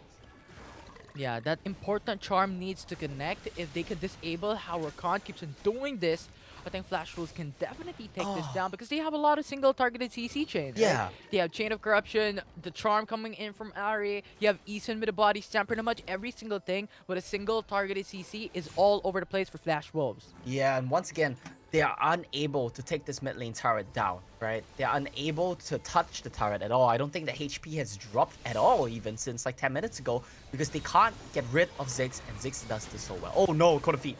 Oh, look at the Eason going for the body slam as well. The explosive cast to follow Well through. done. Golden Feet will say goodbye. That's going to be Flash Wolves taking the from Invade Esports. Jungler does drop, and this is going to be big, right? Locking gets some poke onto the back line. No reset from Ysera means they can't go all in. They have good positioning set up, and Ziggs is trying to poke. Apprehend actually locks in onto Cat type. That's going to be a good engage, but look at Ysera's HP. He is down 1. What? And Bruce will say goodbye as well. That will be a great kill coming in Invade Esports. What And Flash happened? Wolves needs to re-engage. They get the kill down onto Cat type. Great kill coming from Flash Wolves. But look at Kazit, the Ruler. He wants to go for it, but he is going to get pinned down. That will be the counterattack from Flash Wolves once again, getting the kill onto the ADC with Bell B trading that off with a Mega Inferno Bomb. And that will end up being a 3 for 2 in favor of the Flash Wolves, but Bell be full health. half mana. He's gonna be confident. He's gonna be happy to just keep pushing out the waves. He's gonna set the tempo for Invade Esports as Flash Wolves yet again. They are gonna be on the back foot despite getting more kills. It's just the initial setups going in for Flash Wolves and Invade Esports overall. Now let's take a replay on what just happened. Amo, what do you think about it? Now let's take a look at this, alright? A lot of it does come down to cat type and the angles that he finds prior to this. But this was just an int, man. He miscalculates the distance of his flash Q3. Kazatar as well. Way too aggressive here. He flashes in with no backup. I feel like what the Jazz wasn't on the same page as him. If not, he could have dashed in as well. And that just means that, you know, it's a bit of an overextension. Cat type and Kazatar lose their lives for no reason. Belby kind of manages to salvage it a little bit, right? His Ziggs is starting to do an absurd amount of damage here. But what is this? Golden Feet wants to solo this one out. Isura is just over the corner here. You have Cookie also here as well. Flash rolls. This might be the next 5v5. Mega Inferno Bomb to initiate that damage. That's good quickness. Going for the grand entrance. Double man knockup. Cataclysm to follow through. Huge CC for Invade Esports as they take 2 away from Flash Rolls. And now Flash Rolls need to think, are they going to push this through? Bruce is here onto the flank. Goes in for the charm, but Bell B stays his enchant. Delays the time that he is alive. That's going to knock up once again. Isura will die. That's going to Invade Esports. Stay in the lead, and Flash Rolls doesn't have anything remaining. Bruce still wants to go for more, but what do you have left? It's going to be Invade Esports taking the Mountain Dragon, and they're going to take it home with 3 kills. 3 kills, Mega Inferno Bomb for good measure, chucking Bruce even lower. And Ysera, I just don't understand. It's driving me crazy. Why do they keep picking this Darius? It does absolutely nothing every single fight. Olaf as well, dying without using Ragnarok. Darius dying without using his dunk. I have no words, right? I'm speechless. It's a 2-man show right now. Bruce and Locking, they're trying to do all the work, but this Olaf and Darius, which is supposed to run in and clean up the fight afterwards, are doing nothing, which means that Invade, they are having a field day, right? They can just front to back, Jarvan lock you down, Ziggs throws the bombs, Zaya throws the feathers, and you're good to go. Yeah, it's a field trip coming in from Flash Wolves. They just want to explore, they just want to see what opportunities arise, but Invade Esports, they're not going for a field trip. They're going for the dungeon explore here. They're going for the raid boss coming from Flash Wolves. They want to beat down the wolves. Even if they are a pack of 5, you have Invade Esports just dominating with 5 as well. Yeah, and Ysera trying to go for a bit of an all-in down cat type. Doesn't find anything. We'll just back off. Here we go. Cat type 1v2. Yeah, Flash Wolves actually comes in. You have Cookie though. Cat type takes his enchant, delays the time that actually he kills them both. Alive. The flash for Flash will be there. The stun, the ultimate will get the kill onto Isra, and you have one just coming to the fray as well. Knock up will be there. Quickness with a charm. Explosive cast will actually delay. Flash Rolls will keep him alive. Cookie will die, and Golden Feet will lock him down for safe measures. Now with the flag and drag goes in for the knockup as well. Water just once again with a good combo knockup, and that will be another kill for Invade Esports. That will be the 4-4-1, and Flash Wolves has Eason, the only one remaining for their team to defend. And a pathetic display there from Ysera and Cookie. This Darius Olaf combo with the 0% win rate strikes again. Invade Esports, I think they should be honoring the MVP. Whoever does the drafting for Flash Wolves seems to not realize that Darius Olaf does not work for them. And maybe they need to have a pair of eyes if they want to win the next game and take this series 3-1. But now, though, Invade Esports, I feel like this game is in the bag for them, right? It's the dominant performance. Cat type 1v2. It's pretty much signing the death note for Flash Wolves. Baron as well, 10,000 gold lead. They should be able to run at home with this. Yeah, and there are a lot of things to look at on why Invade Esports has huge probability to win this, right? They have 3 dragons already. Flash Wolves has none. Invade Esports has, what, 8k gold lead, 9k gold lead. Flash Rolls, huge deficit currently. So you just have to look at that, and Invade Esports is pulling this through. A while ago in the early game, Flash Rolls had that opportunity because they got 3 turrets, while Invade Esports only has none and only 1 dragon, but now it's a different story. Yeah, this game is really a different story. I mean, across the board, Invade, they're finding leads. Belby's not dying on this Ziggs. Cat type's going insane on this Riven. That's a pick which definitely has to be taken away. They're running it back. They're trying again. Sarah, Cookie, combo. They're trying to get the kill. Cat type is on 1 HP. He's still gonna live though. Oh my Almost goodness. dying for Isra. Ignite will burn him down. Golden Feet to follow through with a Cataclysm bringing him down. And Cookie tries to run away with a Ragnarok. That is the only thing that he can do. But a Mega Inferno Bomb brings him down. That's gonna be the double kill from Bell B. And Invade Esports takes it home with 3 kills out of that. And they're pushing through a top lane. They're pushing through the top lane, and I think this is gonna be game here for Invade. They have the Ziggs to just bust down the turret. Xayah has a lot of DPS available. Look at the size of that army, Infinity. Yeah, it's what, 6-man army going in for the Nexus base. Water Just is also here to lead the pack. That's gonna knock up. Invade Esports bring this into game 4. They do indeed, and that one is gonna be Flash Wolves dropping the ball big time. And Invade Esports, they pick up the ball where it was fumbled by Flash Wolves. It's a really dominant performance on Cat Type's River, and I feel like if you're Flash Wolves, can't let that happen again going to the next game. You have to do something about that Riven pick. And I'm gonna leave you with this, Infinity. Albert Einstein has once said, the definition of insanity is doing the same thing over and over and expecting different results. And that's Flash Wolves, Darius Olaf picks right there.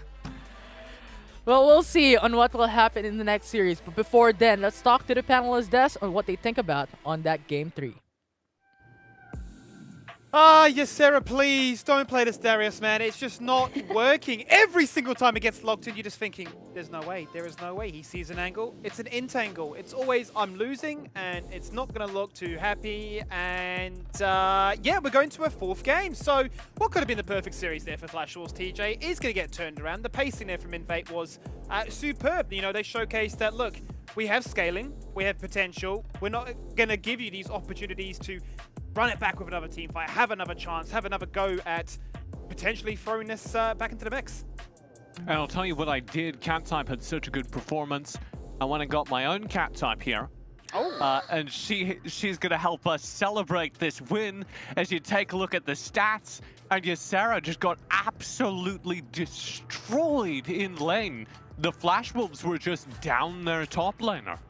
Yeah, every single fight, Isera would come in, he would just immediately explode from everything. The fact that, again, getting greeted by the knock-up coming from What the Jess, the roots coming from Kaze, and the bombs as well coming from Belby. So Isera is having a really, really hard time trying to reach these apprehends, and when he does, he's just, you know, blown to pieces right after.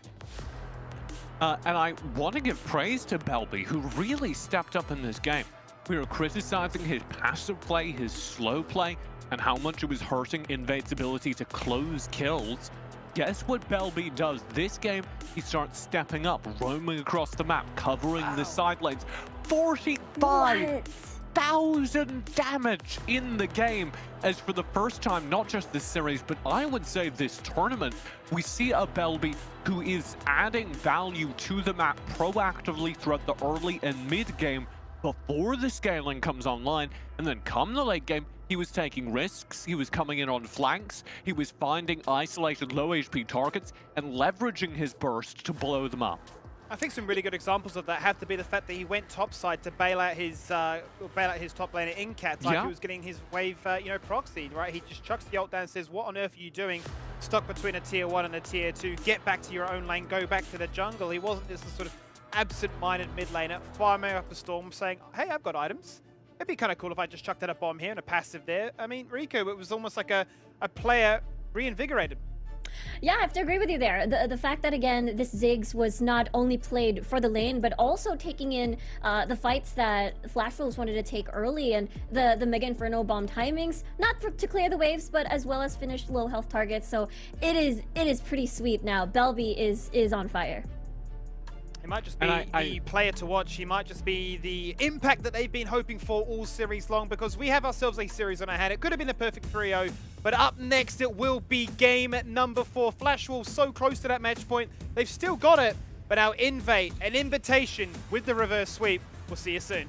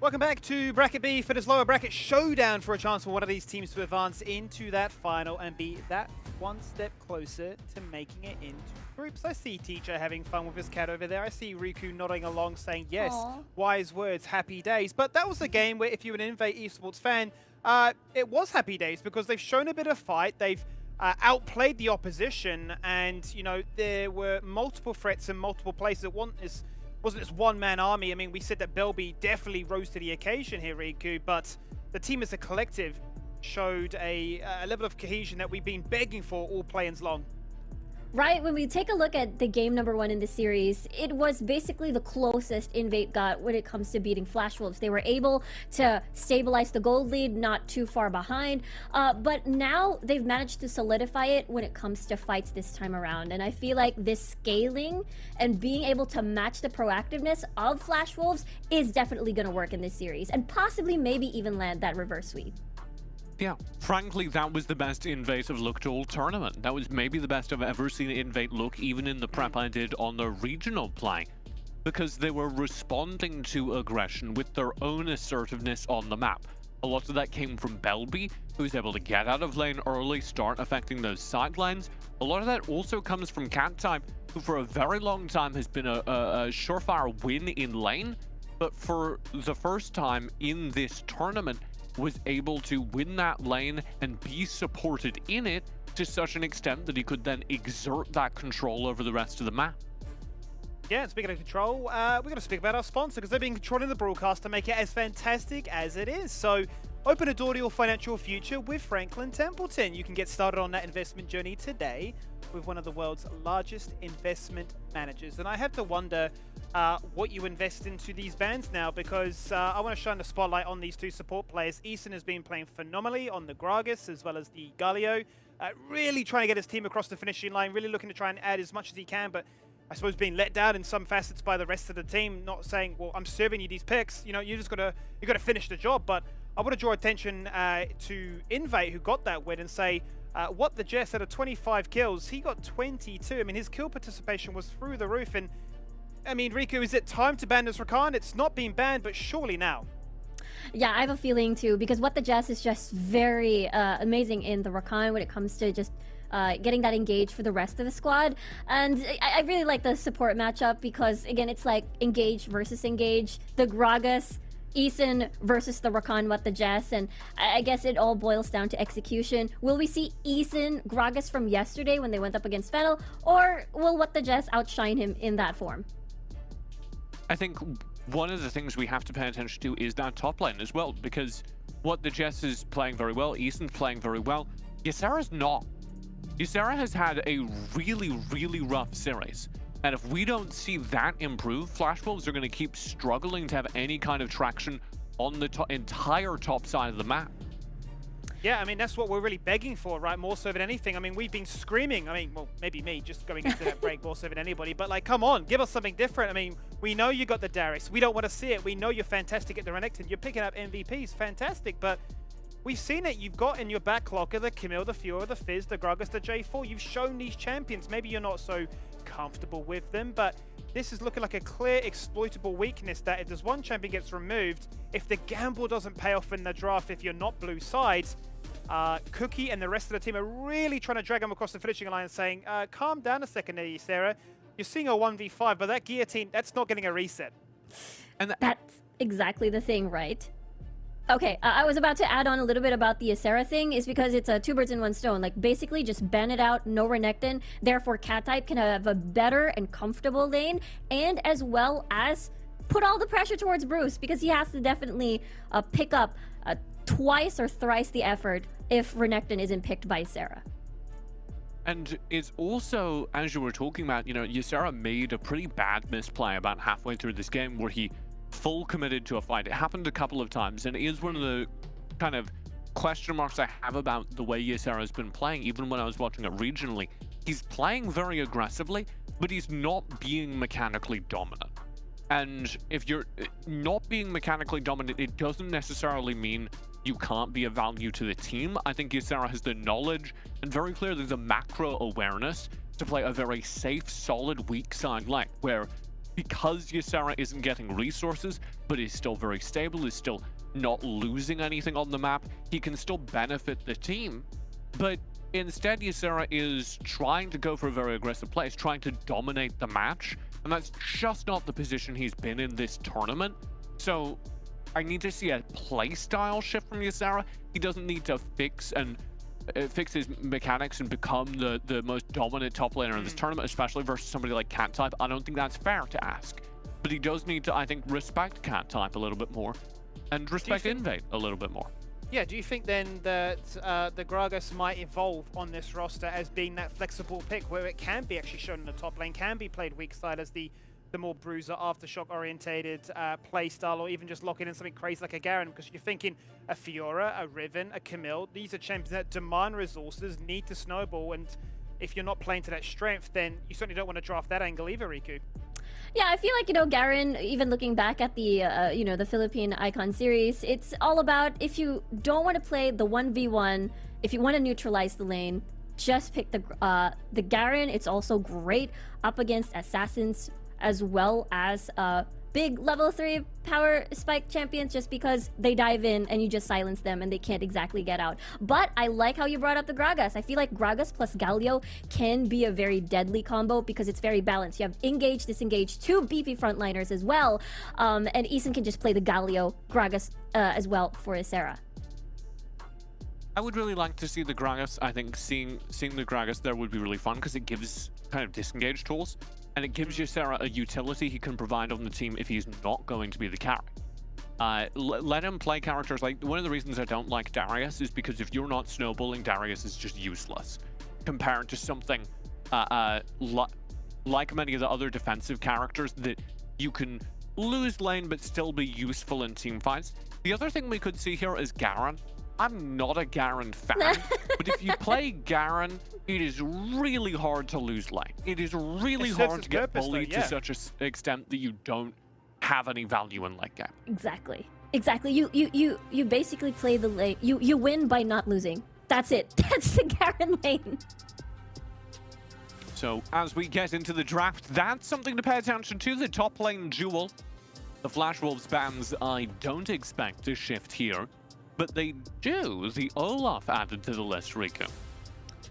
Yeah, that's absolutely very interesting. That means Flash Wolves is going to be playing the Varus again for locking. They're going to be most likely playing the double poke composition if Invade doesn't get the Ziggs. If doesn't ban the Ziggs, rather. Flash Wolves can either first pick Renekton or first pick the Ziggs in this occasion. And it's equally curious that both of the top laners just got banned out. Invade ban out the Renekton, and Flash Wolves respond by banning out the Riven, because they don't want there to be a whole lot of power that can be picked against them. They know they have first pick. They're going to need to pick the most powerful character on the cards, and Invade are going to get the next 2. So Flash Wolves go, all right, we're not going to first pick Riven. Let's make sure Invade can't pick it up as a secondary and win top lane by character pick. This is going to be a skill matchup up top, and I imagine Flash Wolves are fairly confident about that. I wouldn't be surprised if this Jarvan is in fact what Invade are sending up towards the top lane. It is a little bit of a flex pick, especially in Cat type's hand. Yeah, I have to agree with you there. It's a response definitely from seeing the Ziggs, especially locking has been picking up the Varus as well. We talked about this before. It is that soft counter to the poke, I suppose, because it's easy reach. Flag and drag into the Cataclysm. You're basically forcing them to use a flash. Now, in the meantime, Flash Wolves locking in the Gragas, understandable. We talked about this before. Could be towards Ysera for a more comfortable lane, or towards Eason since he has been playing it massively for that big engage for Flash Wolves. I like the Kha'Zix here as well from Flash Wolves because it gives them a little bit of the mid-game threat that I wanted to see during the previous games. But I'm worried by the lack of team fight power that their team currently represents. I need something like a Kai'Sa, like maybe a Varus that can take over lane and win in lane. And this Aurelia is one of those. As the Aurelia can pick a side lane and just run it over, and this will be probably the case in the top lane. You'll probably hand this to Ysera. Maybe it goes mid. It will go mid. Is it this really is probably happening going here, to be guys? Gragas top, 680 carry, Aurelia mid. That's my prediction. calculated. I mean, exactly what we talked about during the pre-draft as well, and it will definitely fit the part. So now for Invade, are they going with a Singed? Singed, if they do lock this in, understandable, because the adhesive, there's just so many dashes on the side of Flash Wolves. They're going to lock them down. They're going to lock down their escape. It works. And I actually really like what Invade have built here, is they also have this brand available for big team fight power. And the brand and Singed actually combine very, very well, because the Singed slows people down and keeps them in range of the brand combos. So though it's kind of new, we haven't seen a lot of Wild Rift characters play around brand. The speed of mobility in Wild Rift is a little bit of a nerf to brand. It's easier for people to just walk out of range, and Singed counters that. So we got our wish in this flex of the Galio and the Ziggs, or sorry, the Galio and the Gragas, which I'm ecstatic about. Fantastic. Darius is gone. I never want to see it again, quite honestly. But we did get ourselves a Singed at first of the tournament. Talk about a flipping of the coin, saying, all right, you're certainly in dire straits here, Flash Wolves. Are you worried about the reverse sweep? Maybe we can be the ones now doing the proxying. Let's ride over to our casting team as we get ourselves into game number 4. Boys, take it away. Thank you very much, Skimmy. You know what? This is going to be an exciting game. I mean, we've seen Irelia, Singe, some of the new picks that are actually being shown up here by both Flash Wolves and Invade Esports, and I myself is excited to see on how this is going to turn out. I'm Infinity, and together with me is Omo. How are you doing? I am doing much better now that we have an exciting draft on our hands and we no longer have Darius or Olaf. I come back from the break with a little bit of a stat for you guys. So far in this tournament, Ysera has played 2 champions. He's played Renekton, in which his win rate is 5-0. After today, that'll be 6-0. He's played Darius 4 games, and his win rate on that is 0-4. So we all know the stats don't lie, right? And Ysera, Darius just has not been working. I'm glad they are introducing a new champion to his pool and a flex pick at that in the Gragas. But more importantly, I'm hyped for Irelia, Kha'Zix, Bran, the Singe pick for cat type. Just a lot of spicy stuff going on, and I think this is going to be a fun game to watch, Infinity. Yeah, potential miracle run here for Invade Esports, as there is only 1 game away for Flash Wolves to take the slot in the grand finals. Potential upset. We'll see on how this is going to turn out. We will indeed have to see how this one turns out. I mean, I'm pretty hyped regardless. I think Ysera might be able to do better on this ground because it's a pick which kind of fits him a little bit better, right? And I think as a tank, he will do his job. That's my hope for him. And I think that as a veteran, he should be able to pull it off. Yeah, and now my question is this going to be a Gragas tank? Gragas AP? Or in another way, is this going to bring into the 100% win rate for Renekton or a 0% win rate for Darius? It might be an AP Gragas, actually. I'm glad you brought that one up because I noticed he does have Electrocute. And another factor to consider is you don't want to be playing full tank into a Singe because he will run you down, flip you around, make your life impossible. Nice fancy footwork from Velvy. Yeah, he just misses that out. He just miss. Right? With sound effects to add extra flavor. I think you're right. I mean, I think Bran would be grunting a lot when he walks. He's on fire. Yeah. Though look at Golden Feet, look at Watajes, and even also Eason coming into the mid lane, tries to start up a play. Double taunt coming in from Eason, big time. Double flashed, wasted by Invade. Yeah, a lot of damage traded back onto Bruce, though. This is going to be a nice engage from Eason. Trading his flash for Watajes as well as Golden Feet is going to be a net gain here for Flash Wolves. We do see Ysera in a bit of a sticky situation, though, as Bruce lands the charm. Bruce, constant aggression, but Watajes is just around the corner. That's going to be the knock-up. That's the first blood going to the side of Flash Wolves, but that will be the 1-for-1. Yeah, and I misspoke, actually. I said Bruce lands the charm because I'm so used to him playing Irelia today, but he actually does land the stuns. What is this we see on your screen? It seems like the game has taken a bit of a pause. There we go. They saw the massive aggression. Yeah, we're just stuck. Stop! Wait a minute. This is too aggressive. You can't solo kill him again. But Bruce does, and it's going to be a bit of a support gap as Watajes comes in to clean that one up, trades back around. Gold is even, but Bruce is 400 gold up on his counterpart. That's going to be really nice for him. Lens the stun, but you don't want to go on the tower, my friend. Yes, you do. I was wrong. Yeah. He wants to go for this aggression, similar to how he played at Diana. But look at here, it's gonna be Easton going on just to follow through for the counter engage with a knockup. Oh, Golden so Feet, bad level play. 5. That will be the clutch catalysm to bring down one. But look at Rakan going in. That will be the 1-for-1, make it a 2-for-1. Invade Esports takes it back. They have the kill lead. My goodness, Bruce tried his best right there, but it was unfortunately too little, too late, as Eason had already dropped. I feel like he misplayed the Gragas combo. Instead of standing still and eating the flag and drag, maybe you want to start that one off with your third skill to counter the Java and engage. That might have led to a completely different situation. I've been pretty disappointed with the mechanics coming out of Flash Wolves here today, except from Bruce. That man is just clean, as we saw in your stream. He just dashed around. I think he dashed like 6 times total that fight, which is very impressive stuff. Nearly got the clutch, but it wasn't enough. Yeah, but the problem is that it's big risk. Yes, big reward, but the problem is you're diving under a turret. And I think Brand with CC, with stunts, is just too difficult for you to be able to bring him down that quickly. So I think that is costing Flash Wolves a little bit more than what they have expected. But so far, the gold is even. Golden Feet comes through into the mid lane. But look at Isera. Oh, Explosive nice. Gas actually brings them back into the mid part. That will be the kill for Flash Wolves as they take 2 out of that. And they now bring it back for themselves. That was huge from Ysera, and we talk about what this man wants to do for his team. He wants to be the tank. He wants to be the stable player. This is a pick for you, Ysera. Gragas is it.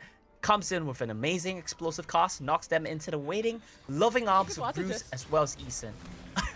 What did just try to be a bit cheeky? Yeah, he's just playing around. Having some fun. He does a little bit of trolling, but it's fine. Eason will be able to back away from this. Yeah. And it just delays though, the recall coming from Eason. But look at that. Gargle enchant on Galio. What do you think about that? Yeah, it's always nice to have, right? Galio as well as Jarvan both picking these up. They are planning to be the ones first in the fight. They're planning to be the ones standing in the middle of 5 people. They want to just get the big cataclysms, the big taunts. It makes perfect sense. It goes very well with the way they want to play the game. And I want to point out very quickly, Ysera has gone for the AP build. He's going to be doing some nice magic damage here to complement what Locking has. The priority onto sustainability, I think, is reflected on how Isara wants to go for AP build, right? I think he's building onto potential Infinity Orb, as far as I understood, the item build that is actually building up here. But look at the mid lane once again for Bruce, getting the solo kill onto Bell B. Bruce gets the solo bolo. We don't quite see it on your screens, but he's making Belby suffer 0 and 3 right now. He's not having a great time. And Bruce, we talk about him a lot, but he's finding these leads solo. But look at this. We're setting up for the Herald. Cat type's really low. Sarah has no mana. A lot of action going around. Nice. Again, Heaves it, follow through with Golden Feet coming up. That's good explosive cast, going for the disengage. Fate Esports will not get the kill, but look at Cookie coming into the party. That will be the 1v1, but make it a 1v3 no. as look at Rakan going in up. That's gonna be double man knuckle coming in from Rakan as well. Cookie is very, very low. Heroes Entrance zones them away. Invade Esports though will take the kill down because of Wattages just being very aggressive, and that will be the 1-for-0. And they commit so many resources to try to save Cookie. It wasn't enough. All of that starts out with Cat type finding a nice little engage onto Sarah. This is going to be Locking trading back on mid. This is going to be Bruce trading back on bot. No objectives dead yet, but Flashball's finding some pretty nice traits in this game. And Belby, I'm afraid for his safety right now, 1v1 against Bruce. Yeah, Wattages going in for the flank there. That's going to be the knock-up. Look at here. Yep. Not going to be a kill, but before then, let's look at the replay. He just got the solo kill in bot lane. Yeah, that was the previous solo kill that we saw from Bruce. Now he forces Belby to, have a fear of him, right? Belby does no longer dare to step up in this lane. He recalls, and that means Bruce gets the tower for free. They get the dragon for free, and that's gonna be traded with this Herald here for Invade Esports. As I do believe, Flash Wolves will be pulling to a little bit of a gold lead, but Herald in the pocket of Invade is still possible gold earned for them. Yeah, and I think Flash Roll doesn't really have that high priority onto the Rift Herald, mainly because of the reason why they got the Tower First build already into the bot lane. So why bother? Just get the Ocean Dragon, have more sustainability, but here onto the top side, another solo kill by Isera. Okay, Ysera finding solo kills for himself, something that I didn't expect myself to be saying when he's off of that Darius. He does it, and it's a good it's a good sign of life for him, right? He's close to the death cap as well as on this Gragas. He wants to just try to one-shot the Cinch. It's not a bad idea. I think he has a pretty good game plan, and it seems to be working, right? He's getting solo kills. Quite impressive, considering that game 1 of the series started out with him getting solo killed by Cat-type. So we're seeing a bit of a reversal here. Oh, that was close from Cookie. That was close, yeah. Yeah, it was just a millisecond. If they actually checked that push, it might have been over for Cookie's life, but so far it hadn't happened yet, so let's not talk about that. Look at this, Cat-type just getting chased away. Doesn't matter if it's Ysera, doesn't matter if it's Bruce. He cannot stand toe-to-toe to anyone. That's not something you want to be seeing from your Cinched as well. Look at the items really quickly. Ysera, 2 items, has the death cap in his pocket. Bruce has the Triforce, has the Blade of the Rune King. 8,000 gold, this man is loaded right now. Yeah, and speaking of loaded, top lane is being loaded right now by Invade Esports with a 3-man roam, as well as Flash Rolls going for the 3-man roam as well. So they're actually waiting for that position here in top side of the map. That's gonna be double man knockup coming from Waterjust once again. A huge engage, Cataclysm to lock them down, but Eason will go away, surviving barely. But Invade Esports will do as well. Rift Herald will push in, but look at Waterjust with a counter engage. That's gonna be a kill onto Isra. That will be the Baron lane for the Rift Herald kill. No turrets for Invade Esports as of yet, but they have traded a kill instead. Yeah, they tried to answer that Rift Herald play. They're gonna try to go on Bruce.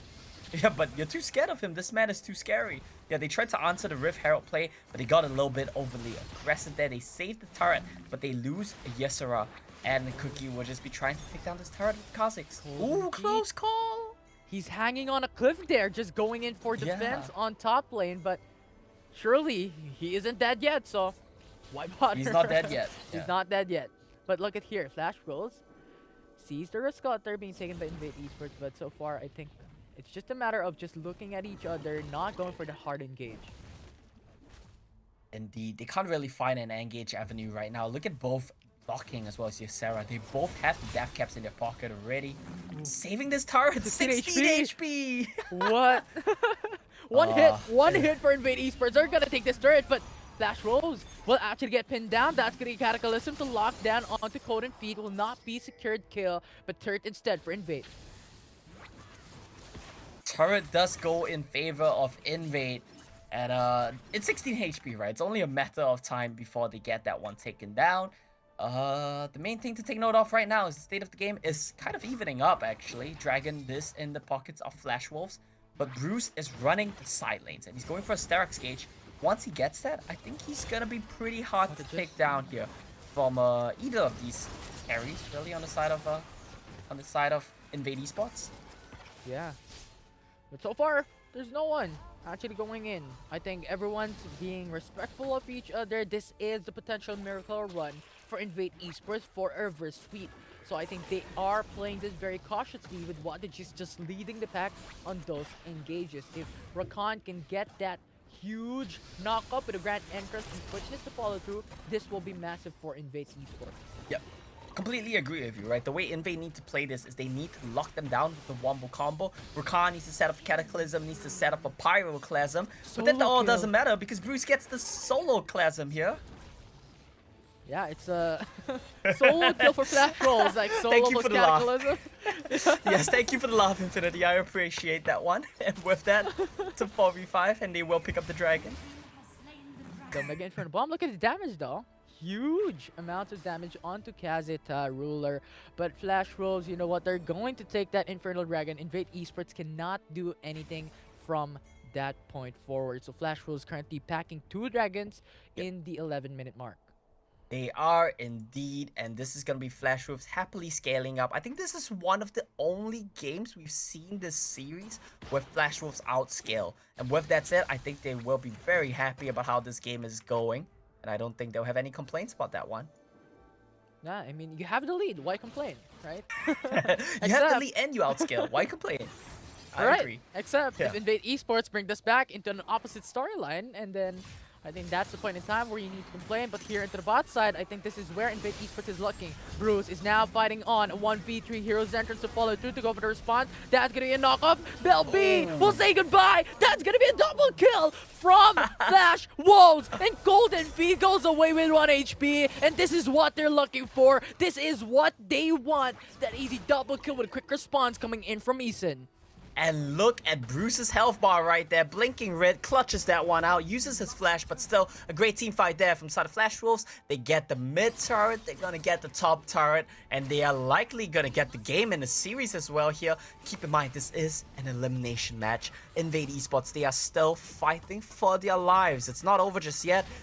I think they have a chance, right? Like you said, they need the stars to align. They need what the Jets to lock them up. They need to look for the miracle wombo combo. And that will be their win condition, which is a bit of a stretch. I mean, Elder Dragon and Baron Nashor will be alive later on, so I think that is what Invade Esports could do. But look at here, the outplay coming for Bruce. The outplay from Bruce, indeed, like you mentioned, right? I really comboed with this Galio. It sets him up to do so much more work. Bruce takes so much damage, he drops so low. Golden Feed barely survives with a tick of health. And what the Jazz forced to use his Ricard ultimate just to tie up someone to keep his AD carry safe. Not something you want to be seeing from him, or from Rakan as a whole. Nice satchel. No! Explosive cast actually disengages! No! Flash Wolves! Good ulti from Isera, and now the Cataclysm actually locks into 2. But will that be enough though? That won't be, as Golden Feed will also be erased, as now it's gonna be Bruce in top side of the map, dashes in into the turret, gets the kill down, Heroes entered to follow through, Knockup gets the kill! What a play from Flash Wolves! Bruce, this man on your screen, he is the hero. They're going for the end, it looks like. They won the Nexus. You know how we've been criticizing Flash? We've said they've been playing slow. We said they were afraid to take risks. Do they want... Oh, you know what? I don't know why I was getting all hyped up, Infinity. Of course they're not going to take the Nexus. They're going to back away. They're going to wait to fight another day. I think they're doing the opposite of what you're saying.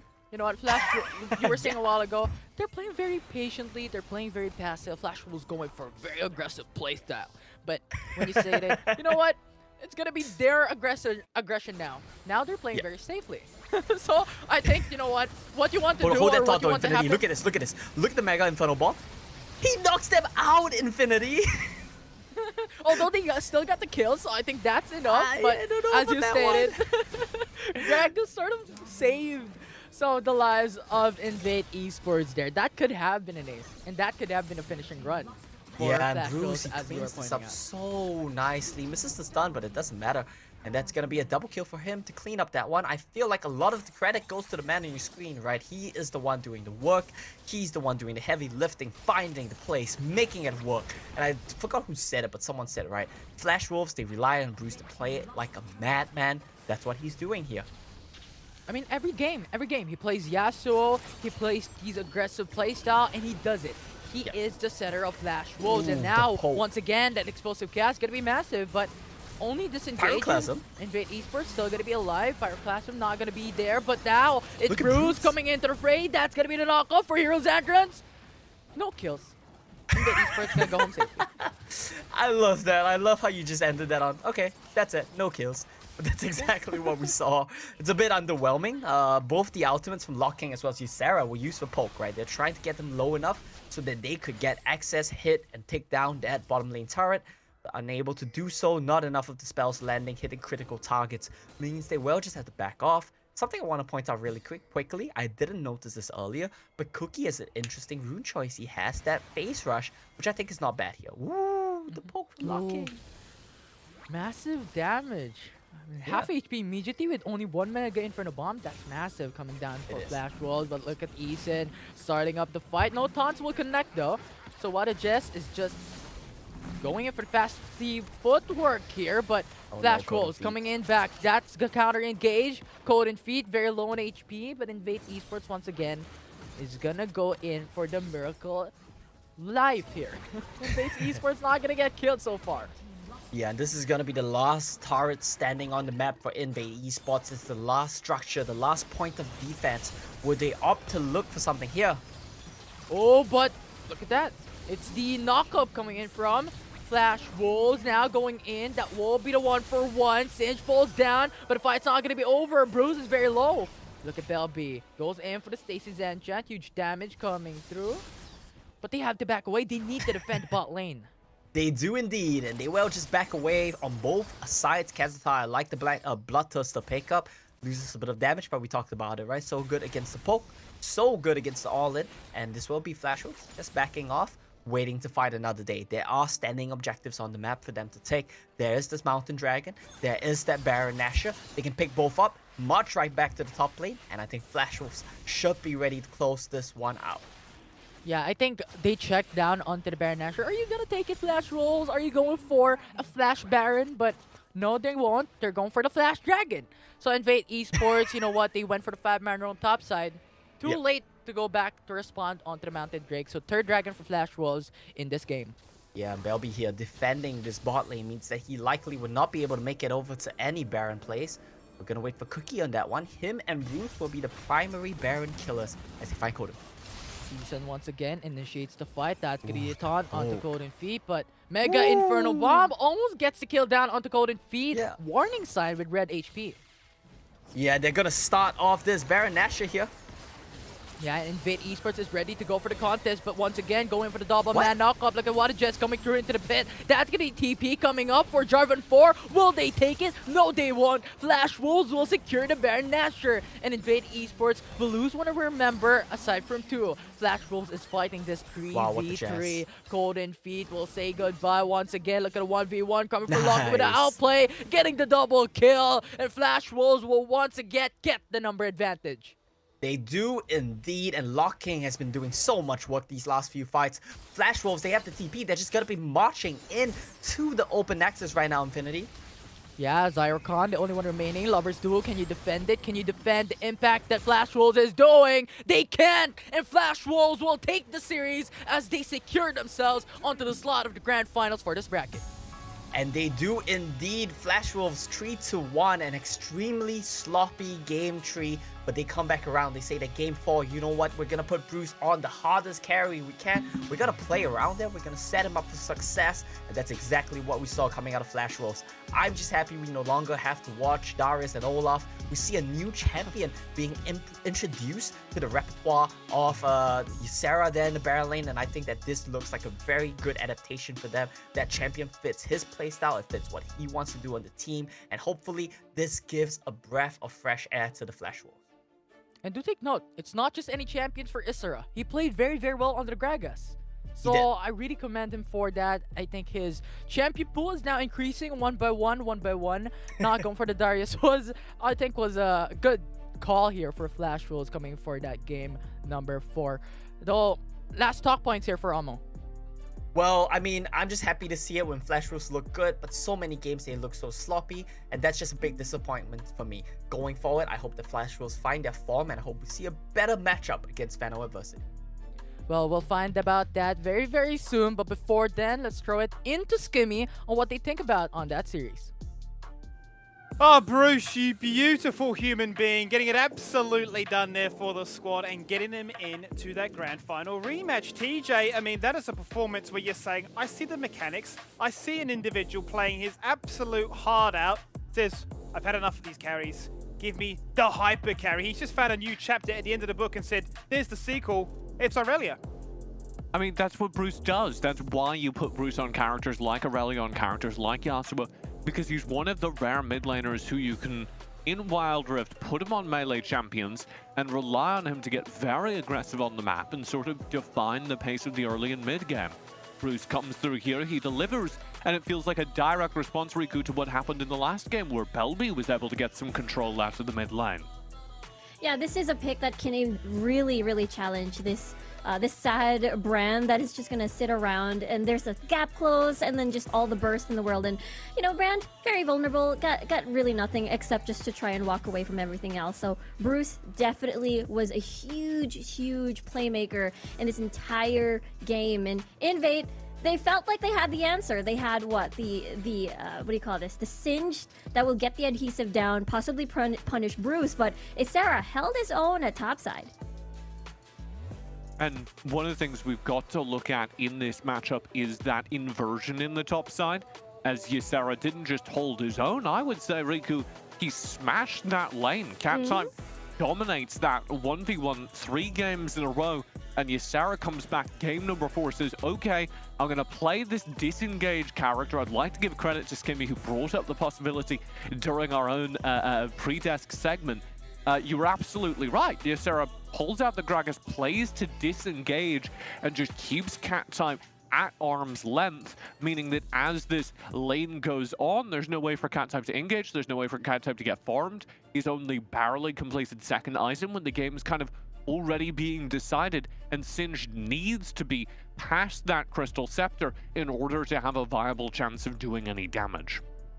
Yeah, I think there was a stage where we were watching that series, Riku, and we were like, you know, I suppose like the meme format, forgive me for being a bit of a boomer, but you know, you got the whole like panic, but then you're back to being calm again, because it was a situation where you're thinking, oh, what's going on here? But he's bust out the Gragas. He said, look, okay, the Darius isn't too hot. I probably said that word far too many times that Twitch chat hates me for it, but he looked phenomenal in that game. And the Singed, it's a pick that is meant to be feared. There's only a few players in this tournament, or at least in the play-ins, that we know of that would be willing to utilize it, and the risk didn't really pay off here. We thought perhaps the momentum was there, perhaps the reverse sweep was on, but you know, a solo kill and suddenly your dreams are crushed.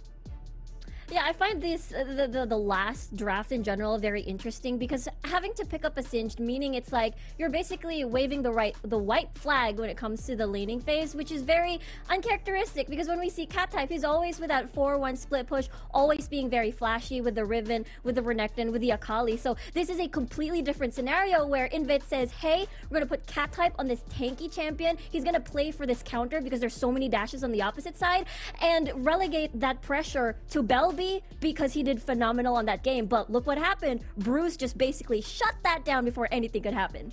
And you sort of see the limitations of what won Invade game number 2. It looks great when that team was firing on all cylinders. That was also the first and only time we've seen that happen. And if we return to an Invade that lacks critical pressure in the mid and bottom lane with 2 scaling, control-focused players, then cat type absolutely needs to be on a carry, which is a champion pool limitation it felt like Flash Wolves were able to exploit. As they banned away cat type's ability to play aggressive characters, Invade really had nothing left in the tank, and that's something Invade need to watch out for going forward. Yeah, well, speaking of, because the MVP situation, well, the MVP screen really isn't too far away, but let's talk about it, because now that does mean that Invade's journey here in the Wild Rift Sea Champs is over, so they are the 5th team so far eliminated. They've had themselves a pretty solid showing, but it's just going to be an unfortunate circumstance of competition. So, I mean, in the end of the day, no doubt they'll be thinking, we gave it our all, we certainly defied expectations. There's a lot of players on that team that I'm sure are going to go on to have a very successful career. But the spotlight can't be on them, it has to be on our MVP, so let's bring that one back up again. And let's see which way it went here for the sides of the Flash Wolves. It had to be Bruce. He popped off in that last game. He's popped off all series, to be fair here, Riku. And a mid lane in form is a mid lane to be feared.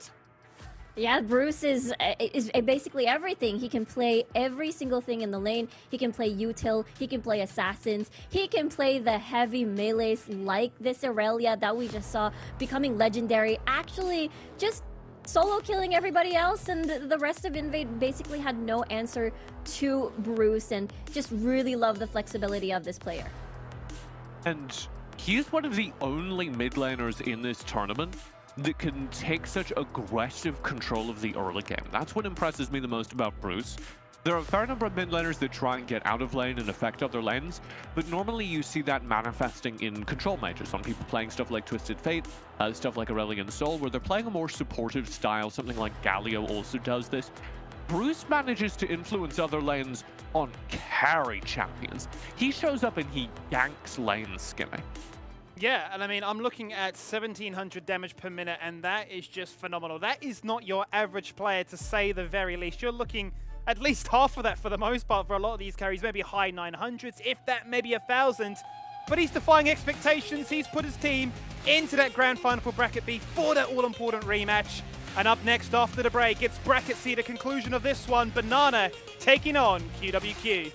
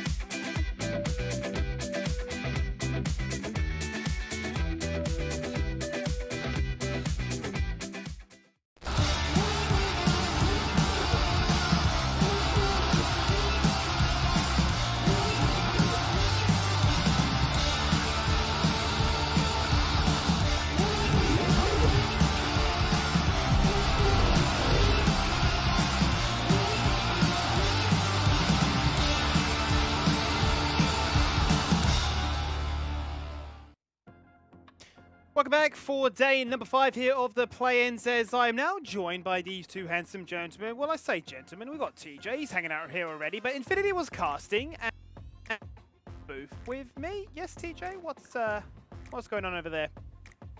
And Miss Mary. And Miss Mary, yes, we're joined by a, what's a stack desk really in that regard, isn't it? We've got it all, and we've already got ourselves 2 finals secured from Bracket A and Bracket B. So I suppose now it's time to jump into Bracket C for this rematch, which will be between QWQ and Banana. Now, last time it finished, it was Banana with the perfect 3-0. General landscape before we start to break down into the teams and so on. Quick 2 cents, Infinity. Do you think the result's going to be any different this time around? I don't think it will be any different. Maybe QWQ takes 1-2 series away from Banana, but considering how Banana has been playing in their series so far in Bracket C, I think it's going to be a Banana win. What about you, TJ? I mean, I'm all in on Team Banana, like, analysis-wise, but I'm all in on QWQ emotionally. This is their 2nd time here on this stage, and I've got to believe in them. Well, let's bring up that roster. Let's see what we have, because for me, it has really been this big spotlight on Vendetta. So talk us through this roster, TJ. Well, Vendetta is absolutely the spotlight. His jungle presence during their earlier games in this bracket has really defined the Banana playstyle. A lot of that comes from the way he ganks early lanes, controlling the map early on with picks like Rengar, picks like Lee Sin, where he can get out on the map and provide ganking pressure against a team like QWQ that doesn't do a whole lot of counter jungle warding, that doesn't press out and control the map very effectively. That's devastating. Yeah, and I think the team tendency for Banana, putting a quick point on Vendetta, is that they're going for early roams into the bot lane. Level 1, level 2, level 3 goes into bot lane, and that is reflective of their full bot side clear for the jungler first, for Vendetta to be able to impact that dragon lane. As we wrap things up, I think it's also important to talk about Soul. Soul, of course, playing the mid lane here. Pulls out picks like a Twisted Fate, pulls out a ton of on-map presence picks, and when that works out, he's a valuable second contributor to their map control, but frequently, Soul doesn't achieve a whole lot on the map, and so that's kind of my point of improvement for Banana. If they'd like to get more done, I think it starts with Soul being able to contribute to what you're seeing represented very effectively in the stats here, Vendetta's map control. It is the successive jungler mid synergy that we keep on talking about even in prior series, right? How Vendetta has been playing very constantly and consistently. Alongside with that is how the mid lane for Banana, Soul, gets this area and Twisted Fate to be able to try and follow through on Vendetta's pressure. But looking at Banana as an overall team, you have the team KDA of 6.3, first blood ratio of 3-4, and average game time of 17 minutes. What do you think about this, DJ? I think the first blood ratio is the thing you have to pay attention to, because that really does represent what Vendetta's doing on the map. That really does represent how Vendetta's able to control the early game. And we can take a look here. This is one of the Rengar games. And just look at how Vendetta's able to keep finding isolated targets in these fights. It's really hard to do, and that's why he's our highlight player. That's why he's kind of the standout player for this roster, is he's got some of these advanced skills that are really making a difference, can really level up an entire team, because he's so good at reading team fights, isolating players, playing around the opportunities that are developing in chaotic team fights. A skill that, frankly, not a lot of players at the level the rest of his team is playing at has. Yeah, especially if they secured the Rengar and Twisted Fate combo. I think this too, coming in from Banana, is something that we need to look at if it comes through into the composition. But the consensus here is, if QWQ is going to let through Rengar in game 1. Yeah, and I think for me, more so than anything, is the fact that Twisted Fate is that much more higher up the tier list for these teams, given the fact that they are so prone to playing the Assassin. Then obviously Destiny, the ultimate from TF, can shut so much of that down. And you know, we highlight Vendetta, he will play the Rengar, he will play the Kha'Zix, but if the Assassin route isn't looking too desirable, he's shown that he's pretty handy with some of these bruises as well. This will be their opposition. It's QWQ, as mentioned already. It is the rematch, and Infinity, talk us through this one. Yeah, It's Hotten into the Baron lane, Tommy jungler, CLJ mid lane, Lock-in in the Dragon lane, but JS to support. Something that I want to put a quick point on this team is how their mid lane actually has similar mid laners when it comes to the champion pool. QWQ has 3 games onto Twisted Fate, won 2 out of that, and Banana has played 2 games out of Twisted Fate and won 1 out of that. So maybe it's a clash between these 2 teams. Who's gonna get that Twisted Fate first? Because I think QWQ is actually quite good when it comes to Twisted Fate. Yeah, Twisted Fate's a really powerful character because he kind of repairs... I'm gonna be mean here. I'm gonna be a little bit of FOMO. Twisted Fate kind of repairs bad macro control. If you're a team that doesn't do a great job of controlling the map, Twisted Fate is a character that allows you to cheat code that and gain access to what the enemy team is doing at any given time, and gain access to, oh, I messed up. I wasn't in this lane when this gank started. I can still arrive there. I can still be in this side lane in time. Here are the stats for QWQ. As we get into game, as you're looking at their handsome faces over on the right, I want to draw your focus towards the top side. When we saw this team during Summer Super Cup, kind of what developed over the course of the tournament was that Hosen and Tommy are the 2 to watch. That's where QWQ find a lot of their traction from. When they win games, it oftentimes comes of Tommy arriving early, blowing out top lane, getting Hosen an advantage. That means, yes, it's the same story as last series.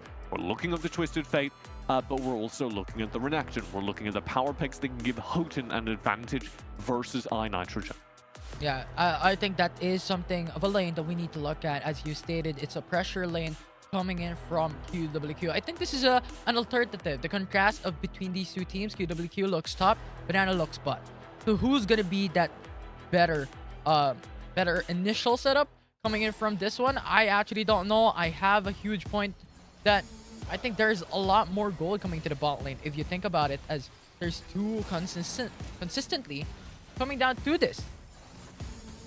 Yeah, I mean, the other thing to think about here is this is the second time we've seen QWQ on the inter-regional stage, as they did, of course, play during the Summer Super Cup, as I've been referencing, and they went further than we expected there. They did ultimately get kind of stomped out of the group stage, but they played very, very well, got a couple of upsets, impressed us, and we all kind of fell in love. So if they're going to keep their track record going, I think it starts now. They certainly have the experience. They shouldn't be nervous playing internationally. They should be used to the stakes.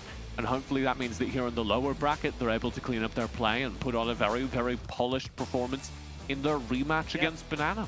I mean, who can forget that AP Nuna as well, which you're seeing on your screen right there, played by Tommy, debuting it in this series, and basically said, all right, guys, you know, Brand's having a lot of spotlight focus right now. It is that patch where each new champions can see the spotlight, but have you forgotten about what Nunu can offer? And whilst maybe we're being hypercritical and saying that should have been a tank Nunu in the jungle, imagine what it could have done in terms of durability and, you know, objective control with the smite, with the chomp, and so on.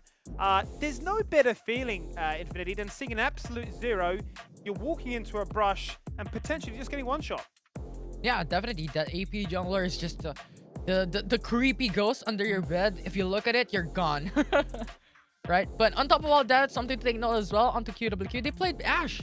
Actually quite proficiently in their game 1 in the Paris series, but not as effectively. But they're playing this untraditional picks that I'm expecting more of the series. And that's that big pivot, really, isn't it, TJ? The fact that they debuted with this Ashe, they ran it back twice, 2 different combos, be it the Gragas and be it the Lulu, and then straight away in this series. The other night up against LFD, they said, you know what, scrap the Ashe, it's time to play the Xayah, it's time to get our hands on the Senate if it's available. So a quick adjustment. I wonder if that's stylistic, given the teams they're going up against, or what that might entail.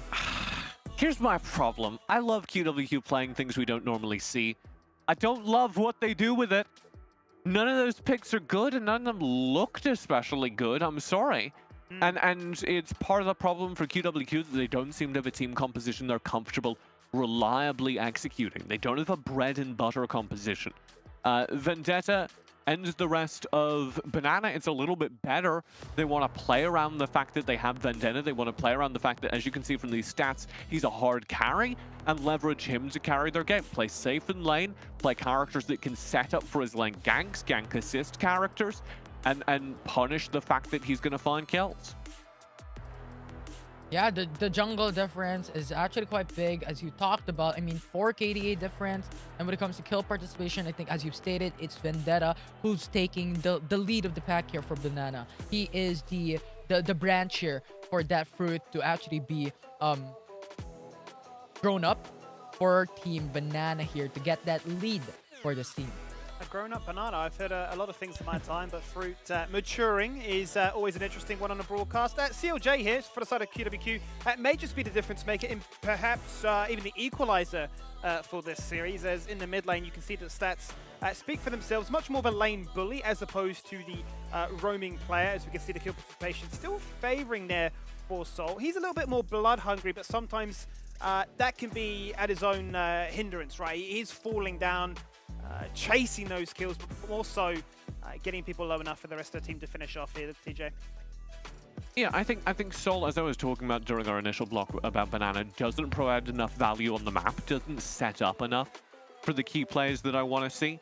And if that doesn't turn around, then I'm going to be worried for this matchup in particular, because CLJ is a little bit better, as you can see from those stats, as you can see represented in game, at finding isolated targets and managing to leverage himself in team fights. Now, I don't think that makes up for the dominance of Vendetta. And as I was talking about, I think if QWQ win this series, it doesn't necessarily come from CLJ's ability to clean up team fights. I think it comes from the top side. I think it comes from Tommy and Houghton, who need to be able to counter what Vendetta does on the map. Tommy in particular doesn't need to match Vendetta's aggression, does need to provide a safe answer to Vendetta, does need to be able to stabilize his lanes against the constant ganking. And as we get ourselves into predictions, it is worth reminding the viewers at home, maybe just tuning in now, that the stakes have been raised once again. We have already our finals for Bracket A and Bracket B, but due to the unfortunate outcome of the Oceanic team in Game Equality team having withdrawn from the competition, they automatically qualified for those group stages. They have withdrawn. They were unable to play, I suppose, to competitive integrity given the distance from playing from Australia. The lag was a little bit too much for them, so they've withdrawn from the competition. That does now mean that there's an extra group spot up for grabs. So these teams now are not only fighting to get themselves into this final for their respective brackets, but just by finishing top 2, if you lose that final, you've then got yourself that last chance qualifier to basically answer the question which bracket between A, B, and C was the strongest at the end of the day. So that's worth noting that these teams are really fighting for not only elimination, but for the chance to raise that prize money from a total pool of 200k USD. Now, TJ, I'll throw it to you in a second because we're going to bring up those predictions and we're going to see which way we're going. So, yeah. Well, it's all bananas here. It's a whole bushel. And I'm worried a little bit, though. They're a little green on the outside. They're not ripe yet, Infinity.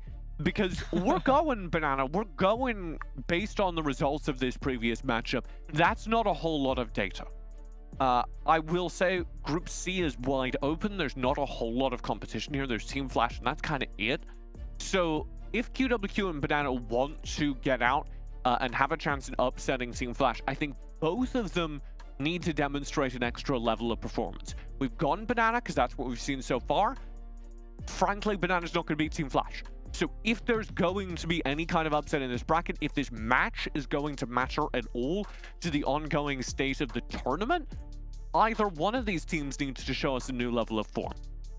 Yeah, they need to level up. I think, as you stated, I think the difference between Team Flash and the mechanics coming through, I think it has been performing for Banana up against QWQ, as history states that they have beaten them in a 3-0 basis in a best of 5, but here it boils down to how QWQ improve all throughout the bracket C, how they defeated Looking for Daddy, how they can translate that knowledge here into the series today.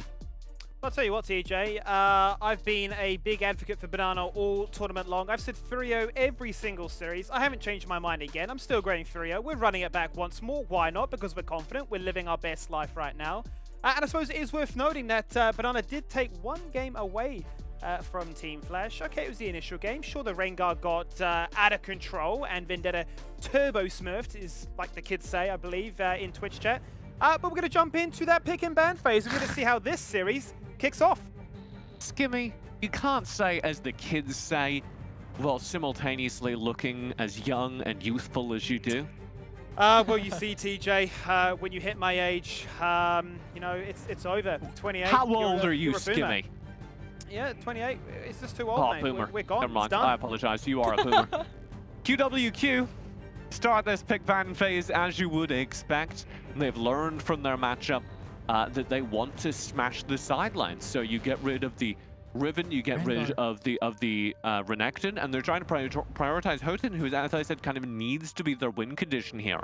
They're also getting a supportive global presence from CLJ, which already kind of outmatches what we expected from Seoul. What's interesting to me here in Infinity is that Twisted Fate has just been let through this draft, which is maybe the first time this tournament. Yeah, it is actually quite surprising. And on top of all that, Rengar is let through as well. But I think Banana has a different path line here, picking up the Jarvan 4 instead. Looking at QWQ, priorities onto Rakan and Kai'Sa bot lane. So Twisted Fate is still going to be up. QWQ doesn't want it, because now with Rakan and Galio locked in, it's favoring, or it's opting for a Galio mid lane. Yeah, it really does suck to play Twisted Fate into characters like Galio and Pantheon that can follow you. Also interesting here, we're going to likely get the run back in the jungle. This will be Vendetta playing as Rengar. QWQ draft and Aurelia perhaps directly into it. And yeah, this is going to be jungle Aurelia. That is going to be a very direct challenge from Tommy. He's saying, fight me, Vendetta. I think I can mechanics check you on assassins. Ooh. But on top of that, you know what?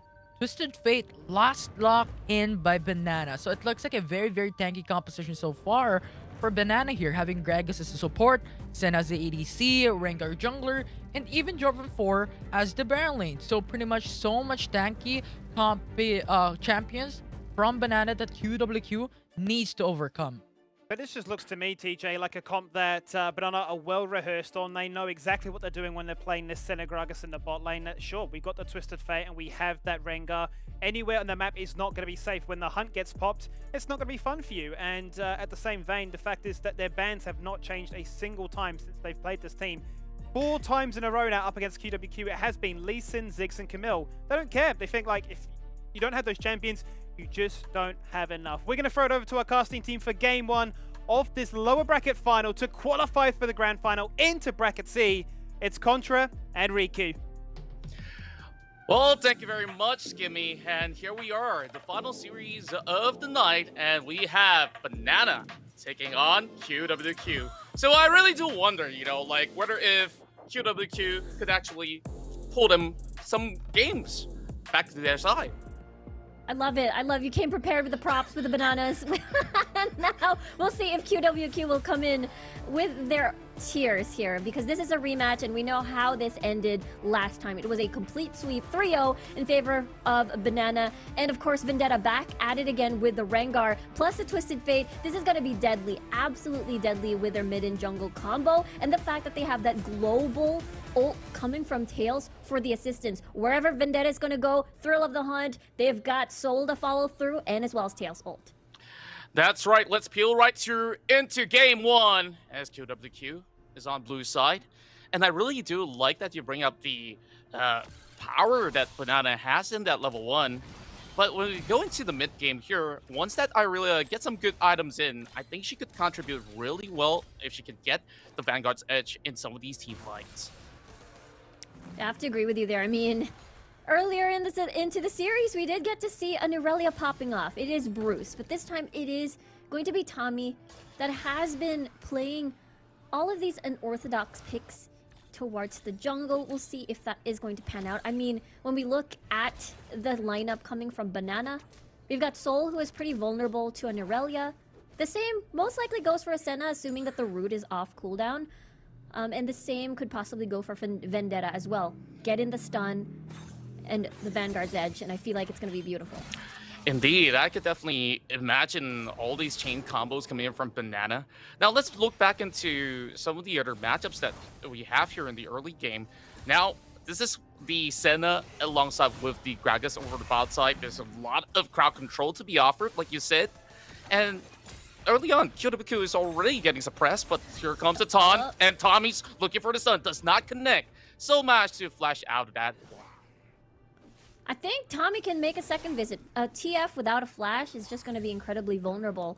With a Galio in the mid lane, taunt, stun, lock-in coming from Tommy, it is going to be the perfect formula. And it's a two birds in one stone kind of thing. If you shackle Soul, then that means Vendetta, he doesn't have any of the tag team available for his roam. Oh boy, but Look at damage. He just gets caught, and that's going to be Ignite. First blood coming in for Team Banana. Well, Lukian's all alone, but QWQ won't be able to do all too much for now. That is the sad part about this lane, this duo matchup in general in the bot lane, because you've got the Gragas with a very strong engage. Whenever Butzai will come in, Scarlet Petal is just gonna get that body slam on the board. So, and the Kai'Sa is just gonna get arranged by the Senna in general. So this is a very painful lane. So this setups to get priority. This setups for Vendetta just getting that tower dive easy. Yeah, and I guess this is the reason why we see a lot of Senna Ben. You just become pretty oppressive in lane. And Scarlet Petal wasn't even level 5 to drop in that explosive cast. So we're looking to see if it's going to be another level 5 all-in coming out of Banana over the bottom side. Hotin's holding his own pretty fine against this Jarvan, which I think most often than not, Jarvan could just basically slowly poke him down. Yeah, that's true. Is able to gain some distance at least. Able to farm minions with a spear as well, and getting out of range of the apprehend, and getting poked out by the Aerie as well. So this isn't exactly what Hotin wants in this Darius lane. So we'll see if Hotin gets poked some more. I feel like Vendetta will take a trip towards top. Yeah, I guess maybe not at the moment, as Vendetta is roaming down bottom side. And I don't think that the rest of QWQ will be pushing out the waves anytime soon. So objectives coming up, we're going to start off here with the Infernal Drake here. So as of late, I think Banana so far hasn't really had too much priorities on that. But instead, there's a little bit of engagement. Easily disengaged with the cast, but he's still trying to run away. He doesn't really have the cooldowns up. Loken goes in for the final tap. One more for QWQ. Yeah, nicely done there. Tommy anticipated the potential aggression coming from Banana bot lane, and therefore just stood by, and is able to get rewarded. They get 2 kills. They even get the Infernal Drake as well. Meanwhile, for the side of Banana, I feel like, okay, they get Rift Herald. They get to unlock the top side, meaning, Nitrogen is gonna have the space to execute to get that team fight or the skirmishes. Bolton in the middle of it all. That's going to be a good entrance right through, and it's stolen. CLJ took it right under their noses, and now Banana has to run. 4-man chasing right in. Soul taken out eventually, and there's no escape whatsoever. That's great for QWQ.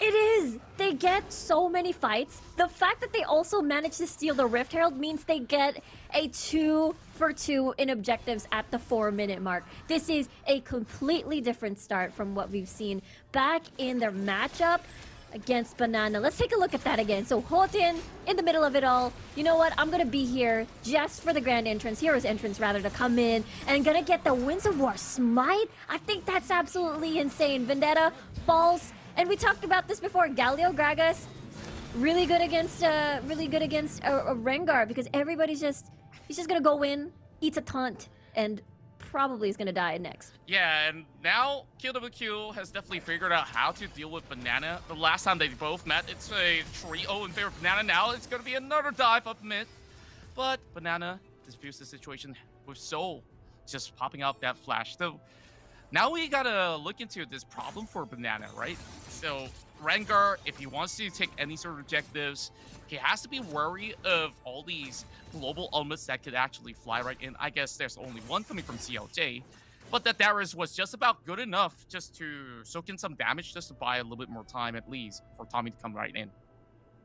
Exactly. And I mean, constantly QWQ has been pressuring Soul, so he's not even able to use Destiny for the past few minutes already, and it hasn't been able to impact the side lane. So I really like the way Tommy and CLJ has been approaching this early game, and the fact that they have been, utilizing their globals as well to win the skirmishes. We've seen that Rift Herald steal. So now Banana, what are their adjustments? Because this is exactly the complete opposite of what we've seen in their previous series, where Vendetta and Soul, or Soul rather, complimenting Vendetta for him to just spin out of control. That's right. I think that they need to find an avenue at the very least, and perhaps that avenue is to find a little bit more leads towards the bottom lane, which we saw. Banana played that one pretty well at the very least, getting a few kills in for the Gragas, but they didn't try to pry open the bottom lane, and this is where Banana just goes for, you know, a little bit more passiveness for the temporary moment. So if it's going to be this kind of form that we're looking at Banana, they're not going to have a good game. Yeah, it is going to be a very sad game. Happy game, I suppose, for QWQ. Off to a good start so far. I mean, they still also have Lokian as their late game insurance on this Kaisa. So, but then on the opposite side, you do have that infinite scaling as well coming from the Senna. But when it comes to fast, bursty damage output after the Killer Instinct into the Acadian Rain later on, you gotta hand it to Lokian here on this Kaisa. Indeed. So far, I think the new substitute player of QWQ has been performing really well. Oh boy, look at the damage. Now, Holton, he's got to run away from the turret. You look at who's there. Vendetta coming by, and this might just be that perfect setup right there, but diving the Darius is always going to be a risky call. He still has the flash, still has the barrier, and I think Vendetta says, you know what, maybe we just aim for the turret. Yeah, they're going to be satisfied with just that. Loving the fact that Hyotin has been playing a little bit more safer, already has seen it coming, knowing the fact that, he's half HP already. I'm pretty sure Vendetta is going to be nearby. But look at this! Oh. It's not going to be an engage. Just the Vanguard's edge touching by the tip, and the Twisted Fate is getting bullet all over the mid lane, not having any sort of party at all, and that gives a lot more room for QWQ here to also work on that Drake. 2 Drakes in a row, but Banana, they're unable to respond. I guess me bringing the bananas here, maybe I shaken them a little bit. Maybe it is because, you know, Banana, or rather QWQ right now has complete control of the game, and it all started with, again, shackling Soul here. Therefore, he's unable to use the Destiny, unable to assist Vendetta, and this could be a collapse. Oh, that's a beautiful one coming from Bajai. He gets the knockup. Here comes Killer as well. They're going to dive right under the turret, but QWQ has arrived to see perfectly in time. They will take out the TF. Now going for Iron Archer as well, as he will slowly walk away. There is the Ignite, but TLJ won't be able to connect anything else other than that. Thrill of the Hunt used defensively here. And now QWQ really love the collapse that they did.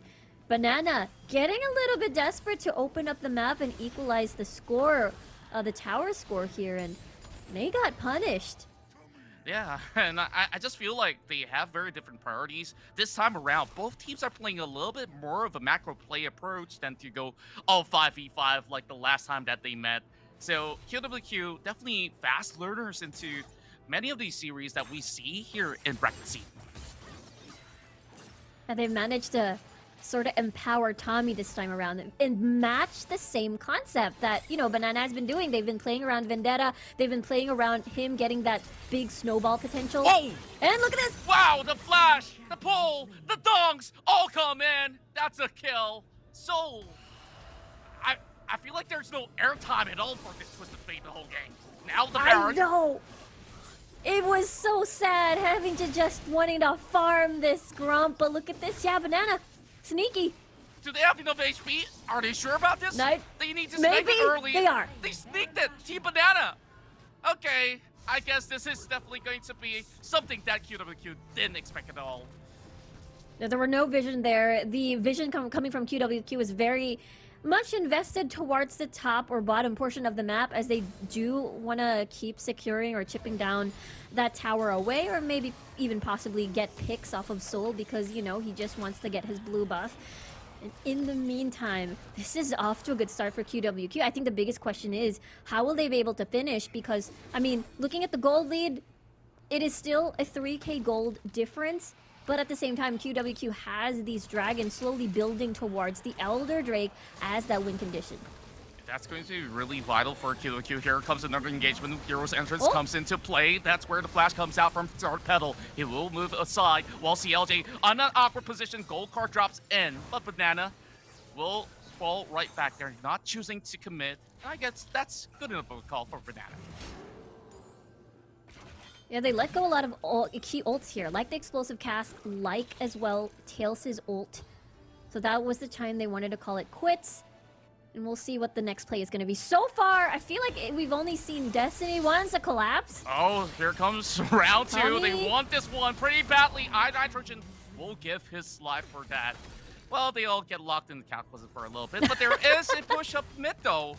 Priorities for QWQ here is pigs after pigs, but they don't care about their turrets. Exactly, they wanted to maximize the Baron buff, and, you know, Banana just couldn't do anything at that point. Instead of, you know, just waiting for the Baron buff to expire, might as well just try to find picks here and there and relieve pressure because of Banana's sneaky buff take. And yeah, so far, while QWQ has been getting these kills, it hasn't exactly transitioned into tower takes, so right now, Banana can breathe a little bit easy, but the fact still remains QWQ is building more of these dragons, and the Elder Drake is going to be even scarier as a win condition for QWQ. This is going to be so rough. Now you got amplification of damage, you got Omni-Vam and some shield as well. They're just getting beefier as it goes, so this Darius going to be having happy times alongside with Tommy. Well, majority of QWQ, of course, in Yes. general. But as it stands, Banana, if they really want to do something, but Soul just gotta come into effect here, and once again another pick up over the bottom side. iNitrogen left with a 3 versus 1, Hanky. and you just gotta say sayonara for that. There's an incoming ult. Here comes Redemption Loki. though. QWQ, they make opt to back away, while Vendetta, he opens up control of the hunt, while CLJ just casually shoving back into the mid lane. So Banana, they choose not to go in for that fight. Now they catch out CLJ. That's going to be body slam. Scarlet Petal dropping low, but not getting that Backside. knockup. Now Tommy just paying a little bit of visit, a little bit of drive-by. I guess it's okay.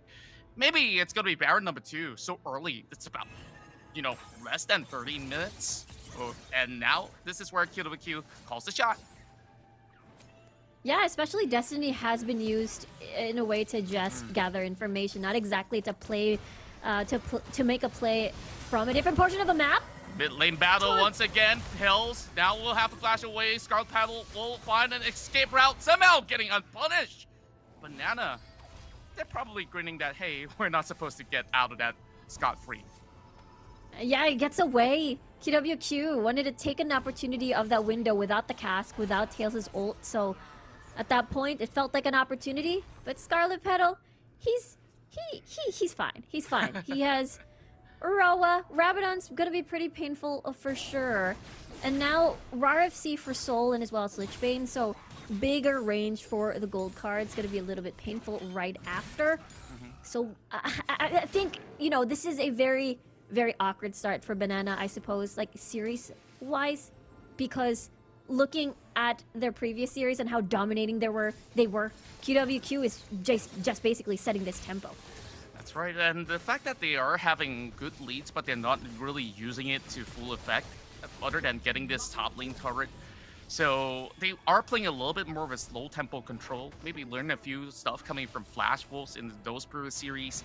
Now the problem for Banana, once again, just needing Soul to get back on track. He's already got those 3 items that he needs, so that he could possibly pick somebody up. But the question is, who should you start with? Because there's always going to be that Gallo flying right in. Yeah, whoever you want to choose. Hotin, Tommy, even Lokian when the killer instinct activates. It's just very, very difficult to see who your target priority is going to be.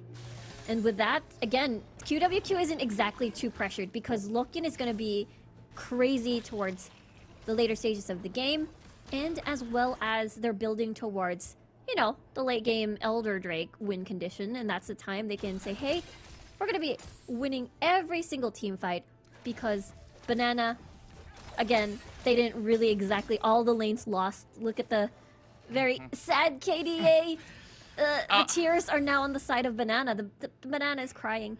Well, if they're crying, maybe can we get an ooh-woo for that? But before we go into that ooh-woo, that's looking almost getting hunted down, but instead, it's the Rengar getting caught off. Now Vendetta turns golden for a tad bit. Banana has a chance in this. Vanguard's edge locks them down, but the rest of Banana, they're already falling right back. They say, where are you going, Banana? This is going to be a double kill for Tommy. Wow. While the rest will falter, leaving only Soul behind. What a fight coming from QWQ. Vendetta tried his best to find an opportunity to knock up. And that's where he will burn into the flash. Will have to give away tier 2 mid lane. QWQ, they're looking better than ever, and they might just be able to end this game right here, right now. Soul has to retreat. He's got no mana, my friend. And QWQ will open up this series here with the lead. Look at that, QWQ turning the tables, flipping the script, and this rematch is starting to look very, very spicy with Tommy and the way that he has created pressure, shackled Soul in the mid lane, and basically deleted the Destiny ult from the game. We didn't get to see that as much. Yeah, I'm really disappointed that he didn't even get a good Destiny for the entirety of this game itself. That might as well you go for some other safer picks that's going to give you maybe slight leads. Like Ari, you can still control the wave and pay visit to the side lanes if they want to. So there definitely is a little bit of a split coming in. And well, banana split happens from time to time. So I don't know. Like, what is the key issue here other than them being disconnected from one another? Maybe having to try and relieve pressure, perhaps. I mean, it's a little bit difficult because Vendetta had to farm towards that level 5, get that thrill of the hunt, and see if they can get picks.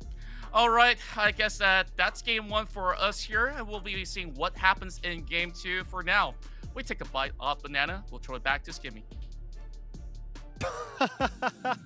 My man Contra here is just eating bananas, thinking about dessert. We're watching some Wild Rift. We're seeing a 13-1 scoreline. Is that tasty enough for you, TJ? Because your might just blow. He's got props. Yeah? I don't know, props? What props do I have? Do we have... Oh, I can showcase this one. We can prop it up. We can get some zigs in the chat. There we go. Okay, We're getting that's actually a excited. really good prop, Skimmy. That's a pretty good prop, I'm very isn't it? impressed by We're that. super meta here on the desk. This might just be the best desk. Yeah, you got your cat, Infinity, show and tell. We're back to high school again. I don't have What have we got? anything. What's in arm's reach, Infinity? Grab Pick something something my up. friend. Coward! I don't have Pick anything. something up! Oh no, we're saved by the full Oh. screen. There it is. 13-1. I don't know what this is though, but maybe it's just a rematch buff because we didn't see it be this competitive this time around. Last time around, I should say. But QWQ came out the gate swinging, said, forget about the Rengar, you can have it, because it looks awful here, TJ. Yeah, I mean, the big difference was exactly what I laid out. We saw a little bit of a return to QWQ's Summer Super Cup form, where they gained traction through the top side. We see Tommy and Hosen really dominate their lanes. The bans ensured that Hosen would have a decent lane matchup, and Tommy pays a ton of attention to him. And Vendetta just can't repair what is a very CC-heavy composition from QWQ with a Rengar. Who are you going to jump on when there is so much AoE CC available between Rakan, Galio, and Darius, and then you also, of course, have Tommy with his pixel-perfect precision. So Vendetta can't get into these fights, and then also what's Soul providing in the middle of this, because he's throwing out a gold card, there's no real follow-up. Banana don't have a great draft, and QWQ really hard counter what happened to them the last time these two teams faced. Yeah, and I want to add just a little bit on that, how Rengar, if you're looking at the stats, 1k damage only in this game in particular, and I think he only stacked onto one passive all throughout the game, and that's like in the mid-game, late-game phase. And as we all know, if Rengar reaches 10-minute mark without any kills so far, without any stacks, it's not going to be that great in the next minutes to come. And it's always going to be that risk, isn't it? When you lock in these assassins, you're hoping to snowball, you're hoping to get away with something to put your team in that position where you are the star of the show. You are the celebrity. It's not to be the case here. QWQ at the break, up 1-0. We'll see how it goes in game number 2.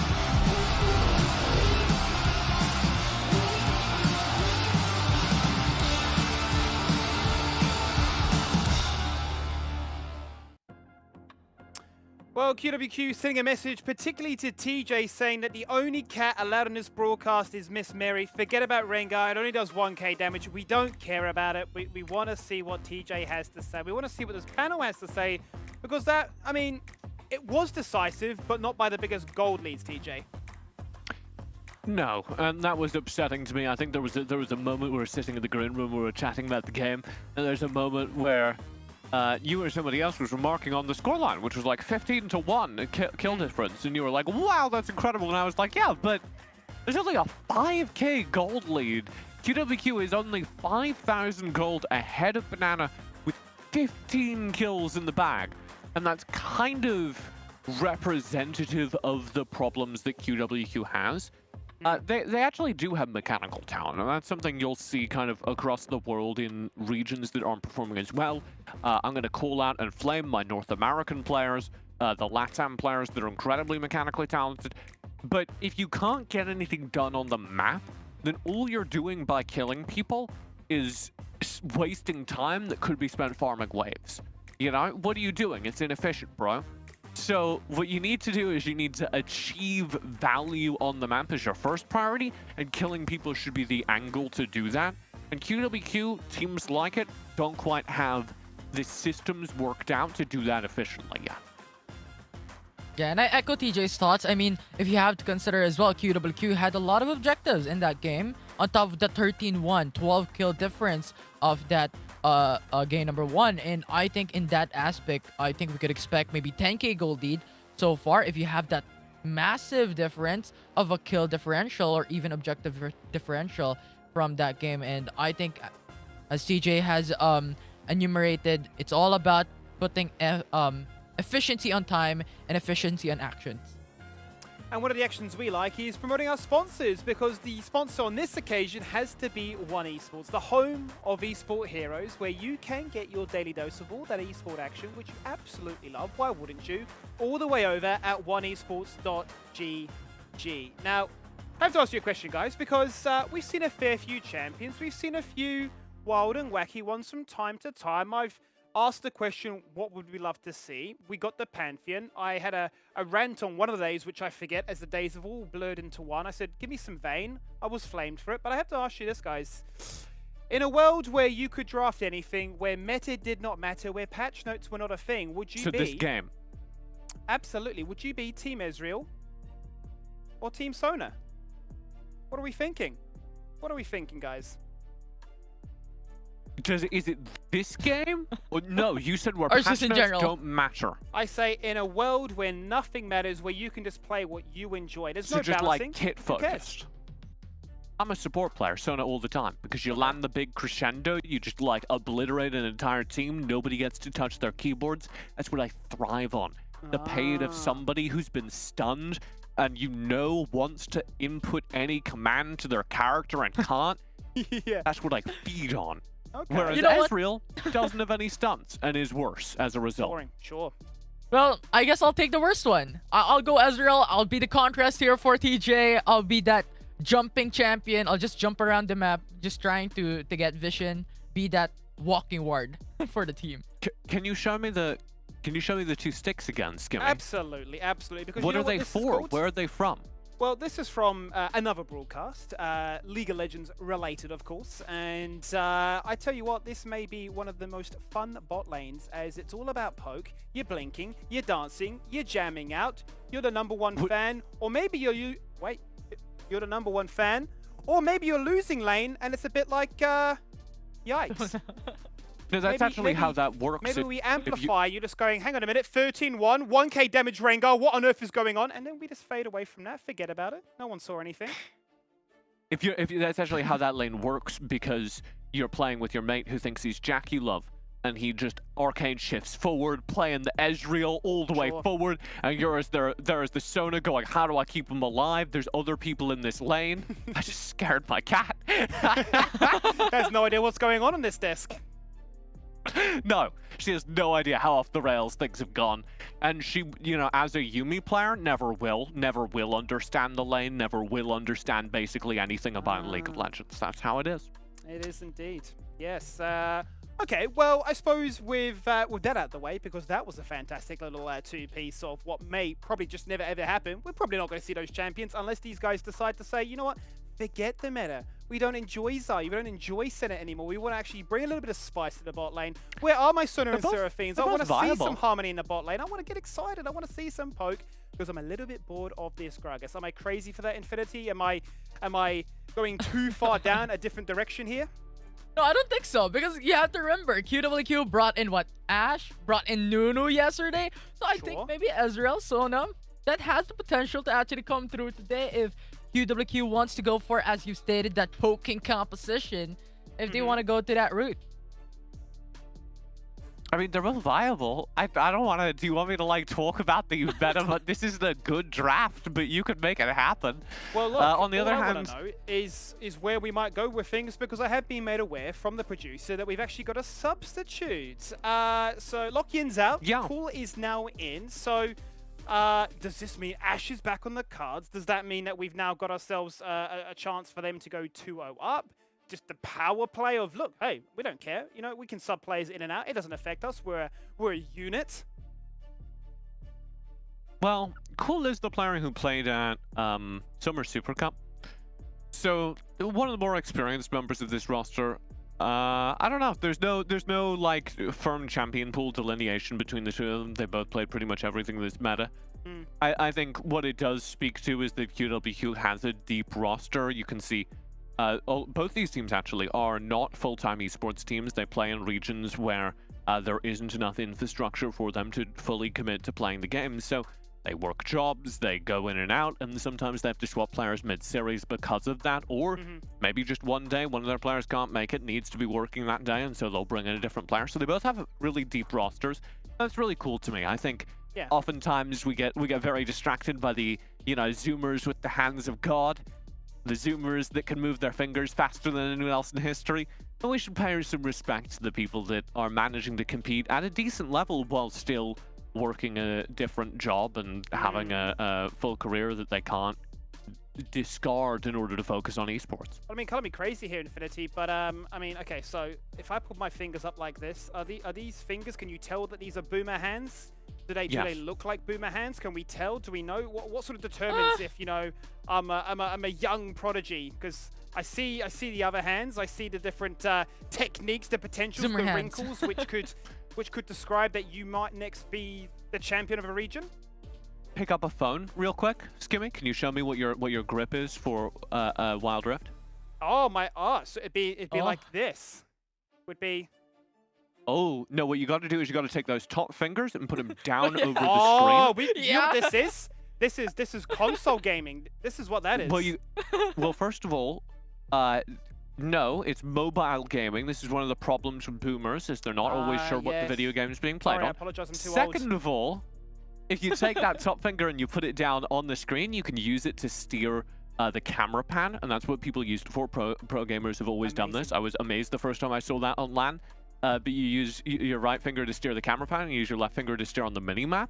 And get this, in Wild Rift, it's an even more powerful tech, because you can tap anywhere on the mini-map, and your character just auto-paths to it if you have the setting toggled. So, really powerful stuff. And Skimmy, you didn't know about it, meaning those are boomer hands.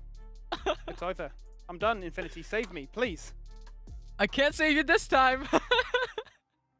Well, Champion Select can save me, so that's fantastic. I appreciate a production team in the background there, because they're saying, all right, QWQ are 1-0 up. They could be 2-0 up, and let's see what they decide to do this time around, because they're still opting for that first pick pro.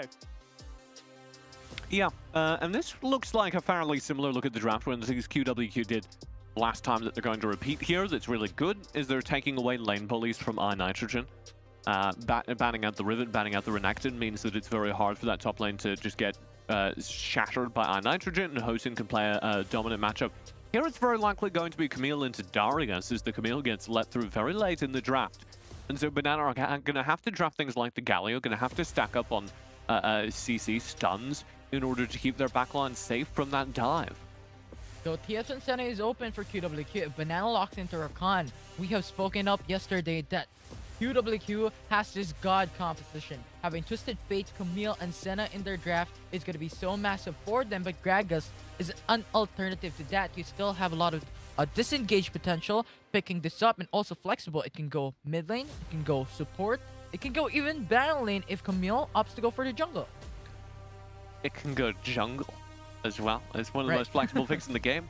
And QWQ are just stacking it. This is, if you were playing a gacha game, every single one of these picks is 5-star picks that the animation when you load them in is a little bit longer. Every single pick here is something that you would regularly see banned. QWQ get the map control of Twisted Fate. I've spoken about how Twisted Fate kind of gives you vision hacks, because you can see everything on the map, you can be anywhere on the map, even if you mess up the macro. You also have Gragas, who's incredibly powerful just because he's got so much utility. He's got so many stuns, but he also does damage, and he also has decent mobility, so incredibly powerful all-around character no matter what lane he's played in. And you've got the Camille, who is a scary amount of damage, but also the ability to dive backline with the Hextech Ultimatum, and I'll expect to see that here onto Tails as Kai'Sa. And if Hextech Ultimatum is landed on somebody, they do significantly less damage. It's like a more extreme version of the exhaust. So that Camille ult has the power to just really destroy anyone on that banana side who's starting to get scary. And they're going to close it out as well with Hosen getting the Darius. Yeah, and you know what? You talked about 5-star champions, you talked about 5 stars in gacha. You know what? QWQ built up a 5-star team. Senna, Twisted Fate, Camille. They've locked in the god composition for QWQ, and I'm expecting a lot of things for this team today because they brought in their A game coming down to it for Banana in Game 2. And get this, it's a 5-star composition, Skimmy, because they've got 5 stars.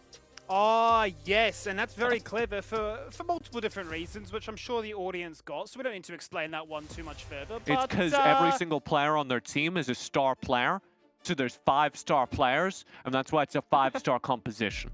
What reality am I in? Am I trapped in the Matrix? What on earth just happened there? I've just had the joke explained to me live on air like I feel like I'm 80 years old. What on earth is going on? Forget about it. Save me, you just said Cassus. that people- We're going to throw it back to Contra and Riku. TJ's being cut off. Take it away, guys. All right, I'll try my best to save you right there, Skimmy. But yet again, you know, in this series, it seems like QWQ has got bananas on the leash still, as they got themselves that game 1. But I definitely do like the ideas that they do have here for game 2, where they picked up some flexible champs to go into the jungle or the Baron lane. Exactly, there is that, again, the Galio and as well as the Rakan that is able to get that double knockup combo, and I can imagine this will be assisted whenever Vendetta will go into the fight, even iNitrogen as well on the Jarvan 4. And we talked about this before, Contra, this matchup is very familiar, we've seen it. The Jarvan 4 Ares just gonna keep poking out Houghton on this Darius, so we'll see how Tommy and CLJ is gonna utilize their level 5s, as that's when the Destiny comes in. They can probably or most likely form a dive towards topside, or maybe use that to pressure Vendetta. Let's see if Banana can unleash something right here. Immediately going in for collapse. It's first blood. QWQ having drips of tears running down their face already. Yeah, that is definitely not a good start. I think this is the second time we've seen this today, where both teams would just run as a 5-man unit, see if they can get a 50-50, walk towards or bump into someone from the opposite side and get first blood. I think it's very, very great. Especially CLJ burned a flash and still died, so this could be an opportunity to take a second visit. My oh my, Butchai now falling really low. Flash is available, 1 HP. And yet again, he survives to tell the Till. It's Tills there now who will be controlling the lane. Yeah, having to scare away Butsai here. I mean, that's flash and as well as a heal gone. So the biggest question is whether or not Cool is able to provide that sustain here. Yeah. And I mean, yeah, it's a little bit difficult. It definitely is, especially when you don't really have that high of a DPS to go up against both the Kai'Sa as well as the Rakan in the early game. But Tommy's up to something. Probably dropping by just to force Soul to just back away. And here comes Vendetta too. I don't think that they're going to challenge anyways. It's a little bit difficult with the Galio, having to be, well, relatively tanky, I suppose, and you are going to be CLJ on the TF. Not exactly as strong to see if they can chip away Soul's life over there. But yeah, I'm very interested to see how this duo bot lane is gonna pan out. Especially, you know, it's not Lokian anymore. It's gonna be cool over there as an AP Gragas. Speaking of the bottom lane, here comes Bandera paying a visit. They're going to be able to punish Butchai. He didn't have any sums left. Poor duo lane of QWQ. They're gonna keep doing this, especially no level 5 from Cool. That means there's no big cast disengage. Wait a minute, they're going to be diving right in. Cole Another one? might just be able to walk away with a kill, but Vendetta. instead, Vendetta juggles the pressure. Tails is the one to fall. 1 for 1 at the very least, or you could say it's a 2 for 1. Butchai now back to the lane, while top side is going to have a collapse. Nitrogen blocks them inside in turn range. That's a flash. Here's the tongue. Whole thing goes down. Nugget, is that enough? What? He goes down alongside. I thought that could have been iNitrogen's Me too. play there to survive with only one auto attack away. I think there was a minion hitting him there. But at the end of the day, it is that dive that Hotian and Tommy really wanted to take. I believe they're going to keep doing this just because of how strong this Darius and Camille combo is. I feel like the dive can be more cleaner once CLJ is involved in these fights with the Destiny. The biggest problem is Soul also has that big level 5 spike with the hero's entrance, so it is gonna be that big punish potential. Imagine diving inside the tower but getting taunted anyways by Soul. Yeah, I guess that you're absolutely right on those who recall. So far, Banana, at the very least, with all these trades going on, is still within their favor as they're slowly building up into their first items out there. Well, I just really want to look at QWQ. Late game potential, yeah, you got an infinite scaling Senna, but you still don't have enough DPS as compared to what Banana has to offer. So maybe that's where Banana thrives in the late game. Yeah, the Kaisa and the Fiora later on.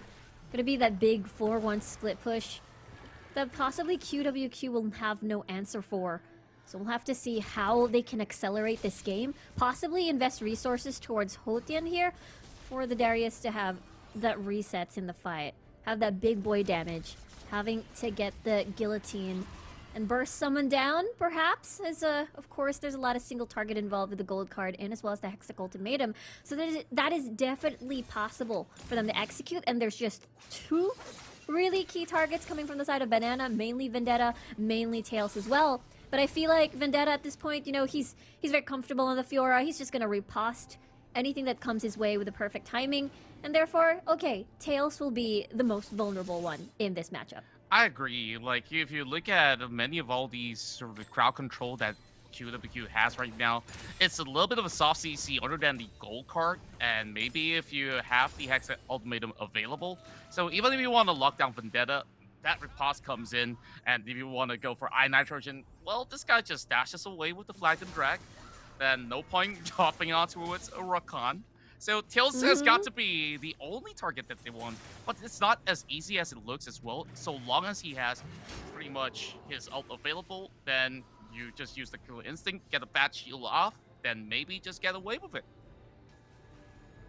Yeah, I think that's definitely the approach there, especially when we look towards the later stages of the game where, you know, Soul at this point, the hero's entrance will be more towards Vendetta when he goes in, just to make sure he will be able to survive, plus the knock-up, supplement that CC. But of course, in the later stages, once Tails is going to be very confident in aggressive killer instincts, of course, Soul's gonna invest his ult towards the Kaisa. Indeed. Now, I guess that there's one thing that I was reminded of what I first had with Omo through the previous cast where QWQ managed to take L with Dion.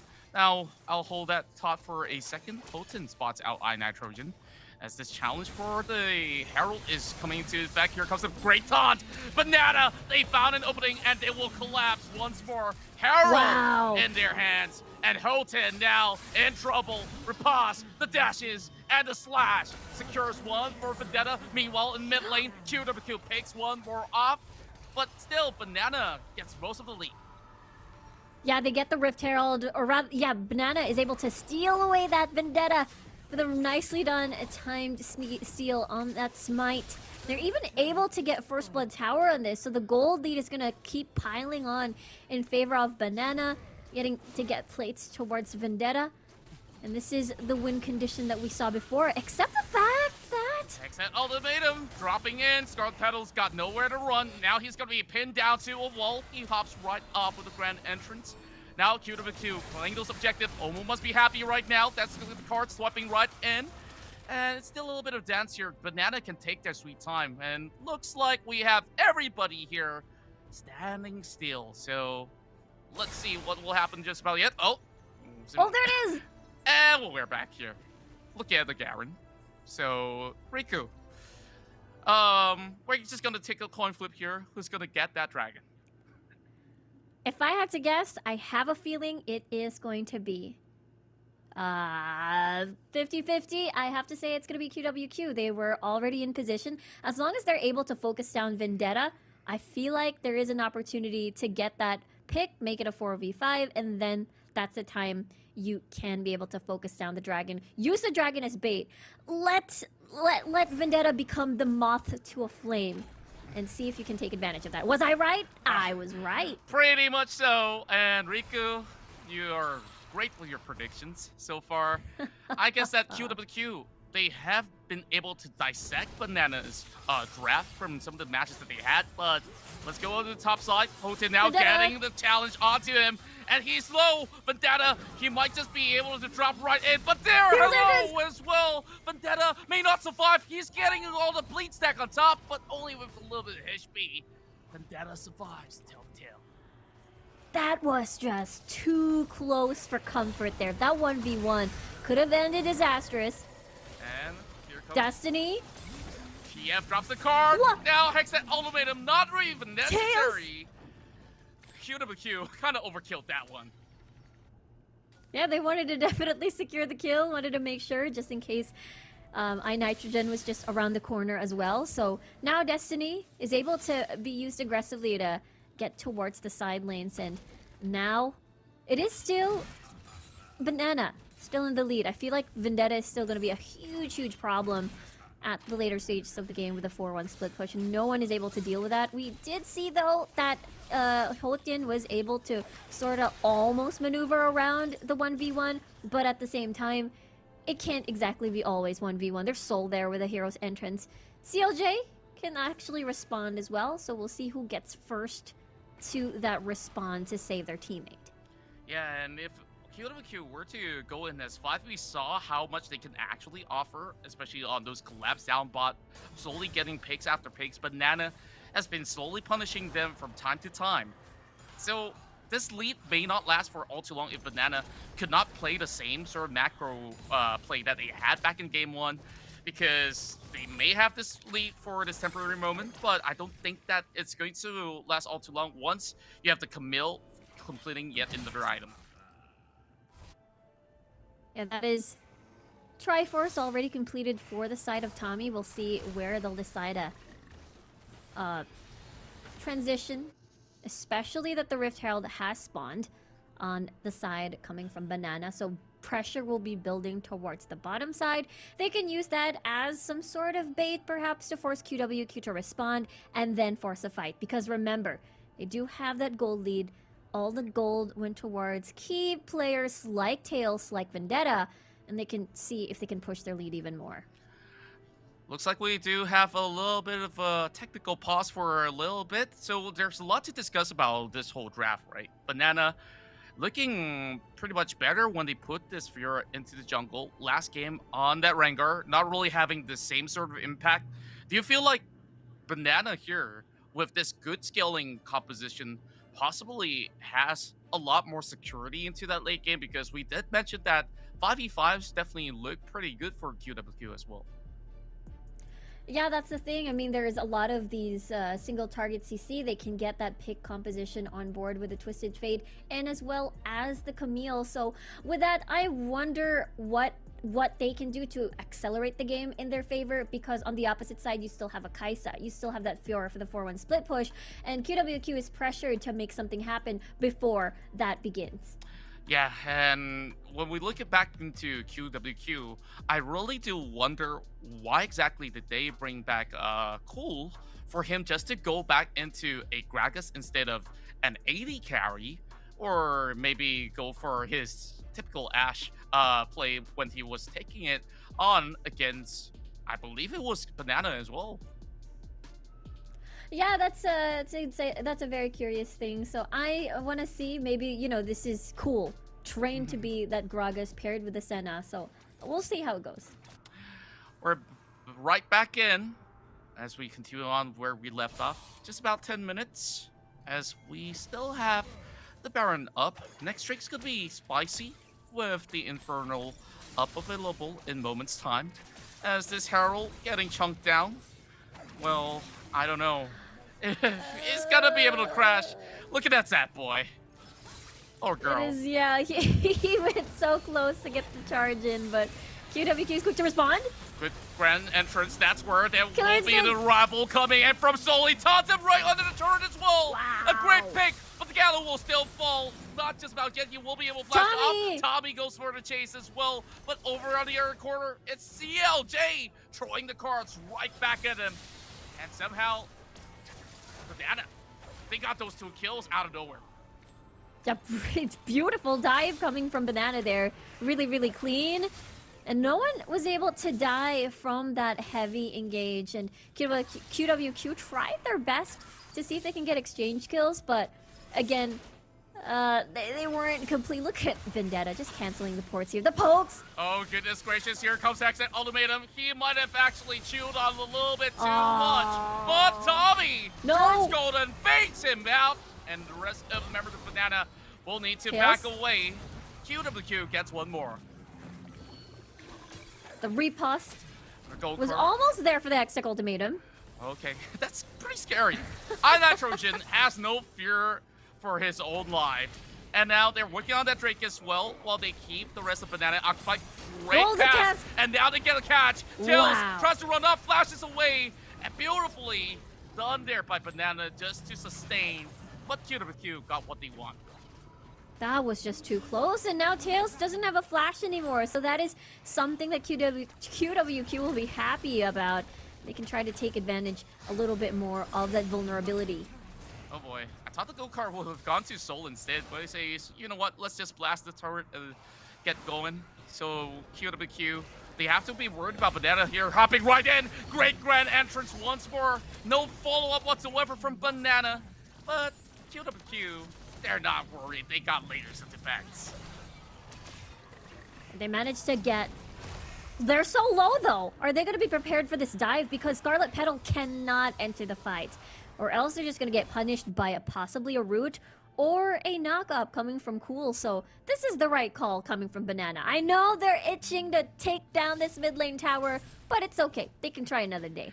They definitely could. And, you know, throughout the past few minutes of play, I think the standout player for Banana right now is definitely got to be Scarlet Petal. He went in for many of all these grand challenges, and most of the time walks away alive, giving a lot of room for iNitrogen to focus on whichever priority target, burns out a lot of ults and utilities out of QWQ, and that's the way they want to roll. Time is ticking, though, and you look at the goal lead, it's not as high as it used to before. QWQ has been making these exchanges, therefore is able to catch up in gold. We'll see, though, because look at this. Hojin is going to get dove upon. He sees this coming, though. QWQ in response is going to take the Baron. Or not. They decide to back away. They don't want mid lane to fall. Nani? Okay, you know, let's go. Body slam connects. That's where they will throw in every available Destiny connecting right in. But the rest of Banana, CLJ. they found a TF, and they will proceed to take down 3. What can the ultimatum do in this situation? Tommy will not survive as well. It's a double for Tails, and also a turret to go alongside. It could have gone well for QWQ, but they came in one by one. Banana's composition to stun lock and punish with the taunt when you ever come near is what definitely won the fight. The fact that Tails as well as 733, he is really, really huge right now in this game. That's right. Baron power play for Team Banana, and this is a Kaisa that will go unpunished if this is how Banana is going to be playing out there, because of how well Soul has been able to hold it fort alongside with iNitrogen, and Tommy was so late to the scene, might as well just continue with the split push. Let's have a look again to the replay. Yeah, it was a big 2v2. They weren't able to get a kill off of Tails, and the fact that CLJ pretty much went the opposite side to where his team was, so it was an easy collapse for Banana to do, and they get picked off one by one. No carries anymore. Ding, ding, ding. Here comes another round here up mid. And that's where Scarlet Petal says, yeah, no, I'm not ready. Let's go for take 5. 5's gonna be the deal. Yeah, they don't need to be too aggressive. They're fine just trying to siege. With this 1-3-1 split push, Soul can just fly across the map if ever. Vendetta, of course, as that Fiora, especially towards the late game. Really difficult to shut down. And now we'll see if Hotian can get revenge on that 1v1. Looks like that's gonna be a no. And for the time being, a 1-3-1 banana split right now happening, as there is a lot more prio on towards this Twisted Fate that they are diving towards. Well, they will not be able to cast CLJ, and that's a turret for Banana for the moment. Yeah, right now, Banana's just very happy. He's trying to maximize the Baron buff because they can buy some time. They're gonna get the Elder Mountain Drake, and that's gonna be really nice deny away from QWQ as they have gathered. Everybody hop on board, Whoa. takes down Soul, leaves him breathless. Now, this will continue on from the side lanes though. It's gonna buy QWQ some time a little bit to see if they can get space, see if they can get an Elder Dragon fight, because at this point of the game, I feel like the death timers are gonna be relatively punishing, so perhaps QWQ can try to take advantage of that and see how they can work. Because again, we talked about this before, Tommy, CLJ, really good at taking a pick. That's exactly what we just saw earlier. Now they have to rinse and repeat that. No Destiny, no Hextech Ultimatum just yet, but with the ports back, I feel like QWQ has bought a bit of time before they'd have to fight again. Yeah, I guess that having a little bit more time to work with here is going to be great, especially when you have Darius here, who may not have gotten great notch in Guillotine, but maybe in a good fight scenario, if he can get unlocked right in that particular thing, maybe he will be able to chain those combos out there and take Banana one after another.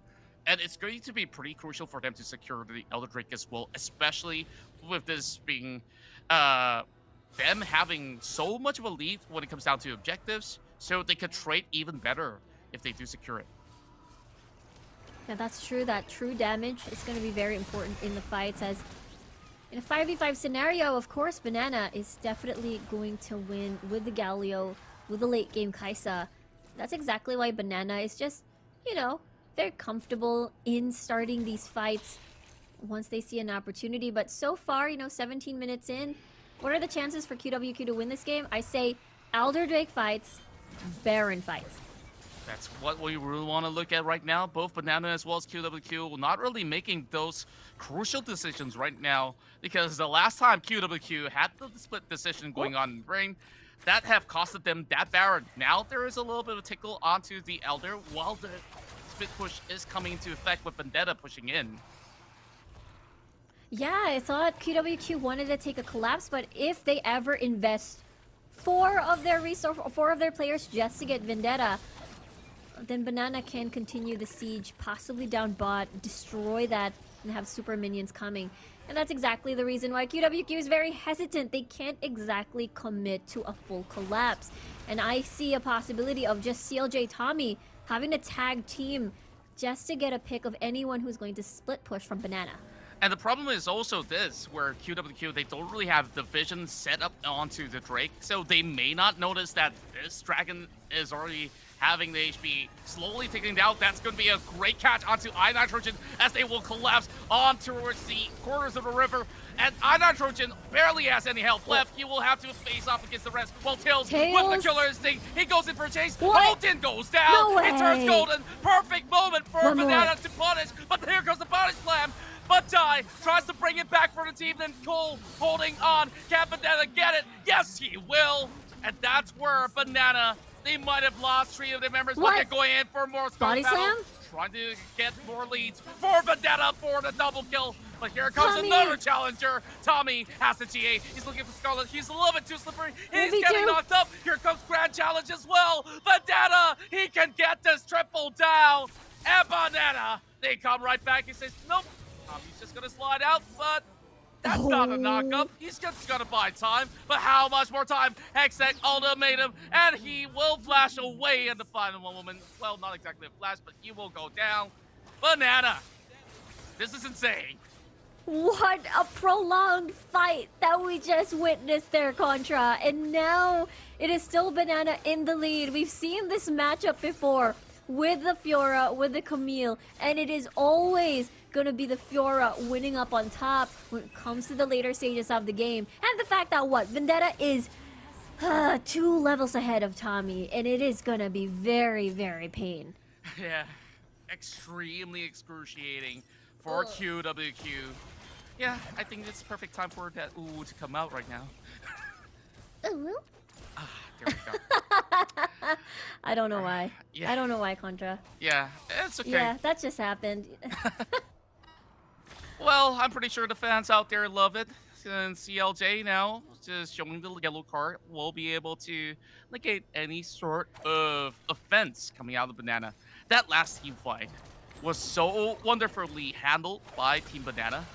And now they can actually start another one here. Flag and drag blocks onto 2. Heroes entrance will drop in, and Milling responded with an explosive cast. First one to fall is the TF. Now they pull them back here. Banana will crush them one after another. Tommy will not survive after all of this. It's an ace. Banana ties up the score here, just waiting for the minutes to crash right in. But they are impatient. They say, you took this fight, now I will take your Nexus down. As they rush right in, Banana equalizes the series here, 1-1. What a dominating performance coming from Banana. It's looking to be like they want to replicate the series when they first fought. And it's starting to look like Vendetta being unleashed in the jungle, being this scary split pusher as this Fiora. Even though, let's just say, the Rengar didn't work out in game number 1, his champion pool is deep and immense, and there's not going to be an issue. This is the Banana that every fans have been looking for, and now that they've finally gotten this win out there, we can clearly see that this direction that Banana is taking has worked before, and it will continue to work. So I wonder what else will they bring to the table with that ocean pool of champions to be unleashed. So with that being said, I guess Gimme and the boys will have something to say. Riku, we'll just take a little bit of a deep breath before we go in for another chaotic fight between the two. Yes, what do we say about that one, gentlemen? Because there was a moment where perhaps it could have gone a little bit longer. We could have all just leaned back in our chair, gone to sleep, and said, when will it end? 21 minutes there, Infinity. It went to the distance, but Banana have showcased that, hey, this is not going to be a sweep. This one may, in fact, go to all game 5. Yeah, it was a consistent back and forth. I mean, QW, yes, they got 2 dragons, but it was Team Banana from the early game that brought it into the mid game, wherein they faltered a bit, but they finished still this game with 20 minutes on the clock. I've got just one thing to say. Okay.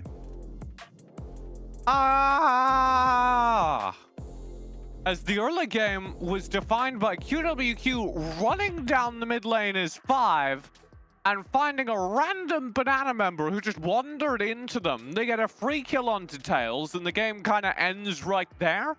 Because then Tails is ahead in lane and starts bullying this weird double support scaling lane down bottom. And the second that weird double support scaling lane down bottom gets bullied, they go, all right, we got to send our jungler down to deal with it. And they feed 4 more kills onto Tails. And that's just it. You can get out the blender because Banana are set for a smoothie. I don't know. There's a joke there. I'm not finding it. That game was a disaster. Maybe we just overlay that W saying all over again because yeah, it was a little bit like that. The fact that a Fiora can come online, the fact that Tails can showcase that, look, I don't need to play the Zarya to feel strong. Any champion that gives me a little bit of mobility, it gives me that get out of jail free card, Infinity. Yeah, and even the setup from Scarlet Puddle was phenomenal. If you look at his assist in that game, it was 20 assists. So pretty much in every single one of those team fights, he was available to actually just put up Tails in a very good position, just put him into the backside, free hit into those fights that bring him into 18k damage. Not actually the most damage for Banana, but still quite decent enough to actually let him scale out into the late game. I mean, it's not going to be the perfect trio. We can establish that already. We are going to that game 3, obviously, but it is tied up here 1-1, TJ. What are we thinking of this series? Because, as we say, probably could go to game 5, but I don't think you even get a chance to talk, so unlucky for you. But lucky for the viewers, because they're going to be saved by the break. No, we don't want to hear it, mate. Banana and QWQ, 1-1 so far. We'll see you right after this.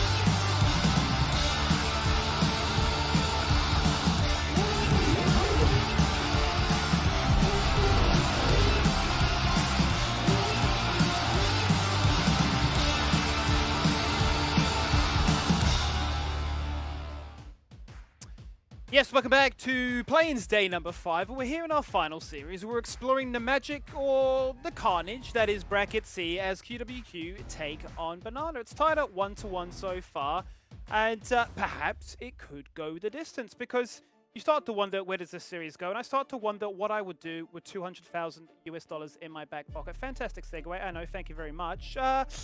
TJ, what would you do with all that money if you had it? Would you be spending it on skins because skins give wins, or are we thinking something else here? Junk food. I'm thinking a lot of crisps. Okay. I'm thinking probably a decent amount of just dark chocolate. And then what I would do is I would have it just all ringed out around me so I could stress eat my way through this series. Because every time something new happens, I don't know what's going to happen next, and it's like a lot for me. Okay. And I'm just reaching for a bag of crisps, you know? So, Infinity, he's having a quarter-life $200,000 of crisis. crisps. He's breaking down off screen here. What would you do with all that money? Well, you know what? I'm probably gonna buy food as well. Like buy some popcorn. You know what? I'm just enjoying hungry. this. There's 20 minutes per game match. You know what? I'm just gonna chill down and just watch these games break down. You know what you could do, though, guys? You could also open the door to your financial future with Franklin Templeton. How cool is that? You could get started on an investment journey with one of your very own managers because they are the world's largest investment managers. Who knew? Pretty crazy. I know that, to say the least.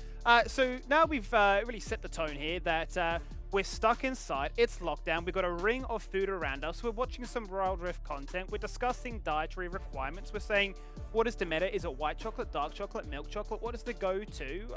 TJ, can you rank that as a tier list for me? White chocolate, absolute garbage. Dark chocolate. So here's the problem. Good milk chocolate? I'm ready for this question. Good milk chocolate? Top tier, best. But dark chocolate's less variability. It's hard to mess up dark chocolate. Like the distance between really good dark chocolate, the skill ceiling on dark chocolate is lower than the skill ceiling on milk chocolate. But bad dark chocolate has a higher skill floor than bad milk chocolate. If you're eating like Hershey's or something, you're just miserable. You're eating plastic. Do you have any idea what he's talking about, Infinity? I have no clue.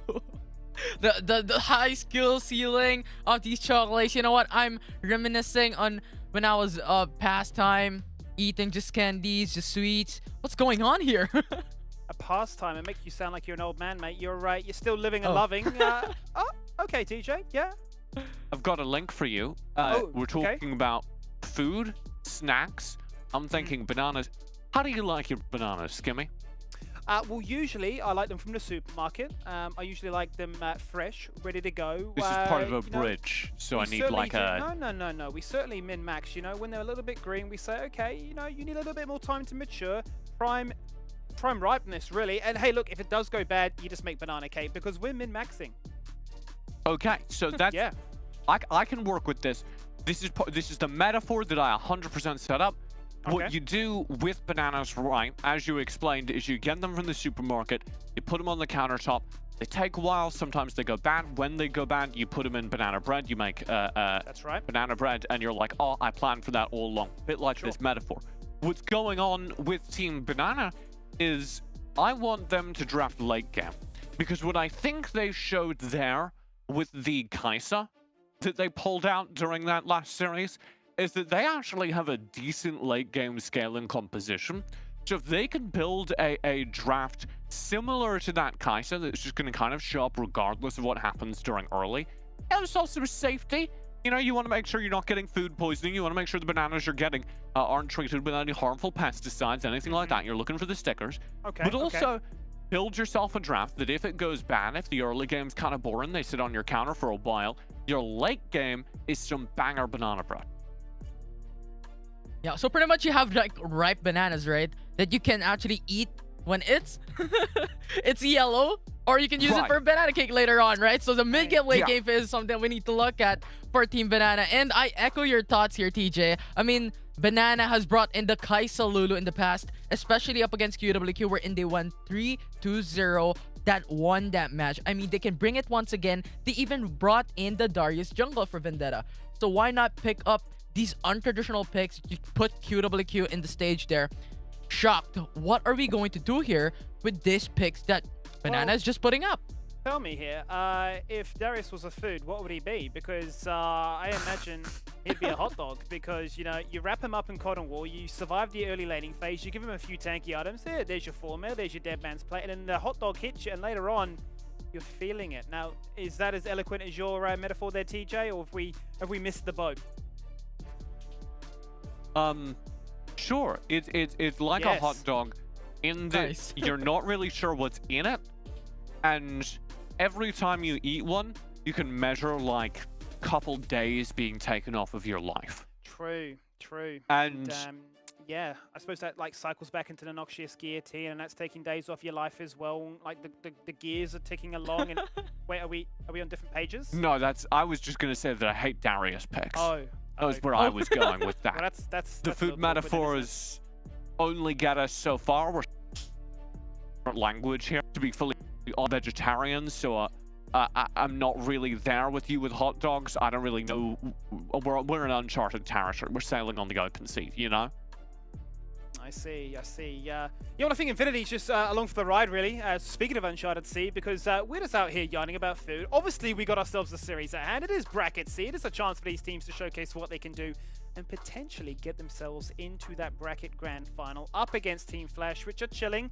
They'll be leaning back like this, arms stretched out, a day at the beach, perhaps, if they can. Who knows? Maybe outside on their deck, just looking all comfy and enjoying some fine weather and saying, which team do we go up against? Because I can't imagine Infinity are going to be too concerned about either one, given that they are just that step above. Yeah, definitely. So I really do think that this is gonna be, you know what, a very, very close fight actually for this series. I mean, they're going in back and forth. They're going back and forth. It's like sharing a foot long of a hot dog. You know what? Let's half this. You take half. I'll take half. Oh. Infinity, TJ, why? we're putting things down, you're picking them back up. I love that for you. You had the 5-second rule though, and that hot dog was on the floor for a while before you picked it back up. And that's a little bit dangerous, I'm not gonna lie. Yeah, I mean, He's, we're putting wow. back champions. We're putting back compositions. Let's just bring back those metaphors. Talk about food poisoning here. What would food poisoning be as a champion? I mean, is it just as simple Yumi. as saying it's singed? Yumi. Yumi. Timo. True. Also True. Timo. Thank Let's you. talk about Producer this told us that draft. Champion Select is not too far away, so this discussion Yeah. will have to be put on the back burner. I know you're upset. I know you're enjoying food time with TJ Infinity. It's a lovely I'm time. hungry. I'm That's really what hungry. You tuned in for. You might be angry at us now because you're now realizing it's probably dinner time, and you're probably keen to get It's some 5 food a.m. as we load to this series. We don't care about America. We're going to jump into this one. It's Banana taking on QWQ. It's game number 3. TJ, we care about you, though. And let's look at this Oh, one. thank you, Skimmy. Well, it is 5 a.m., so I'm a little bit hungry. I had a meal in the middle of the night. I had some noodles I prepped, Infinity. Well, that sounds delicious. You know what else Well- is delicious, Infinity? What else is? This draft. Well, we're It's a jumping little into bit it. different. Renekton gets through here, and it's going to be first pick, presumably. Possibly because they bat away Khan. They call the bluff. This is actually huge. So Banana have been kind of betting on the ability to get Host in a winning lane matchup, and by spending their first pick to take away the Rakan, which was very important last game. QWQ definitely benefited from having Budjai on the Rakan. We've seen that across the series. But they've now given QWQ a Renekton, and there's not really a whole lot that Banana can do about that. Because they put such higher priority. So I'm really curious what we're going to see in the top lane. Yeah, I'm actually I'm thinking curious as well. I'm thinking it has to be something like ranged. I want to see some absolute nonsense. I mean, Darce is open. Related it into a hot dog a while ago. Please, Maybe Nar. Zion Rakan broke up with food. What's better food here? Going down into it, but we see a different lineup coming up. QWQ locks in Ooh. onto Diana, Nami, and Renekton. They're going in for some CC there. But Banana, with Varus, Twisted Fate, and Kha'Zix, this is looking to be an early aggressive composition here, with Garen being the frontline tank for Banana. Yeah, so Garen will be the safe pick into Renekton. That does mean that you can't really get anything out of that top lane. That top lane's just going to be a wash. So all the play needs to happen around this Varus. You're going to want to see if this executes correctly. Vendetta on the Twisted Fate. Or sorry, Soul on the Twisted Fate. Visiting Tails as often as he can. Other side, though, QWQ, they've drafted full engage. Everything in their team is built to get past that front line, to dive into the back line, to threaten that Varus. And to be honest, Skimmy, I prefer that. I think I'd walk away from that draft thinking that QWQ's full dive, full send combo should really threaten that back line. That's interesting. That's interesting because I think we can actually full send it to our casters for game number 3. So, guys, take it away. Thank you once again, Skimmy and the boys. And, you know, you guys got me hungry as well, talking about food. And you know what? Banana, they looking pretty sharp and clean. And in Singapore as well as Malaysia, we enjoy bananas in maybe a little bit of a different way. You have fried banana fritter, where it's crispy on the outside and it's still fresh as always. So, Riku, I know this is going to be another good game coming up here, where we saw a lot of chaotic fights happening around. So what can we expect for this game? And also, how do you like those bananas? I like them, you know, Filipino style. I like turon for the Filipinos viewing out there. Turon is the best snack ever.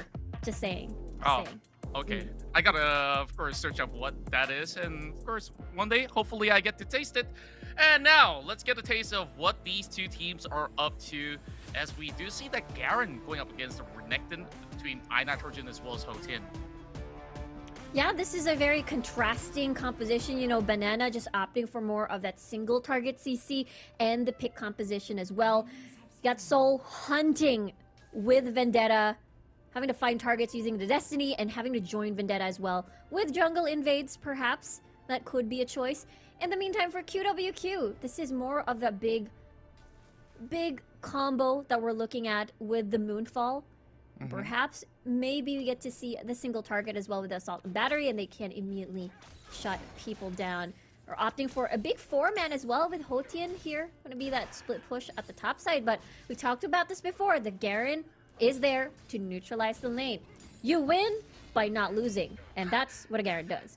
Yeah, I guess he's still pretty much winning a whole lot, and I guess this is the reason why our dear analyst was saying that, yeah, we're not really the biggest fans of Darius, and if Darius is a food, I think otherwise. It's not hot dogs, it's actually donuts, because he be Dunkin'.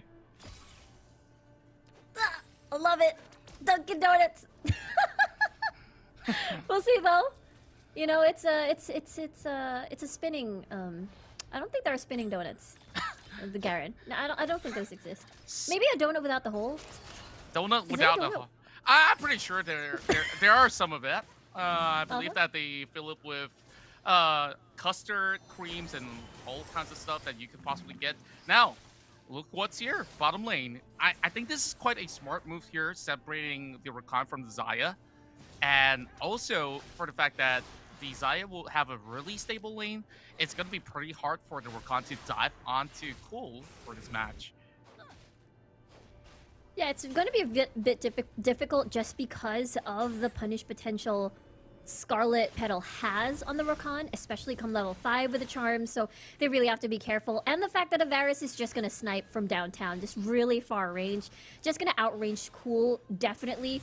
So QWQ later on has to think of a way on how they can penetrate this backline. And the best answer would be Tommy. Tommy on this Vi with Assault and Battery, just a point-and-click CC. And there are two vulnerable targets on Banana. One is Twisted Fate, and one is Tails. Oh, good bubble onto Tails, and they managed to also snare him up, bring him down to low HP, Tails, and he managed to kill what? just about in time. Close call. Banana having kills here just to pop the summoners just in time. But look at who's here. That was so risky. Yeah, this could be a dive, possibly, but they're spotted. Yeah, Tails wanted to get a bit more of those auto attacks in, but had the mini risk of losing first blood there at the bottom side. Indeed, and now they're still gonna be camping him out, and he's not opting to back away. He says, I gotta get my ult ASAP, because Ghoul is already level 5. now it's definitely a little bit of a more difficult task. They seem to clean up a little bit more scraps here, having some golems here to work with. Now, back towards the top lane. Well, a little bit of spin, not a donut. High Nitrogen uses the Garen most often in time against a Renekton matchup so that you could just easily silence him and stop all this chain combo of damage that can come right through. But the question is, how much can the Garen bring to a team fight? Yeah, I feel like it's one of those things where you select eeny, meeny, miny, mo, which is your best target to silence. And it's usually whoever dives into the fight first. So you deny the following combo, the following sequence of the kit, and try to get that punish on board. Usually, you know, during dragon fights, if Tommy attempts to steal, get that silence down once he dives in and just focus him down. So Nitrogen's going to be very, very helpful later on. And it's all about that target prioritization where you want to put that silence in. That's true, but he's got to perhaps take a long run just to get close to this Vi, which could easily just kite him away. Now Vendetta's working on that Herald. There is a ward spotting him out, but the rest of QWQ eventually it looks to just grab themselves that dragon instead. It's going to be a bit of a swap. I mean, for a Banana, they just want to open up or deny actually this Rift Herald against Hotian here on this Renekton. Meanwhile, for QWQ, it feels like another deny, actually, because Banana would really benefit well off of this Air Drake just because of how their composition is made. Basically, with more of that roams coming from Soul and Vendetta. But so far, you know, it has passed the level 5 mark already, but still not a lot of movements just yet, despite QWQ always very extended in towards the bottom portion of the map. So Banana not being able to get priority in the mid lane as CLJ is able to put Soul on a tight leash. Yeah, and we've already mentioned about leashes on Bananas, and now Tommy already gets spotted out. So he will just go in to scan out some of all these wards, will deny any sort of the entry point coming in from QWQ with just good vision game coming out of Team Banana. Now, I really wonder what's going to happen down bot if Tommy can actually find a pick, because Varus, not really the best AD that has any mobility at all. Yeah, that's usually the reason why Varus is usually paired with a Nami, just to compensate for the lack of mobility Varus has. And so it's all up to positioning, mainly positioning, because the biggest question is, you know, will Scarlet Petal be able to get that peel off the board? Because usually he's going to be in the front line having to engage for the squad, because there's literally, in a big team fight or a big clash, of course, Scarlet Petal will be your #1 engage. The secondary is their single target, which is the gold card into the Chain of Corruptions. Immediately try to get a pick, burst someone down, and I feel like Banana can capitalize on that. Big moonfall dropping onto both members, Soul as well as Scarlet Petal. What? But while they're at it, they didn't seem like they wanted the full collision. Tommy saves his assault battery for some reason. And now they look to secure the bottom lane, but Vendetta's here. He heats up a bubble, and that's where Assault Battery connects perfectly. Finds Vendetta, still buys time. Scarlet Petal to save the day. You mentioned that perfect peel coming from support. He will come right in. Soul now flashes into the turret, but it will be Cole there to take him down. What? How did Vendetta survive that entire CC chain coming from QWQ? But at the end of the day, it's Soul who suffered. He destinied into the fight, hoping to get the 3-man advantage. But look at this bubble. This is the one of the most dangerous duos, I suppose, just because of how much CC lock Cool has in Batzai. The fact that the bubble on top of the feather roots are just so deadly. And that's the thing, right? Varus alone is insanely vulnerable against this combo. That's right, and you look at how Batzai has been playing, he definitely is the hero in many of all these occasions. Same goes to Scarlet Petal. It feels like this matchup here is really the battle of support. To see who's the massive killer of them all. Yeah, and the story has been interestingly contrasting, because for Batzai, he wants to stick to the lane. He wants to stay with Cool. He wants to set up for Cool. Meanwhile, for Scarlet Petal... Oh boy, another collision up into the river, and 2 ultimates being whipped off. And Tommy just running it down. Gold card onto Tommy, and Tommy is not going to Oh, no. survive out of that. Same goes to the Galio. But CLG, he dives in. That moonfall connects, Moonfall. but he will drop as well. A great stun in. And that is where that TF will falter. No summoners to even flash off that wall. Now Banana is forcing them back to mid. Yeah, it was iNitrogen, unfortunately, not present in that entirety of the fight. So it was, on paper, kind of like a scattered 4v5 situation. And the timing just couldn't be perfect, as well as QWQ can set up for this dragon, especially that it's an Infernal Drake. Therefore, having to get that bonus damage is going to be important. Vendetta responds with, okay, I'm going to unleash this Rift Herald to alleviate pressure, see if we can buy time, see if we can get space to try and get a steal over to this Dragon Pit. Interesting decision of a timing. I'm not too sure if it expired, but it could have been utilized for mid to set up for the Inferno Drag. And he was backing away. There's no way that they could even escort Sheldon, Shelly, whichever you want to call it, just to hit onto the turret, just like last game, you know? Both of the Heralds have not gotten themselves some good hitbutts off. Now Solo has the gold card. Might just be able to get a little bit more of a pick, and that is where the setup comes in. Good grand entrance. That's where Cole brings in the Ferrostorm. Might just be able to lock them in place. And the flash comes in just in the nick of time. But here comes a Moonfall! He took on all three member! He might just be able to get the quarter kill as well. Looking for Soul. He gets Bubble in time. And that's where they will go in for the chase. Vendetta managing his way out of here.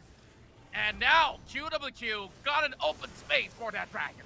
That was a crazy setup with the entrance coming from CLJ from the side with a beautiful moonfall. That was just so beautiful. The thing is, Banana, that was the fight that they wanted to start. They thought that they could take down Cool. We saw Nitrogen having to focus his silence onto Cool, seeing if that silence window is enough before it expires into the Featherstorm. Let's see that again. See, their target was Cool, but at the end of the day, Featherstorm, self-peel, weren't able to burst down Cool in time, managed to burn all summoner spells, and here's the punish. Beautiful moonfall coming from CLJ, is able to cut off the escape, and now it is the big lead in favor of QWQ after this. That has to be a big flip out there for the highlights for QWQ. The best moonfall I've ever seen throughout the tournament thus far, and here comes another pick up here. Immediately Vendetta gets bursted down, going blindly into the bush, and Soul is just about next. So, Cole get pretty much great double kills up for free, and that calls for that Baron. Easy Baron, 20 seconds on the clock before Vendetta, and Soul is able to respond. Look at Scarlet Petal, they have an idea. I don't think he can do anything with this though, as it is going down pretty fast, and now QWQ can start on with a siege. Get that 1-3-1 on the board, maybe just 4-1. No, CLJ on the side, Hotin on the other side. So this is going to be, let's see how Banana is able to defend, because they have a decent amount of wave clear. They've got Tails with a piercing arrow, they got wild cards coming from Soul and red cards. So I think this is going to be manageable. Very much so, and QWQ this time around playing the better macro game. They've got all the objectives that they wanted except for the Rift Herald, and that's absolutely fun. You see that they've been able to, of course, handle that Rift Herald, and that last few fights that they've been taking was just absolutely great. Now it's gonna be Tommy. Just when I was praising him, Redemption will not be able to save them, but here comes the teleport as well. Scarlet Paddle falling low. Gold card now drops right in. CLJ turns golden for a little bit. Corruption does not land. Tails now will have to just wait right back. Another ace for QWQ. Beautifully done by Cool there, is able to sidestep that chain of corruptions easy, and then manage to get that root on towards Tails. And now they have the Baron buff still, and now they're looking to end the game. What a clean one coming from QWQ, and now with only 1 minute left, I'm not too sure if this is the wisest of choice. They might not be able to do that. The timer is up for Soul. He might just be able to save the day. Can he do anything at all? It's QWQ here, going to that match point. That 2-1 now in favor of QWQ. Really nice fighting, really nice skirmishes coming from the side of QWQ. Big moonfall play from CLJ. And it's gonna be incredibly scary looking at the state, having to get most of the objectives in favor of the side of QWQ, and they're starting to look really good. Indeed. So far, I think that this is the potential of QWQ. They just get better and better each game goes by, and I think this draft definitely favored them, especially that pick onto that Diana, where they just absolutely turn every single fight with great tides coming from the Nami as well, just to go on for that full collision, and everything was won from there on. Now, I don't know if that banana boat is about to sink or not, but let's ask our dear analyst on the table. So I'll pass it back to you, Skimmy. Thank you very much there, Contra. And apparently, TJ, if you full send it, you full win it too. Yep. Like I said at the end of the draft, I expected the full send composition to kind of just overwhelm what Banana were trying to do, which was very defensive. And who knew when the enemy AD carry doesn't get like 5 free kills in the first 3 minutes, it's much easier to win the game, Skimmy. Yeah, it is. Infinity, what do you make of that game there? Because it kind of replicated game 1. A bit of a stomp.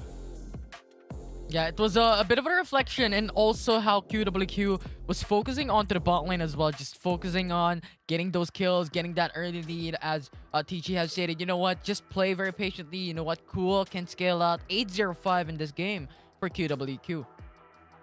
And Cool is a huge part of that. When you're playing Xayah, which I don't recommend, I'm not a huge Xayah fan, but when you are playing Xayah, you need to get into the crit build territory before you can really do any damage.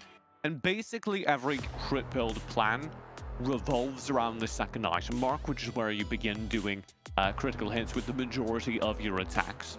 So that's what happens here. You have to wait until Cool is at that second item before he's able to really step forward and do massive damage. But Tails is on an even later scaling plan. He's playing Lethality Varus. He needs Muramana to complete before he can do anything. And the damage tells the story. Not pretty, is it? Yeah. It really isn't that pretty. 4K. When your tank Garen is doing a little bit more, maybe you need to have a quick, well, not even a long hard look in the mirror and say, what on earth was going on there? Yeah. Really consider that. Really have a moment where you're looking in the mirror and you're wondering to yourself, what am I doing with my life? Is a bow and arrow the right choice against other people that have guns and stuff? Yes. Should I maybe consider upgrading to more modern weaponry? That sort of thing. And even Nami had more damage than Varus for the enemy team, so Yeah. I don't know. Yeah, I mean, it says pretty much everything that we need to know about that one, that apparently feathers, birds, are better than marksmen, that the role itself can pretty much speak for itself, and that the Lovers duo, they're broken apart, but the Rakan gets another defeat. It is now becoming a bit of a cursed pick in today's series, where undefeated beforehand, but not to be the case anymore. QWQ, they're not crying anymore. They're up 2-1 in this series. Match point after the break.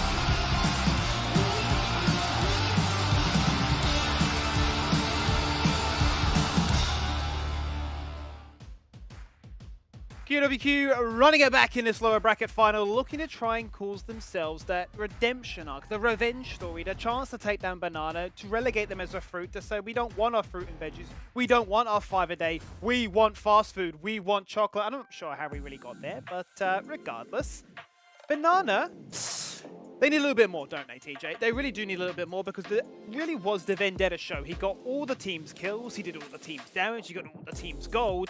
The man needs... Well, he might need therapy, but he needs a chiropractor as well because his back is pretty much broken at this point.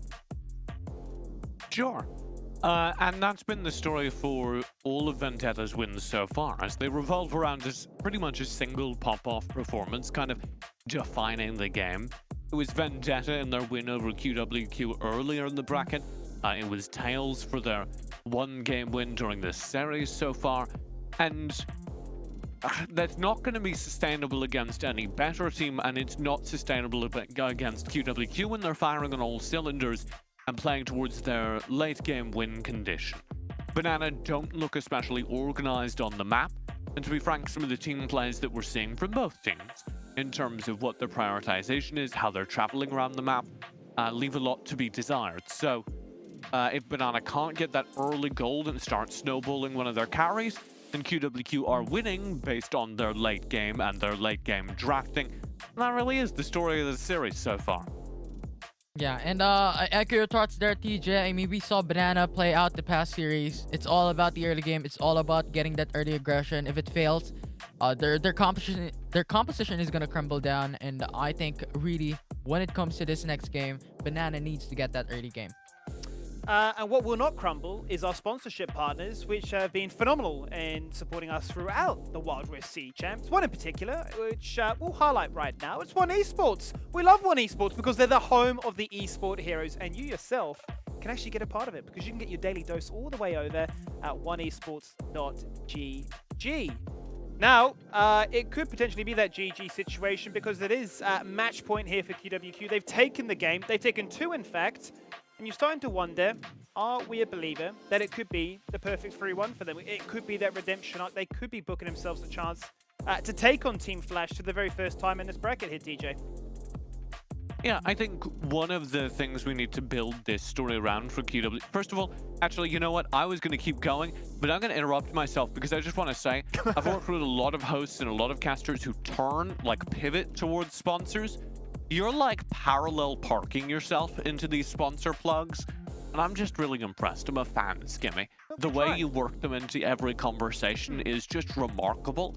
It's squeaky clean, and what needs to be squeaky clean here in this potentially final game for QWQ is the way that they're rotating around the map. We've seen their best games come when Tommy is online, and when Tommy is able to find opportunities during the early game to gank lanes, particularly Hoten's in the top lane, and make sure that Banana, particularly Vendetta, aren't able to occupy space on their own side of the river and threaten individual lanes. Yeah, and you looked at that. You looked at Tommy. I'm looking at Cool as well. I mean, the ADC was playing phenomenally towards that game. So I'm expecting a lot of things coming in from QWQ's ADC to try and pivot their way into a win here for this next game. Because if they don't, I don't know, that's gonna go game 5.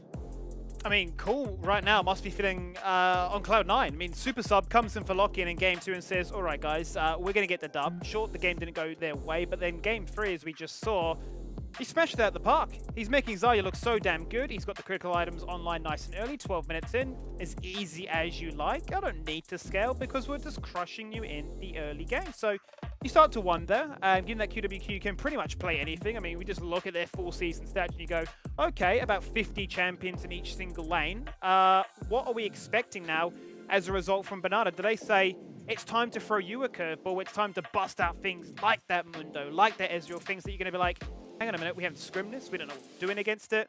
How do we approach this? To be fair, I just want to give some color to that stat.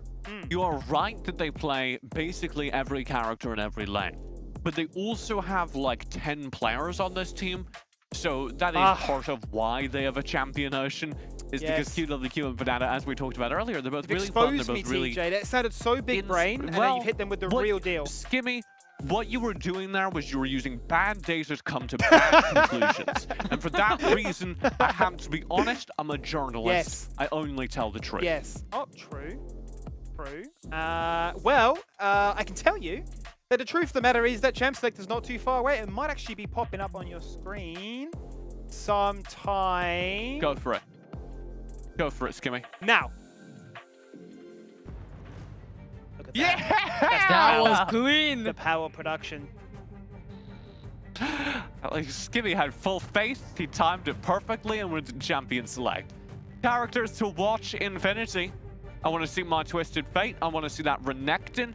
And we're already seeing some, like, very, very direct counter picks to previous game results.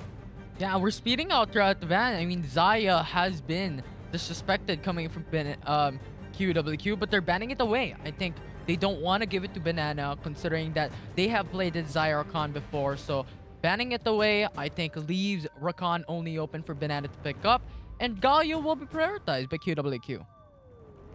Galio prioritized for his global map presence and because he denies a whole lot of dive. And we're going to get a top lane locket with the Renekton down. Riven is probably the most powerful pick in that lane. And as I talked about, Hosen is probably one of the most important players on this QWQ team, as one of the players that can generate early game leads by himself. Yes. Somebody call Please. Skimmy! Please. Skimmy! Please. Oh, you just love to see it. I am so happy right now. The Vayne is in the game. The mechanics. It's for you! It may just be insane in the membrane. And look, if this pops off, I tell you what, I'm a fan. I am the biggest Okay. fan. Let me give you the lowdown, Skimmy. Vayne sucks. But if you can get an early start, it might work. Although here's the thing, I think you mentioned it about a while ago, how QWQ is like so good when it comes to the late game. I think Banana wants to match it up. Let's pick up Vayne, let's play the late game, let's match up against Kaisa. Let's go through that. Let's go to a distance here. Let's play this very late, patiently, for both Banana and QWQ. Between the Kaisa and the Vi that's now come in here alongside the Galio, there's a ton of early and mid-game threat from QWQ. So pace of this game is going to be them trying to end this game in the mid-game around the 10-minute mark. Banana have the game insured if it goes late. They have that kettle comp, the Jarvan, being able to set up for the Orianna pulls. Orianna's going to do a ton of damage. Vayne, yes, Infinity will be terrifying if we go to that hyper late game. Anything to add, Infinity?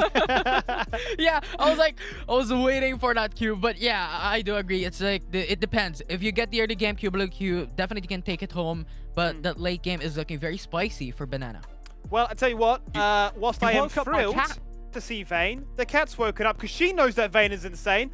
My concern is, where's the Enchanter to make this Vayne pop off? There is no Ludu, there's no Janna, there is no Nami. I'm a little bit worried, but I tell you what, let's throw it to our casting team. Take it away, guys.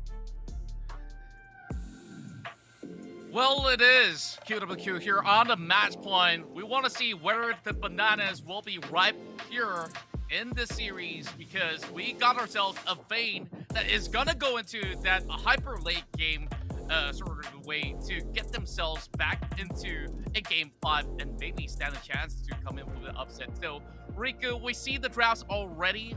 What's your thoughts on this? My take for Banana's composition, I love it, but it's 2 out of 3 when it comes to having to propel the Vayne to make sure it's safe. It's lacking that Lulu, but instead it's going to have that Rakan for that additional engage on top of Nitrogen. Really love this Jarvan 4 though to complement the Vayne, just because, you know, you don't exactly need a wall because you got the Cataclysm, that pocket Cataclysm, that pocket wall you can use for 24/7 condemned anytime. Well, we still have cooldowns on that 24/7 condemn, That is though. true. So I guess that we'll just have to wait and see if that could possibly happen for Team Banana, because it's not exactly a Jarvan inside the jungle. It's going to be on the top lane, so perhaps some TP plays will be coming to effect, or just wait for those big team fights if that's ever going to happen. And I really want to highlight this again, right? You mentioned about the buy. It also does not force Tails to go on a QSS because it's pointless against an assault battery. Yeah, that is the thing. I wonder what defensive enchantment would Tails possibly get? Because again, looking at the opposition, QWQ has this very all-in composition with a lot of backline access. You get Tommy with the Assault and Battery in, and then Hero's Entrance or Killer Instinct coming from Cool. It is very, very difficult to see if a Vayne can survive. And that is exactly the reason why they have the Orianna Shields, the Peel coming from Nitrogen, and Scarlet Petal. But the biggest question is if it's gonna be enough. Because again, backline access is very rich in QWQ. That's right, and QWQ here may have a better matchup here on the bottom lane. I'm not going to say the same for that Riven up top though, because he's just gonna get poked down. While Banana also slowly having the health bars being chunked out under turret. And that also sets up Tommy if they really want to go for a really deep dive. But the ward's already set into place, while Vendetta is just going to shove CLJ off of the mid lane. And Tails only have a tick of health left. Yeah, incredibly low. Again, a Vayne to lane, especially if you don't have an enchanter with you, is actually very sad because you have 0 wave clear to work with. You're up against a Lulu and a Kaisa, which is just, you know, basically a lot of wave clear. You got the Pixie, you got Pix rather, and as well as the Icadian Rain. So Tails and Scarlet Petal are gonna have a big problem when it comes if they want to unleash themselves and survive till the mid game. That's right, and they are already getting forced to back in for some reset, and Vendetta has just lost his blue buff. It's Tommy with the level 5s who can easily drop in with some early initiation, but not really in a good state to do so for now. Still even Steven here in the span of 2.5 minutes, while we want to also look at what else could they offer here from Team Banana. I believe that they will have this Kha'Zix that will need to play extremely proactive to find that lead, but he's just casually farming up because he's being put slightly behind. Yeah, that's the Banana composition. They're just gonna opt for farming and are gonna be happy with it because again, having to get Vayne mid to late and as well as the Orianna big shockwaves. This could be a setup for a dive though, but they decide to back away. So that's the reason why we might see on proactiveness, I guess, on the side of Banana. For QWQ, they have a lot of tools to be proactive. They've got the Hero's Entrance come level 5. They've got the Assault and Battery. They can lock people down super easily and have the damage supplemented on that CC as well if they do want to burst someone down immediately. That's right. The banana plantation farm definitely needs a little bit more time to have ripened fruits. So that's where QWQ is going to be quite happy as well, so long as they get a few items up for the Kaisa to work with, and then they could probably maybe contest for some of all these objectives that will be spawning up soon. It's going to be a little bit worrisome too, especially when Butzai is involved, because Lulu is a soft counter to assassins in general, because assassins want to burst you down. You just put the wild growth in, you're going to be tanky, therefore Vendetta in general is going to have a hard time just trying to be that assassin. And the fact that Polymorph, once a cockroach dives in, the cockroach will become a very cute little furry creature, so there's also that to fend off this Vendetta on the Kha'Zix. Well, I definitely don't want to imagine it to be a furry cockroach. Like, Oh no. I myself don't fancy that. As long as it flies, I'm staying away from that, whichever room that is in. So currently as it stands, QWQ have an opening straight to the dragon. Now, no cockroach is gonna fly in. Maybe it's an exchange here for the Herald. It's gonna be an exchange because again, this is a team that cannot still, or a composition rather, coming from Banana, that still cannot fight in a clash or in a skirmish just yet. They're still trying to ramp up, so they're trying to avoid this fight. And that is also the reason why they're gonna give this up. And also having 2 objectives early, this is how QWQ is gonna strong arm the early game. And the biggest question is, will Banana survive the early game and transition mid to late? At least though, the gold is still even. They're avoiding as much kills. Scarlet Petal with a potential setup, possibly, but no. Tommy is right here at bot.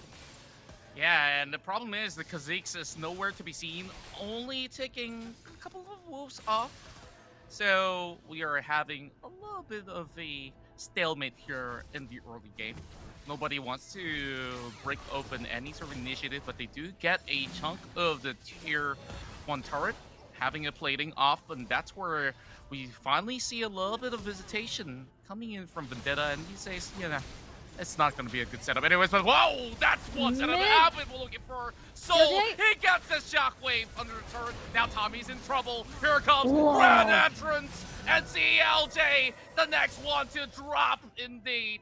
And I guess, you know, Vendetta could have actually gone for it. He will survive.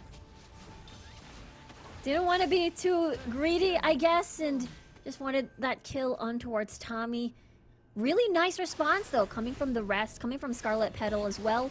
Knowing the fact that Butzai and Cool were basically already trying to go back to base, therefore it was safe for Tails to be all alone in the lane. So I really like the decision-making coming from Banana. Good counter gank and good response. That's right, and QWQ managed to walk away with the first blood onto, well, this turret to be destroyed down on the Dragon lane. So I think it's still pretty much alright, but the problem is that kill went over to Vendetta. Now he's going to be able to ramp up against this Tommy, who only wants to go in for a one full flurry of a swing. And once those cooldowns are off, you saw what happened in the mid lane. That instant punishment coming out of Scarlet Petal, and that sets things up much more easily. Now here comes the rotation of lanes. Yeah, this could be a potential setup to drop the Rift Herald for them to get plates, for Cool to be involved more in these fights, and as well and see if they can get a pick. We'll see though what the decision is, as Tommy is already moving towards top. If they get a pick, they unleash Rift Herald, possibly maybe getting even 2 charges for the inner tower. Banana does have some really good mobility, so they can easily just negate any form of pressure that comes in the way from QWQ at the moment. That's going to be a full wave coming down bot, keeping that Jarvan occupied. But I think that QWQ wants to get this beautiful setup up top here. And now, going in for a Vendetta, Tommy, he's actually in position, but he gave respect to Soul, knowing that this might just be a full collision. They don't have vision on the rest of the members of Banana. That's the thing, they can't exactly fight this. They can't send Tails or the rest of the squad to go up and fight 5v5 or 4v4. Because again, it's them just trying to ramp up. And that is the reason why we're going to be seeing a lot of these, you know, a lot of these stalemates. A lot of these where Banana's just going to try to avoid fights. Wherever QWQ is, Banana's not going to be there for sure. Yeah, and Banana, this is very unlikely of them, you know. Many a times when we see them play, they love to play aggressive. They love to cause havoc across the map. Now, it feels like they're just pulled off, having not much gas left in the tank. Now the next Drake is going to be spawned up, but there's something over down bot. Flash available for whole team. He managed to survive. But the question is, what will they do about this Drake? Ocean Drake is going to be important for the Omnivamp, for the sustained fights for sure. And I feel like, you know, Banana is going to benefit a lot out of that, especially if they want to keep the Vayne as much as they can alive. And this is the thing, you know, Banana, 3 items, Orianna, possibly Rabadon's Death Cap, and then maybe Oblivion Orb, possibly. And then we'll get to see the fights actually happening. The thing about Banana is that they have to stay together, because for Soul to have impactful shockwaves, he's gonna need Scarlet Petal. He's gonna need Vendetta, possibly, or even better, needing Nitrogen to be a part of the squad. If everything that QWQ is doing is separating all of them as a piece, as a unit, Banana can't exactly fight. They need everybody together. And we will see that 3 items or coming into the dragon fight, maybe even the mountain drake. But time is ticking because Banana will lose all of these dragons. The buffs are going to start stacking, and QWQ can look into the Kaisa late game, and as well as, again, the Elder Drake win condition. Well, I believe that they are going for the ultimate master plan, which is to buy as much time as possible for this Vayne to get all these core items up. She's only got the Blade of the Ruined King, though. So it's not exactly the strongest that you could get over the mid game. And that's where, you know, you're giving too much leeway for QWQ. Now they start that Drake, immediately going for Assault Boundary. Tops right in with a killer instinct as well. Redemption Bane pop. Now, immediately goes in for an escape. Scarlet Petal finds the exit point. But Vendetta, he's looking to re-engage if there's going to be any opportunity. No ward for QWQ. So they will just hold right back, and that's just about it. Yeah, I was thinking that maybe Banana can force something out, but their biggest engage, which is Scarlet Petal, has no ult anymore. And I was thinking, hey, Banana has ult advantage. No Killer Instinct, no Wild Growth, no Assault and Battery. Maybe it's the time to just go. But without Rakan, without Scarlet Petal, it's going to be a little bit difficult having to rely on the secondary engages possibly towards Nitrogen and Soul with a flag and drag Cataclysm into a big shockwave.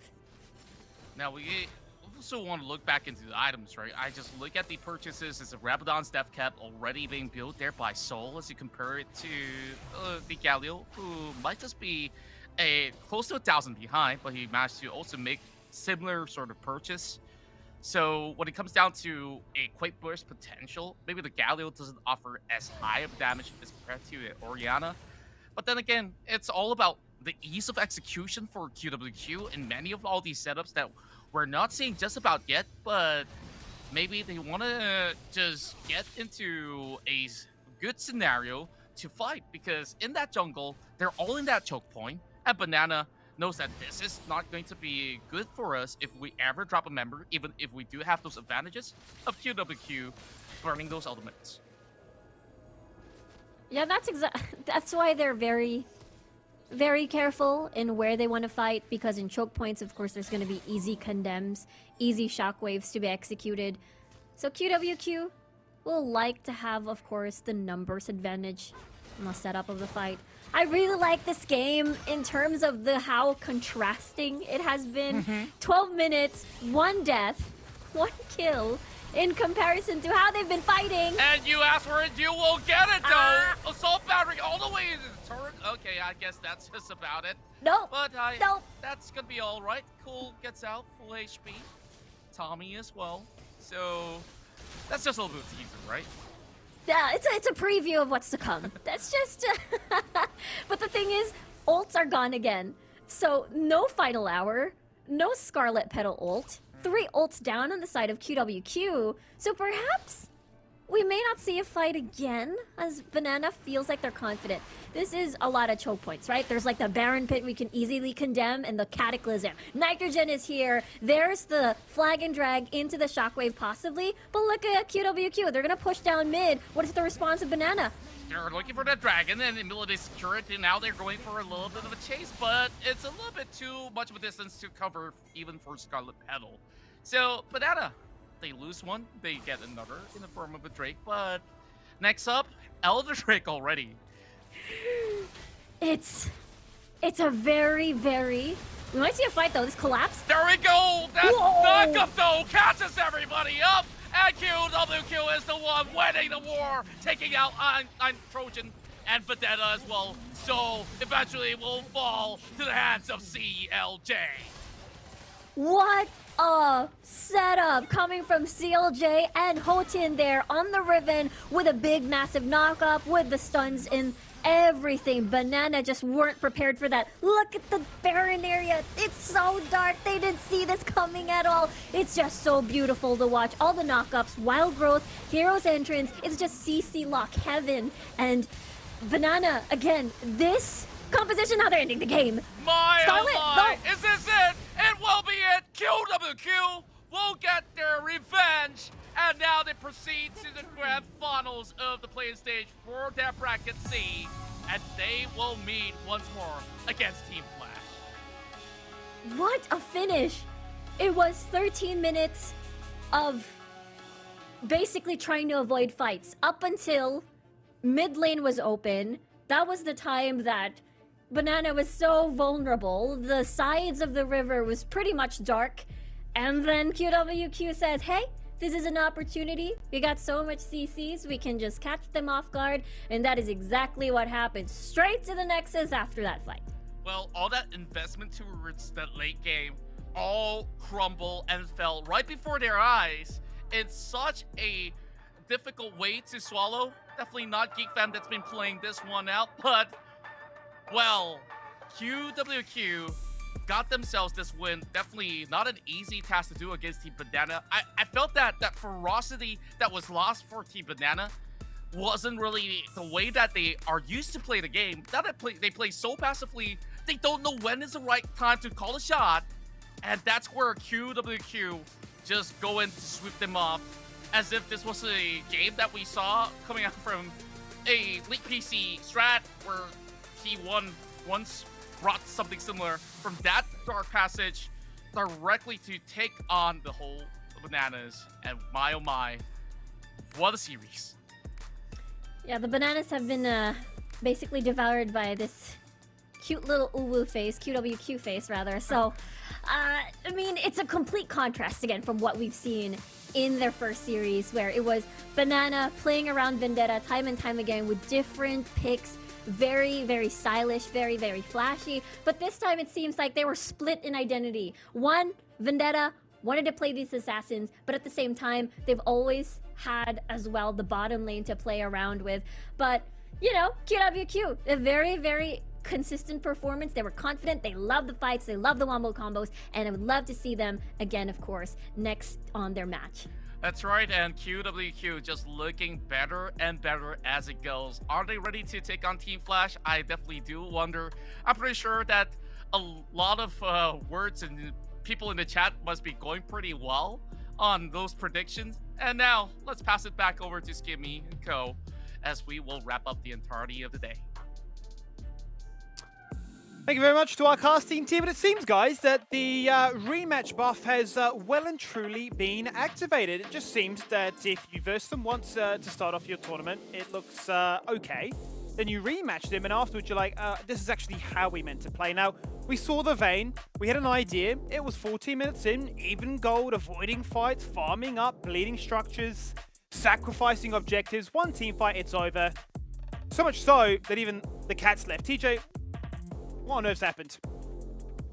Well, it's quite early in the day.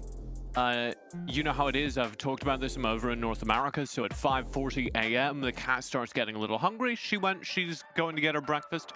But as a result of that, I have been asked to read the following note from our producer, Ban, over at Riot Games. And he has asked me to say the following.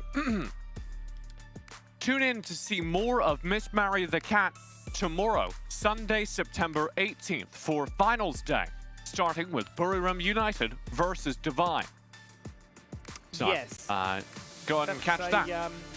A very wise producer, isn't it? And what a cat. Well, I think it's really stolen the show. You know, the focus has certainly become away from us, maybe even so away from these teams, because QWQ have done it. They've won this series 3-1, 6 kills, 13 minutes. Who could have predicted it that this series would end in such a, I want to say, anticlimactic fashion here? I mean, they drafted full team fight Infinity, and QWQ got their team fight, and I don't know, it felt pretty climactic to me, if a little fast. Yeah, definitely. I mean, QWQ, as you stated, they built up to the draft composition of being on team fights. Not really something that we'd expected, because there was only one specific team fight that ended the game, and if you're looking at a kill standing, not really 2 digits, not really 3 digits, if ever there is something like that. There's only 1 digit. 1 kill for Banana, 5 kills for QWQ. Very, very patient game. Just about QWQ setting up that play in the last fight that ended the game. I think the big lesson to draw from that game, I was really waiting for the Vayne, the Oriana to step up. I completely forgot about my boy Galio in the mid lane. See, CLJ at the very end of that game threw a Winds of War that just like obliterated Soul. The Winds of War, the first ability, just slicing all of Soul's HP in a single burst. Which is something you kind of forget. We talk about Galio as this like supportive character, but if you build him full AP and you're just left to farm until late game, he can be a big boy. He can hit like a rock, you know. Certainly a champion amongst a fair few in the roster really here for Wild Rift, where they are conventionally built in a tank or a facilitating supportive fashion, but when you do invest in some of the dark tech of saying, I want to be the carry of the show, then surprise, surprise, they look rather good. Now, MVP not too far away, and we can highlight and sing the praises of QWQ in a second, but let's discuss Banana a little bit here, because that does now mean that they are the 6th and final team so far out of the bracket stage that will be departing us here for the C Champs play-in. So what have we really made of their run? I mean, they've certainly shown that they have, you know, individual brilliance. They have moments of pure magic. I suppose Vendetta has really been the one always, you know, on our mind as to what he can contribute to this team. But would you say, Infinity, this has been a successful tournament for them in the end? Definitely. I mean, QWQ, you have to take a look. Their experience is absolutely insane. They went in for SSC, right? They have this experience. So beating them down in the upper bracket in the semifinals 3-0 was already a success. Beating Team Flash in the winners finals or the upper bracket finals, they got one game out of that. So pretty much, I think, even if they lost the series today up against QWQ, I think they actually had a great run so far in C Champs. Yeah, I think you can go home proud of that. I think there's a lot of conversation that happens where people are like, oh, you got eliminated in the first round. They're still one of the top teams in this region, a very competitive region of the world for Wild Rift, and they should walk away very, very proud of their accomplishments, as should all the teams that have been eliminated so far, some of whom are incredibly talented, and all of whom I will be looking for as we continue into future tournaments. Absolutely. So commiserations there to Banana. They do fall out, but they give us a good run in this tournament. And no doubt we'll be excited to see how they can continue in the future. But the Starlight does go back towards QWQ. They are your victors on this occasion. So let's bring up that MVP and see who really was the star of the show in this 3-1 victory. It's going to be Hot Tin in the top lane there. Is looking to really be that stability factor, the case that they can always rely upon, the ability to pop off, and the fact that champions, bruisers, you know, can sometimes... they can outperform carries. Yeah, and not just that. I think Hotin for QWQ is a killing machine. And getting to see him kind of take the lead was a real turning point in this series, because once QWQ have a lane that is just dominating, they have, as I like to talk about, the gravity on that top side, dragging focus away from their carries down bottom, who can then scale up. Yeah, just huge focus on the Baron lane here for QWQ. Hotin was just having that time of his life there. And if you're looking at kill participation, I think that states something of this player. You know what? We play team fights. We play for this team. I want to respond onto those. And what Hotin is just so responsive onto those. And I commend him for it. His playstyle was absolutely insane. So big congratulations obviously goes to QWQ, because that now means that we have all our 3 bracket finals secured. That now means that QWQ in bracket C will be up against Team Flash, which, I tell you what guys, that one should be, well, I don't want to say spicy, it's a bit of a redundant word. We tend to use it a lot, it kind of just represents everything, but it could be one that, I mean, certainly is going to be Team Flash favored, but do we see an angle here, TJ, where QWQ can say, look, we've got an army, we've got a 10-man roster, we can pretty much play anything. You can't prepare for everything. Yeah, I'm a fan of the chaos.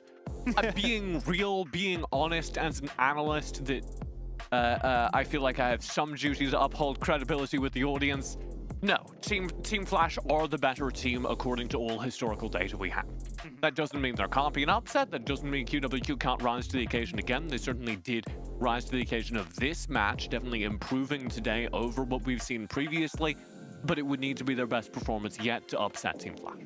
What do you reckon, Infinity? Yeah, and I have the same thoughts. I mean, you're fighting up against a Baron laner, Shy, probably one of the best Baron laners in the Southeast Asia region, not just here in the Southeast Asia Championships in the play-ins. And I'm expecting a lot of things, and as TJ has stated, I think QWQ needs to have that level up aspect to actually take down Team Flash. Quite right, and well, that just means that day 5 is done. Day 5 of play-ins. I mean, we're whizzing through this competition. That now means that only 3 games remain, and obviously we can recap what we've got to look forward to and what's happened so far in just a bit. But I start to wonder what have been some of the highlights of this tournament so far, because there have been a fair few. We've had those upsets, we've had those surprise picks, we've had those individual moments where players have said, here's a player to look out for the future. I should be one that you keep your eye on for a formidable career ahead. What stands out for you, would you say, Infinity? Has there been a moment that's really caught your eye? As an overall, in the play-ins? Yeah. I think it's gonna be Flash Wolves in Final Adversity. Not just because I'm a Filipino caster, but rather more so looking at it, it is the very first best of 5 game series. And I think it was very close, it was very intense, and they were on par with each other. I think I have to talk about Gov. He did get eliminated with his team earlier today, but he really stood up for me. And as a support player, you know, I gotta respect the game. I do love it when the support players get a little bit of support because they don't get enough at times. Sometimes they are left to the side and said, okay, you know, you fulfill a role on a team. You're a ward bot. But they're not. They are the carries of the show. Let's be quite honest, not speaking as if I am a support main myself. Let's recap how the show has gone so far. Here is Bracket 8, and here is that grand final for you to look forward to. Buriram United in there, undefeated so far, back-to-back 3-0s. They'll be taking on a Divine Esports, which are surging, almost soaring like a phoenix from the ashes, coming all the way through that lower bracket earlier on tonight. So that one should be a best of 5 to look forward to. But then we turn our attention to Bracket B. And TJ, well, I should actually probably say that you're probably the most excited about. Yeah, I mean, this has been the 5 games that's coming from Final Adversity Flash Rolls. Once again, they're going to battle it out in the grand finals for Bracket B. And I'm expecting a lot of things coming from both these teams. And so far, expectations have been met. The question is, can they bring their level of playstyle from the upper bracket finals here into the grand final tomorrow? And Bracket B is obviously one of the closest play-in brackets that we have. Final Adversity and Flash Wolves can honestly go either way, but I'm a massive fan of Flash Wolves and the way they play the game. If they can overcome the tendency of Taiwanese region teams to fall apart once the action gets fast, once it gets a little more chaotic, leaves the notebook, stops being things they can prep for, then it bodes very well for them in the tournament. If Fennel can shut them down, it also speaks very well of Fennel's own capacity. I think whatever team makes it out of that group can go very far.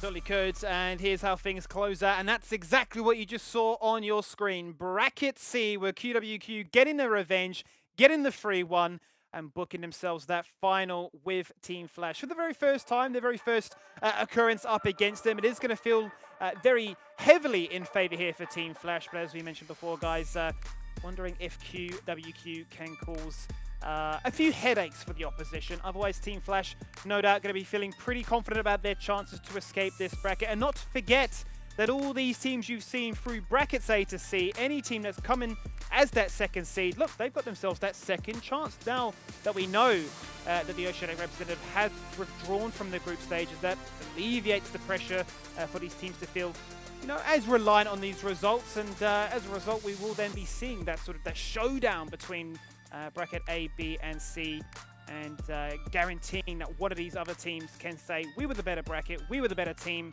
and we're quite grateful that this opportunity has presented itself. So, Infinity, if you were a betting man, we sort of have our favorites through all these brackets, but which team do you think could pick up that second spot? For the second spot, I think... Oh, that's actually quite a difficult question because we haven't seen the winners as of yet. But when looking at it, I think it could potentially be Final Adversity here that can take for the LCQ. That could be the matchup of the night. Let's talk about that matchup because it is play-ins day 6 to look forward to for tomorrow. It all starts off at 1 PM Singapore time with another best of 5. Buriram United looking to try and keep their undefeated streak alive. They'll be taking on Divine Esports coming out there from the Vietnamese region. Then that's followed up here at 4 PM with Final Adversity, the 5-game series, the only one we've had so far here in Sea Champs. They do battle once again with Flash Wolves. And to close out the night at 7 PM, Team Flash up against QWQ. And those will be your 3 grand finals. 3 of these teams on your screen right there will be advancing as a result through to the group stages. And one additional team will then be hoping they can clinch that final spot here, TJ. Yeah, I think we have to look at those first 2 matches as like the real bangers of the day. I don't know which one I favor. If I have to pick a match of the day, I'm casting the first one, so I have a bias towards it. Second one went 5 games the first time round. How good are Divine? They seem to be scaling in the tournament. We got a lot of questions to answer tomorrow, not least of which, QWQ, can they level up at the very end of the day and take down Team Flash? A very good question, and I know Infinity, you're going to have one game in mind, but is there another game? Is there another reason to say? Yeah, actually, BRU and Divine Esports, that redemption arc, I think that is something we would expect. Bracket 8 is going to be very intense, going to be very close. Can Divine Esports bring down the undefeated team? That is the question on everybody's mind right here, but that does it here for day 5 of the play-ins. It's been an absolute pleasure. Enjoy the montage, and we'll see you back for day number 6.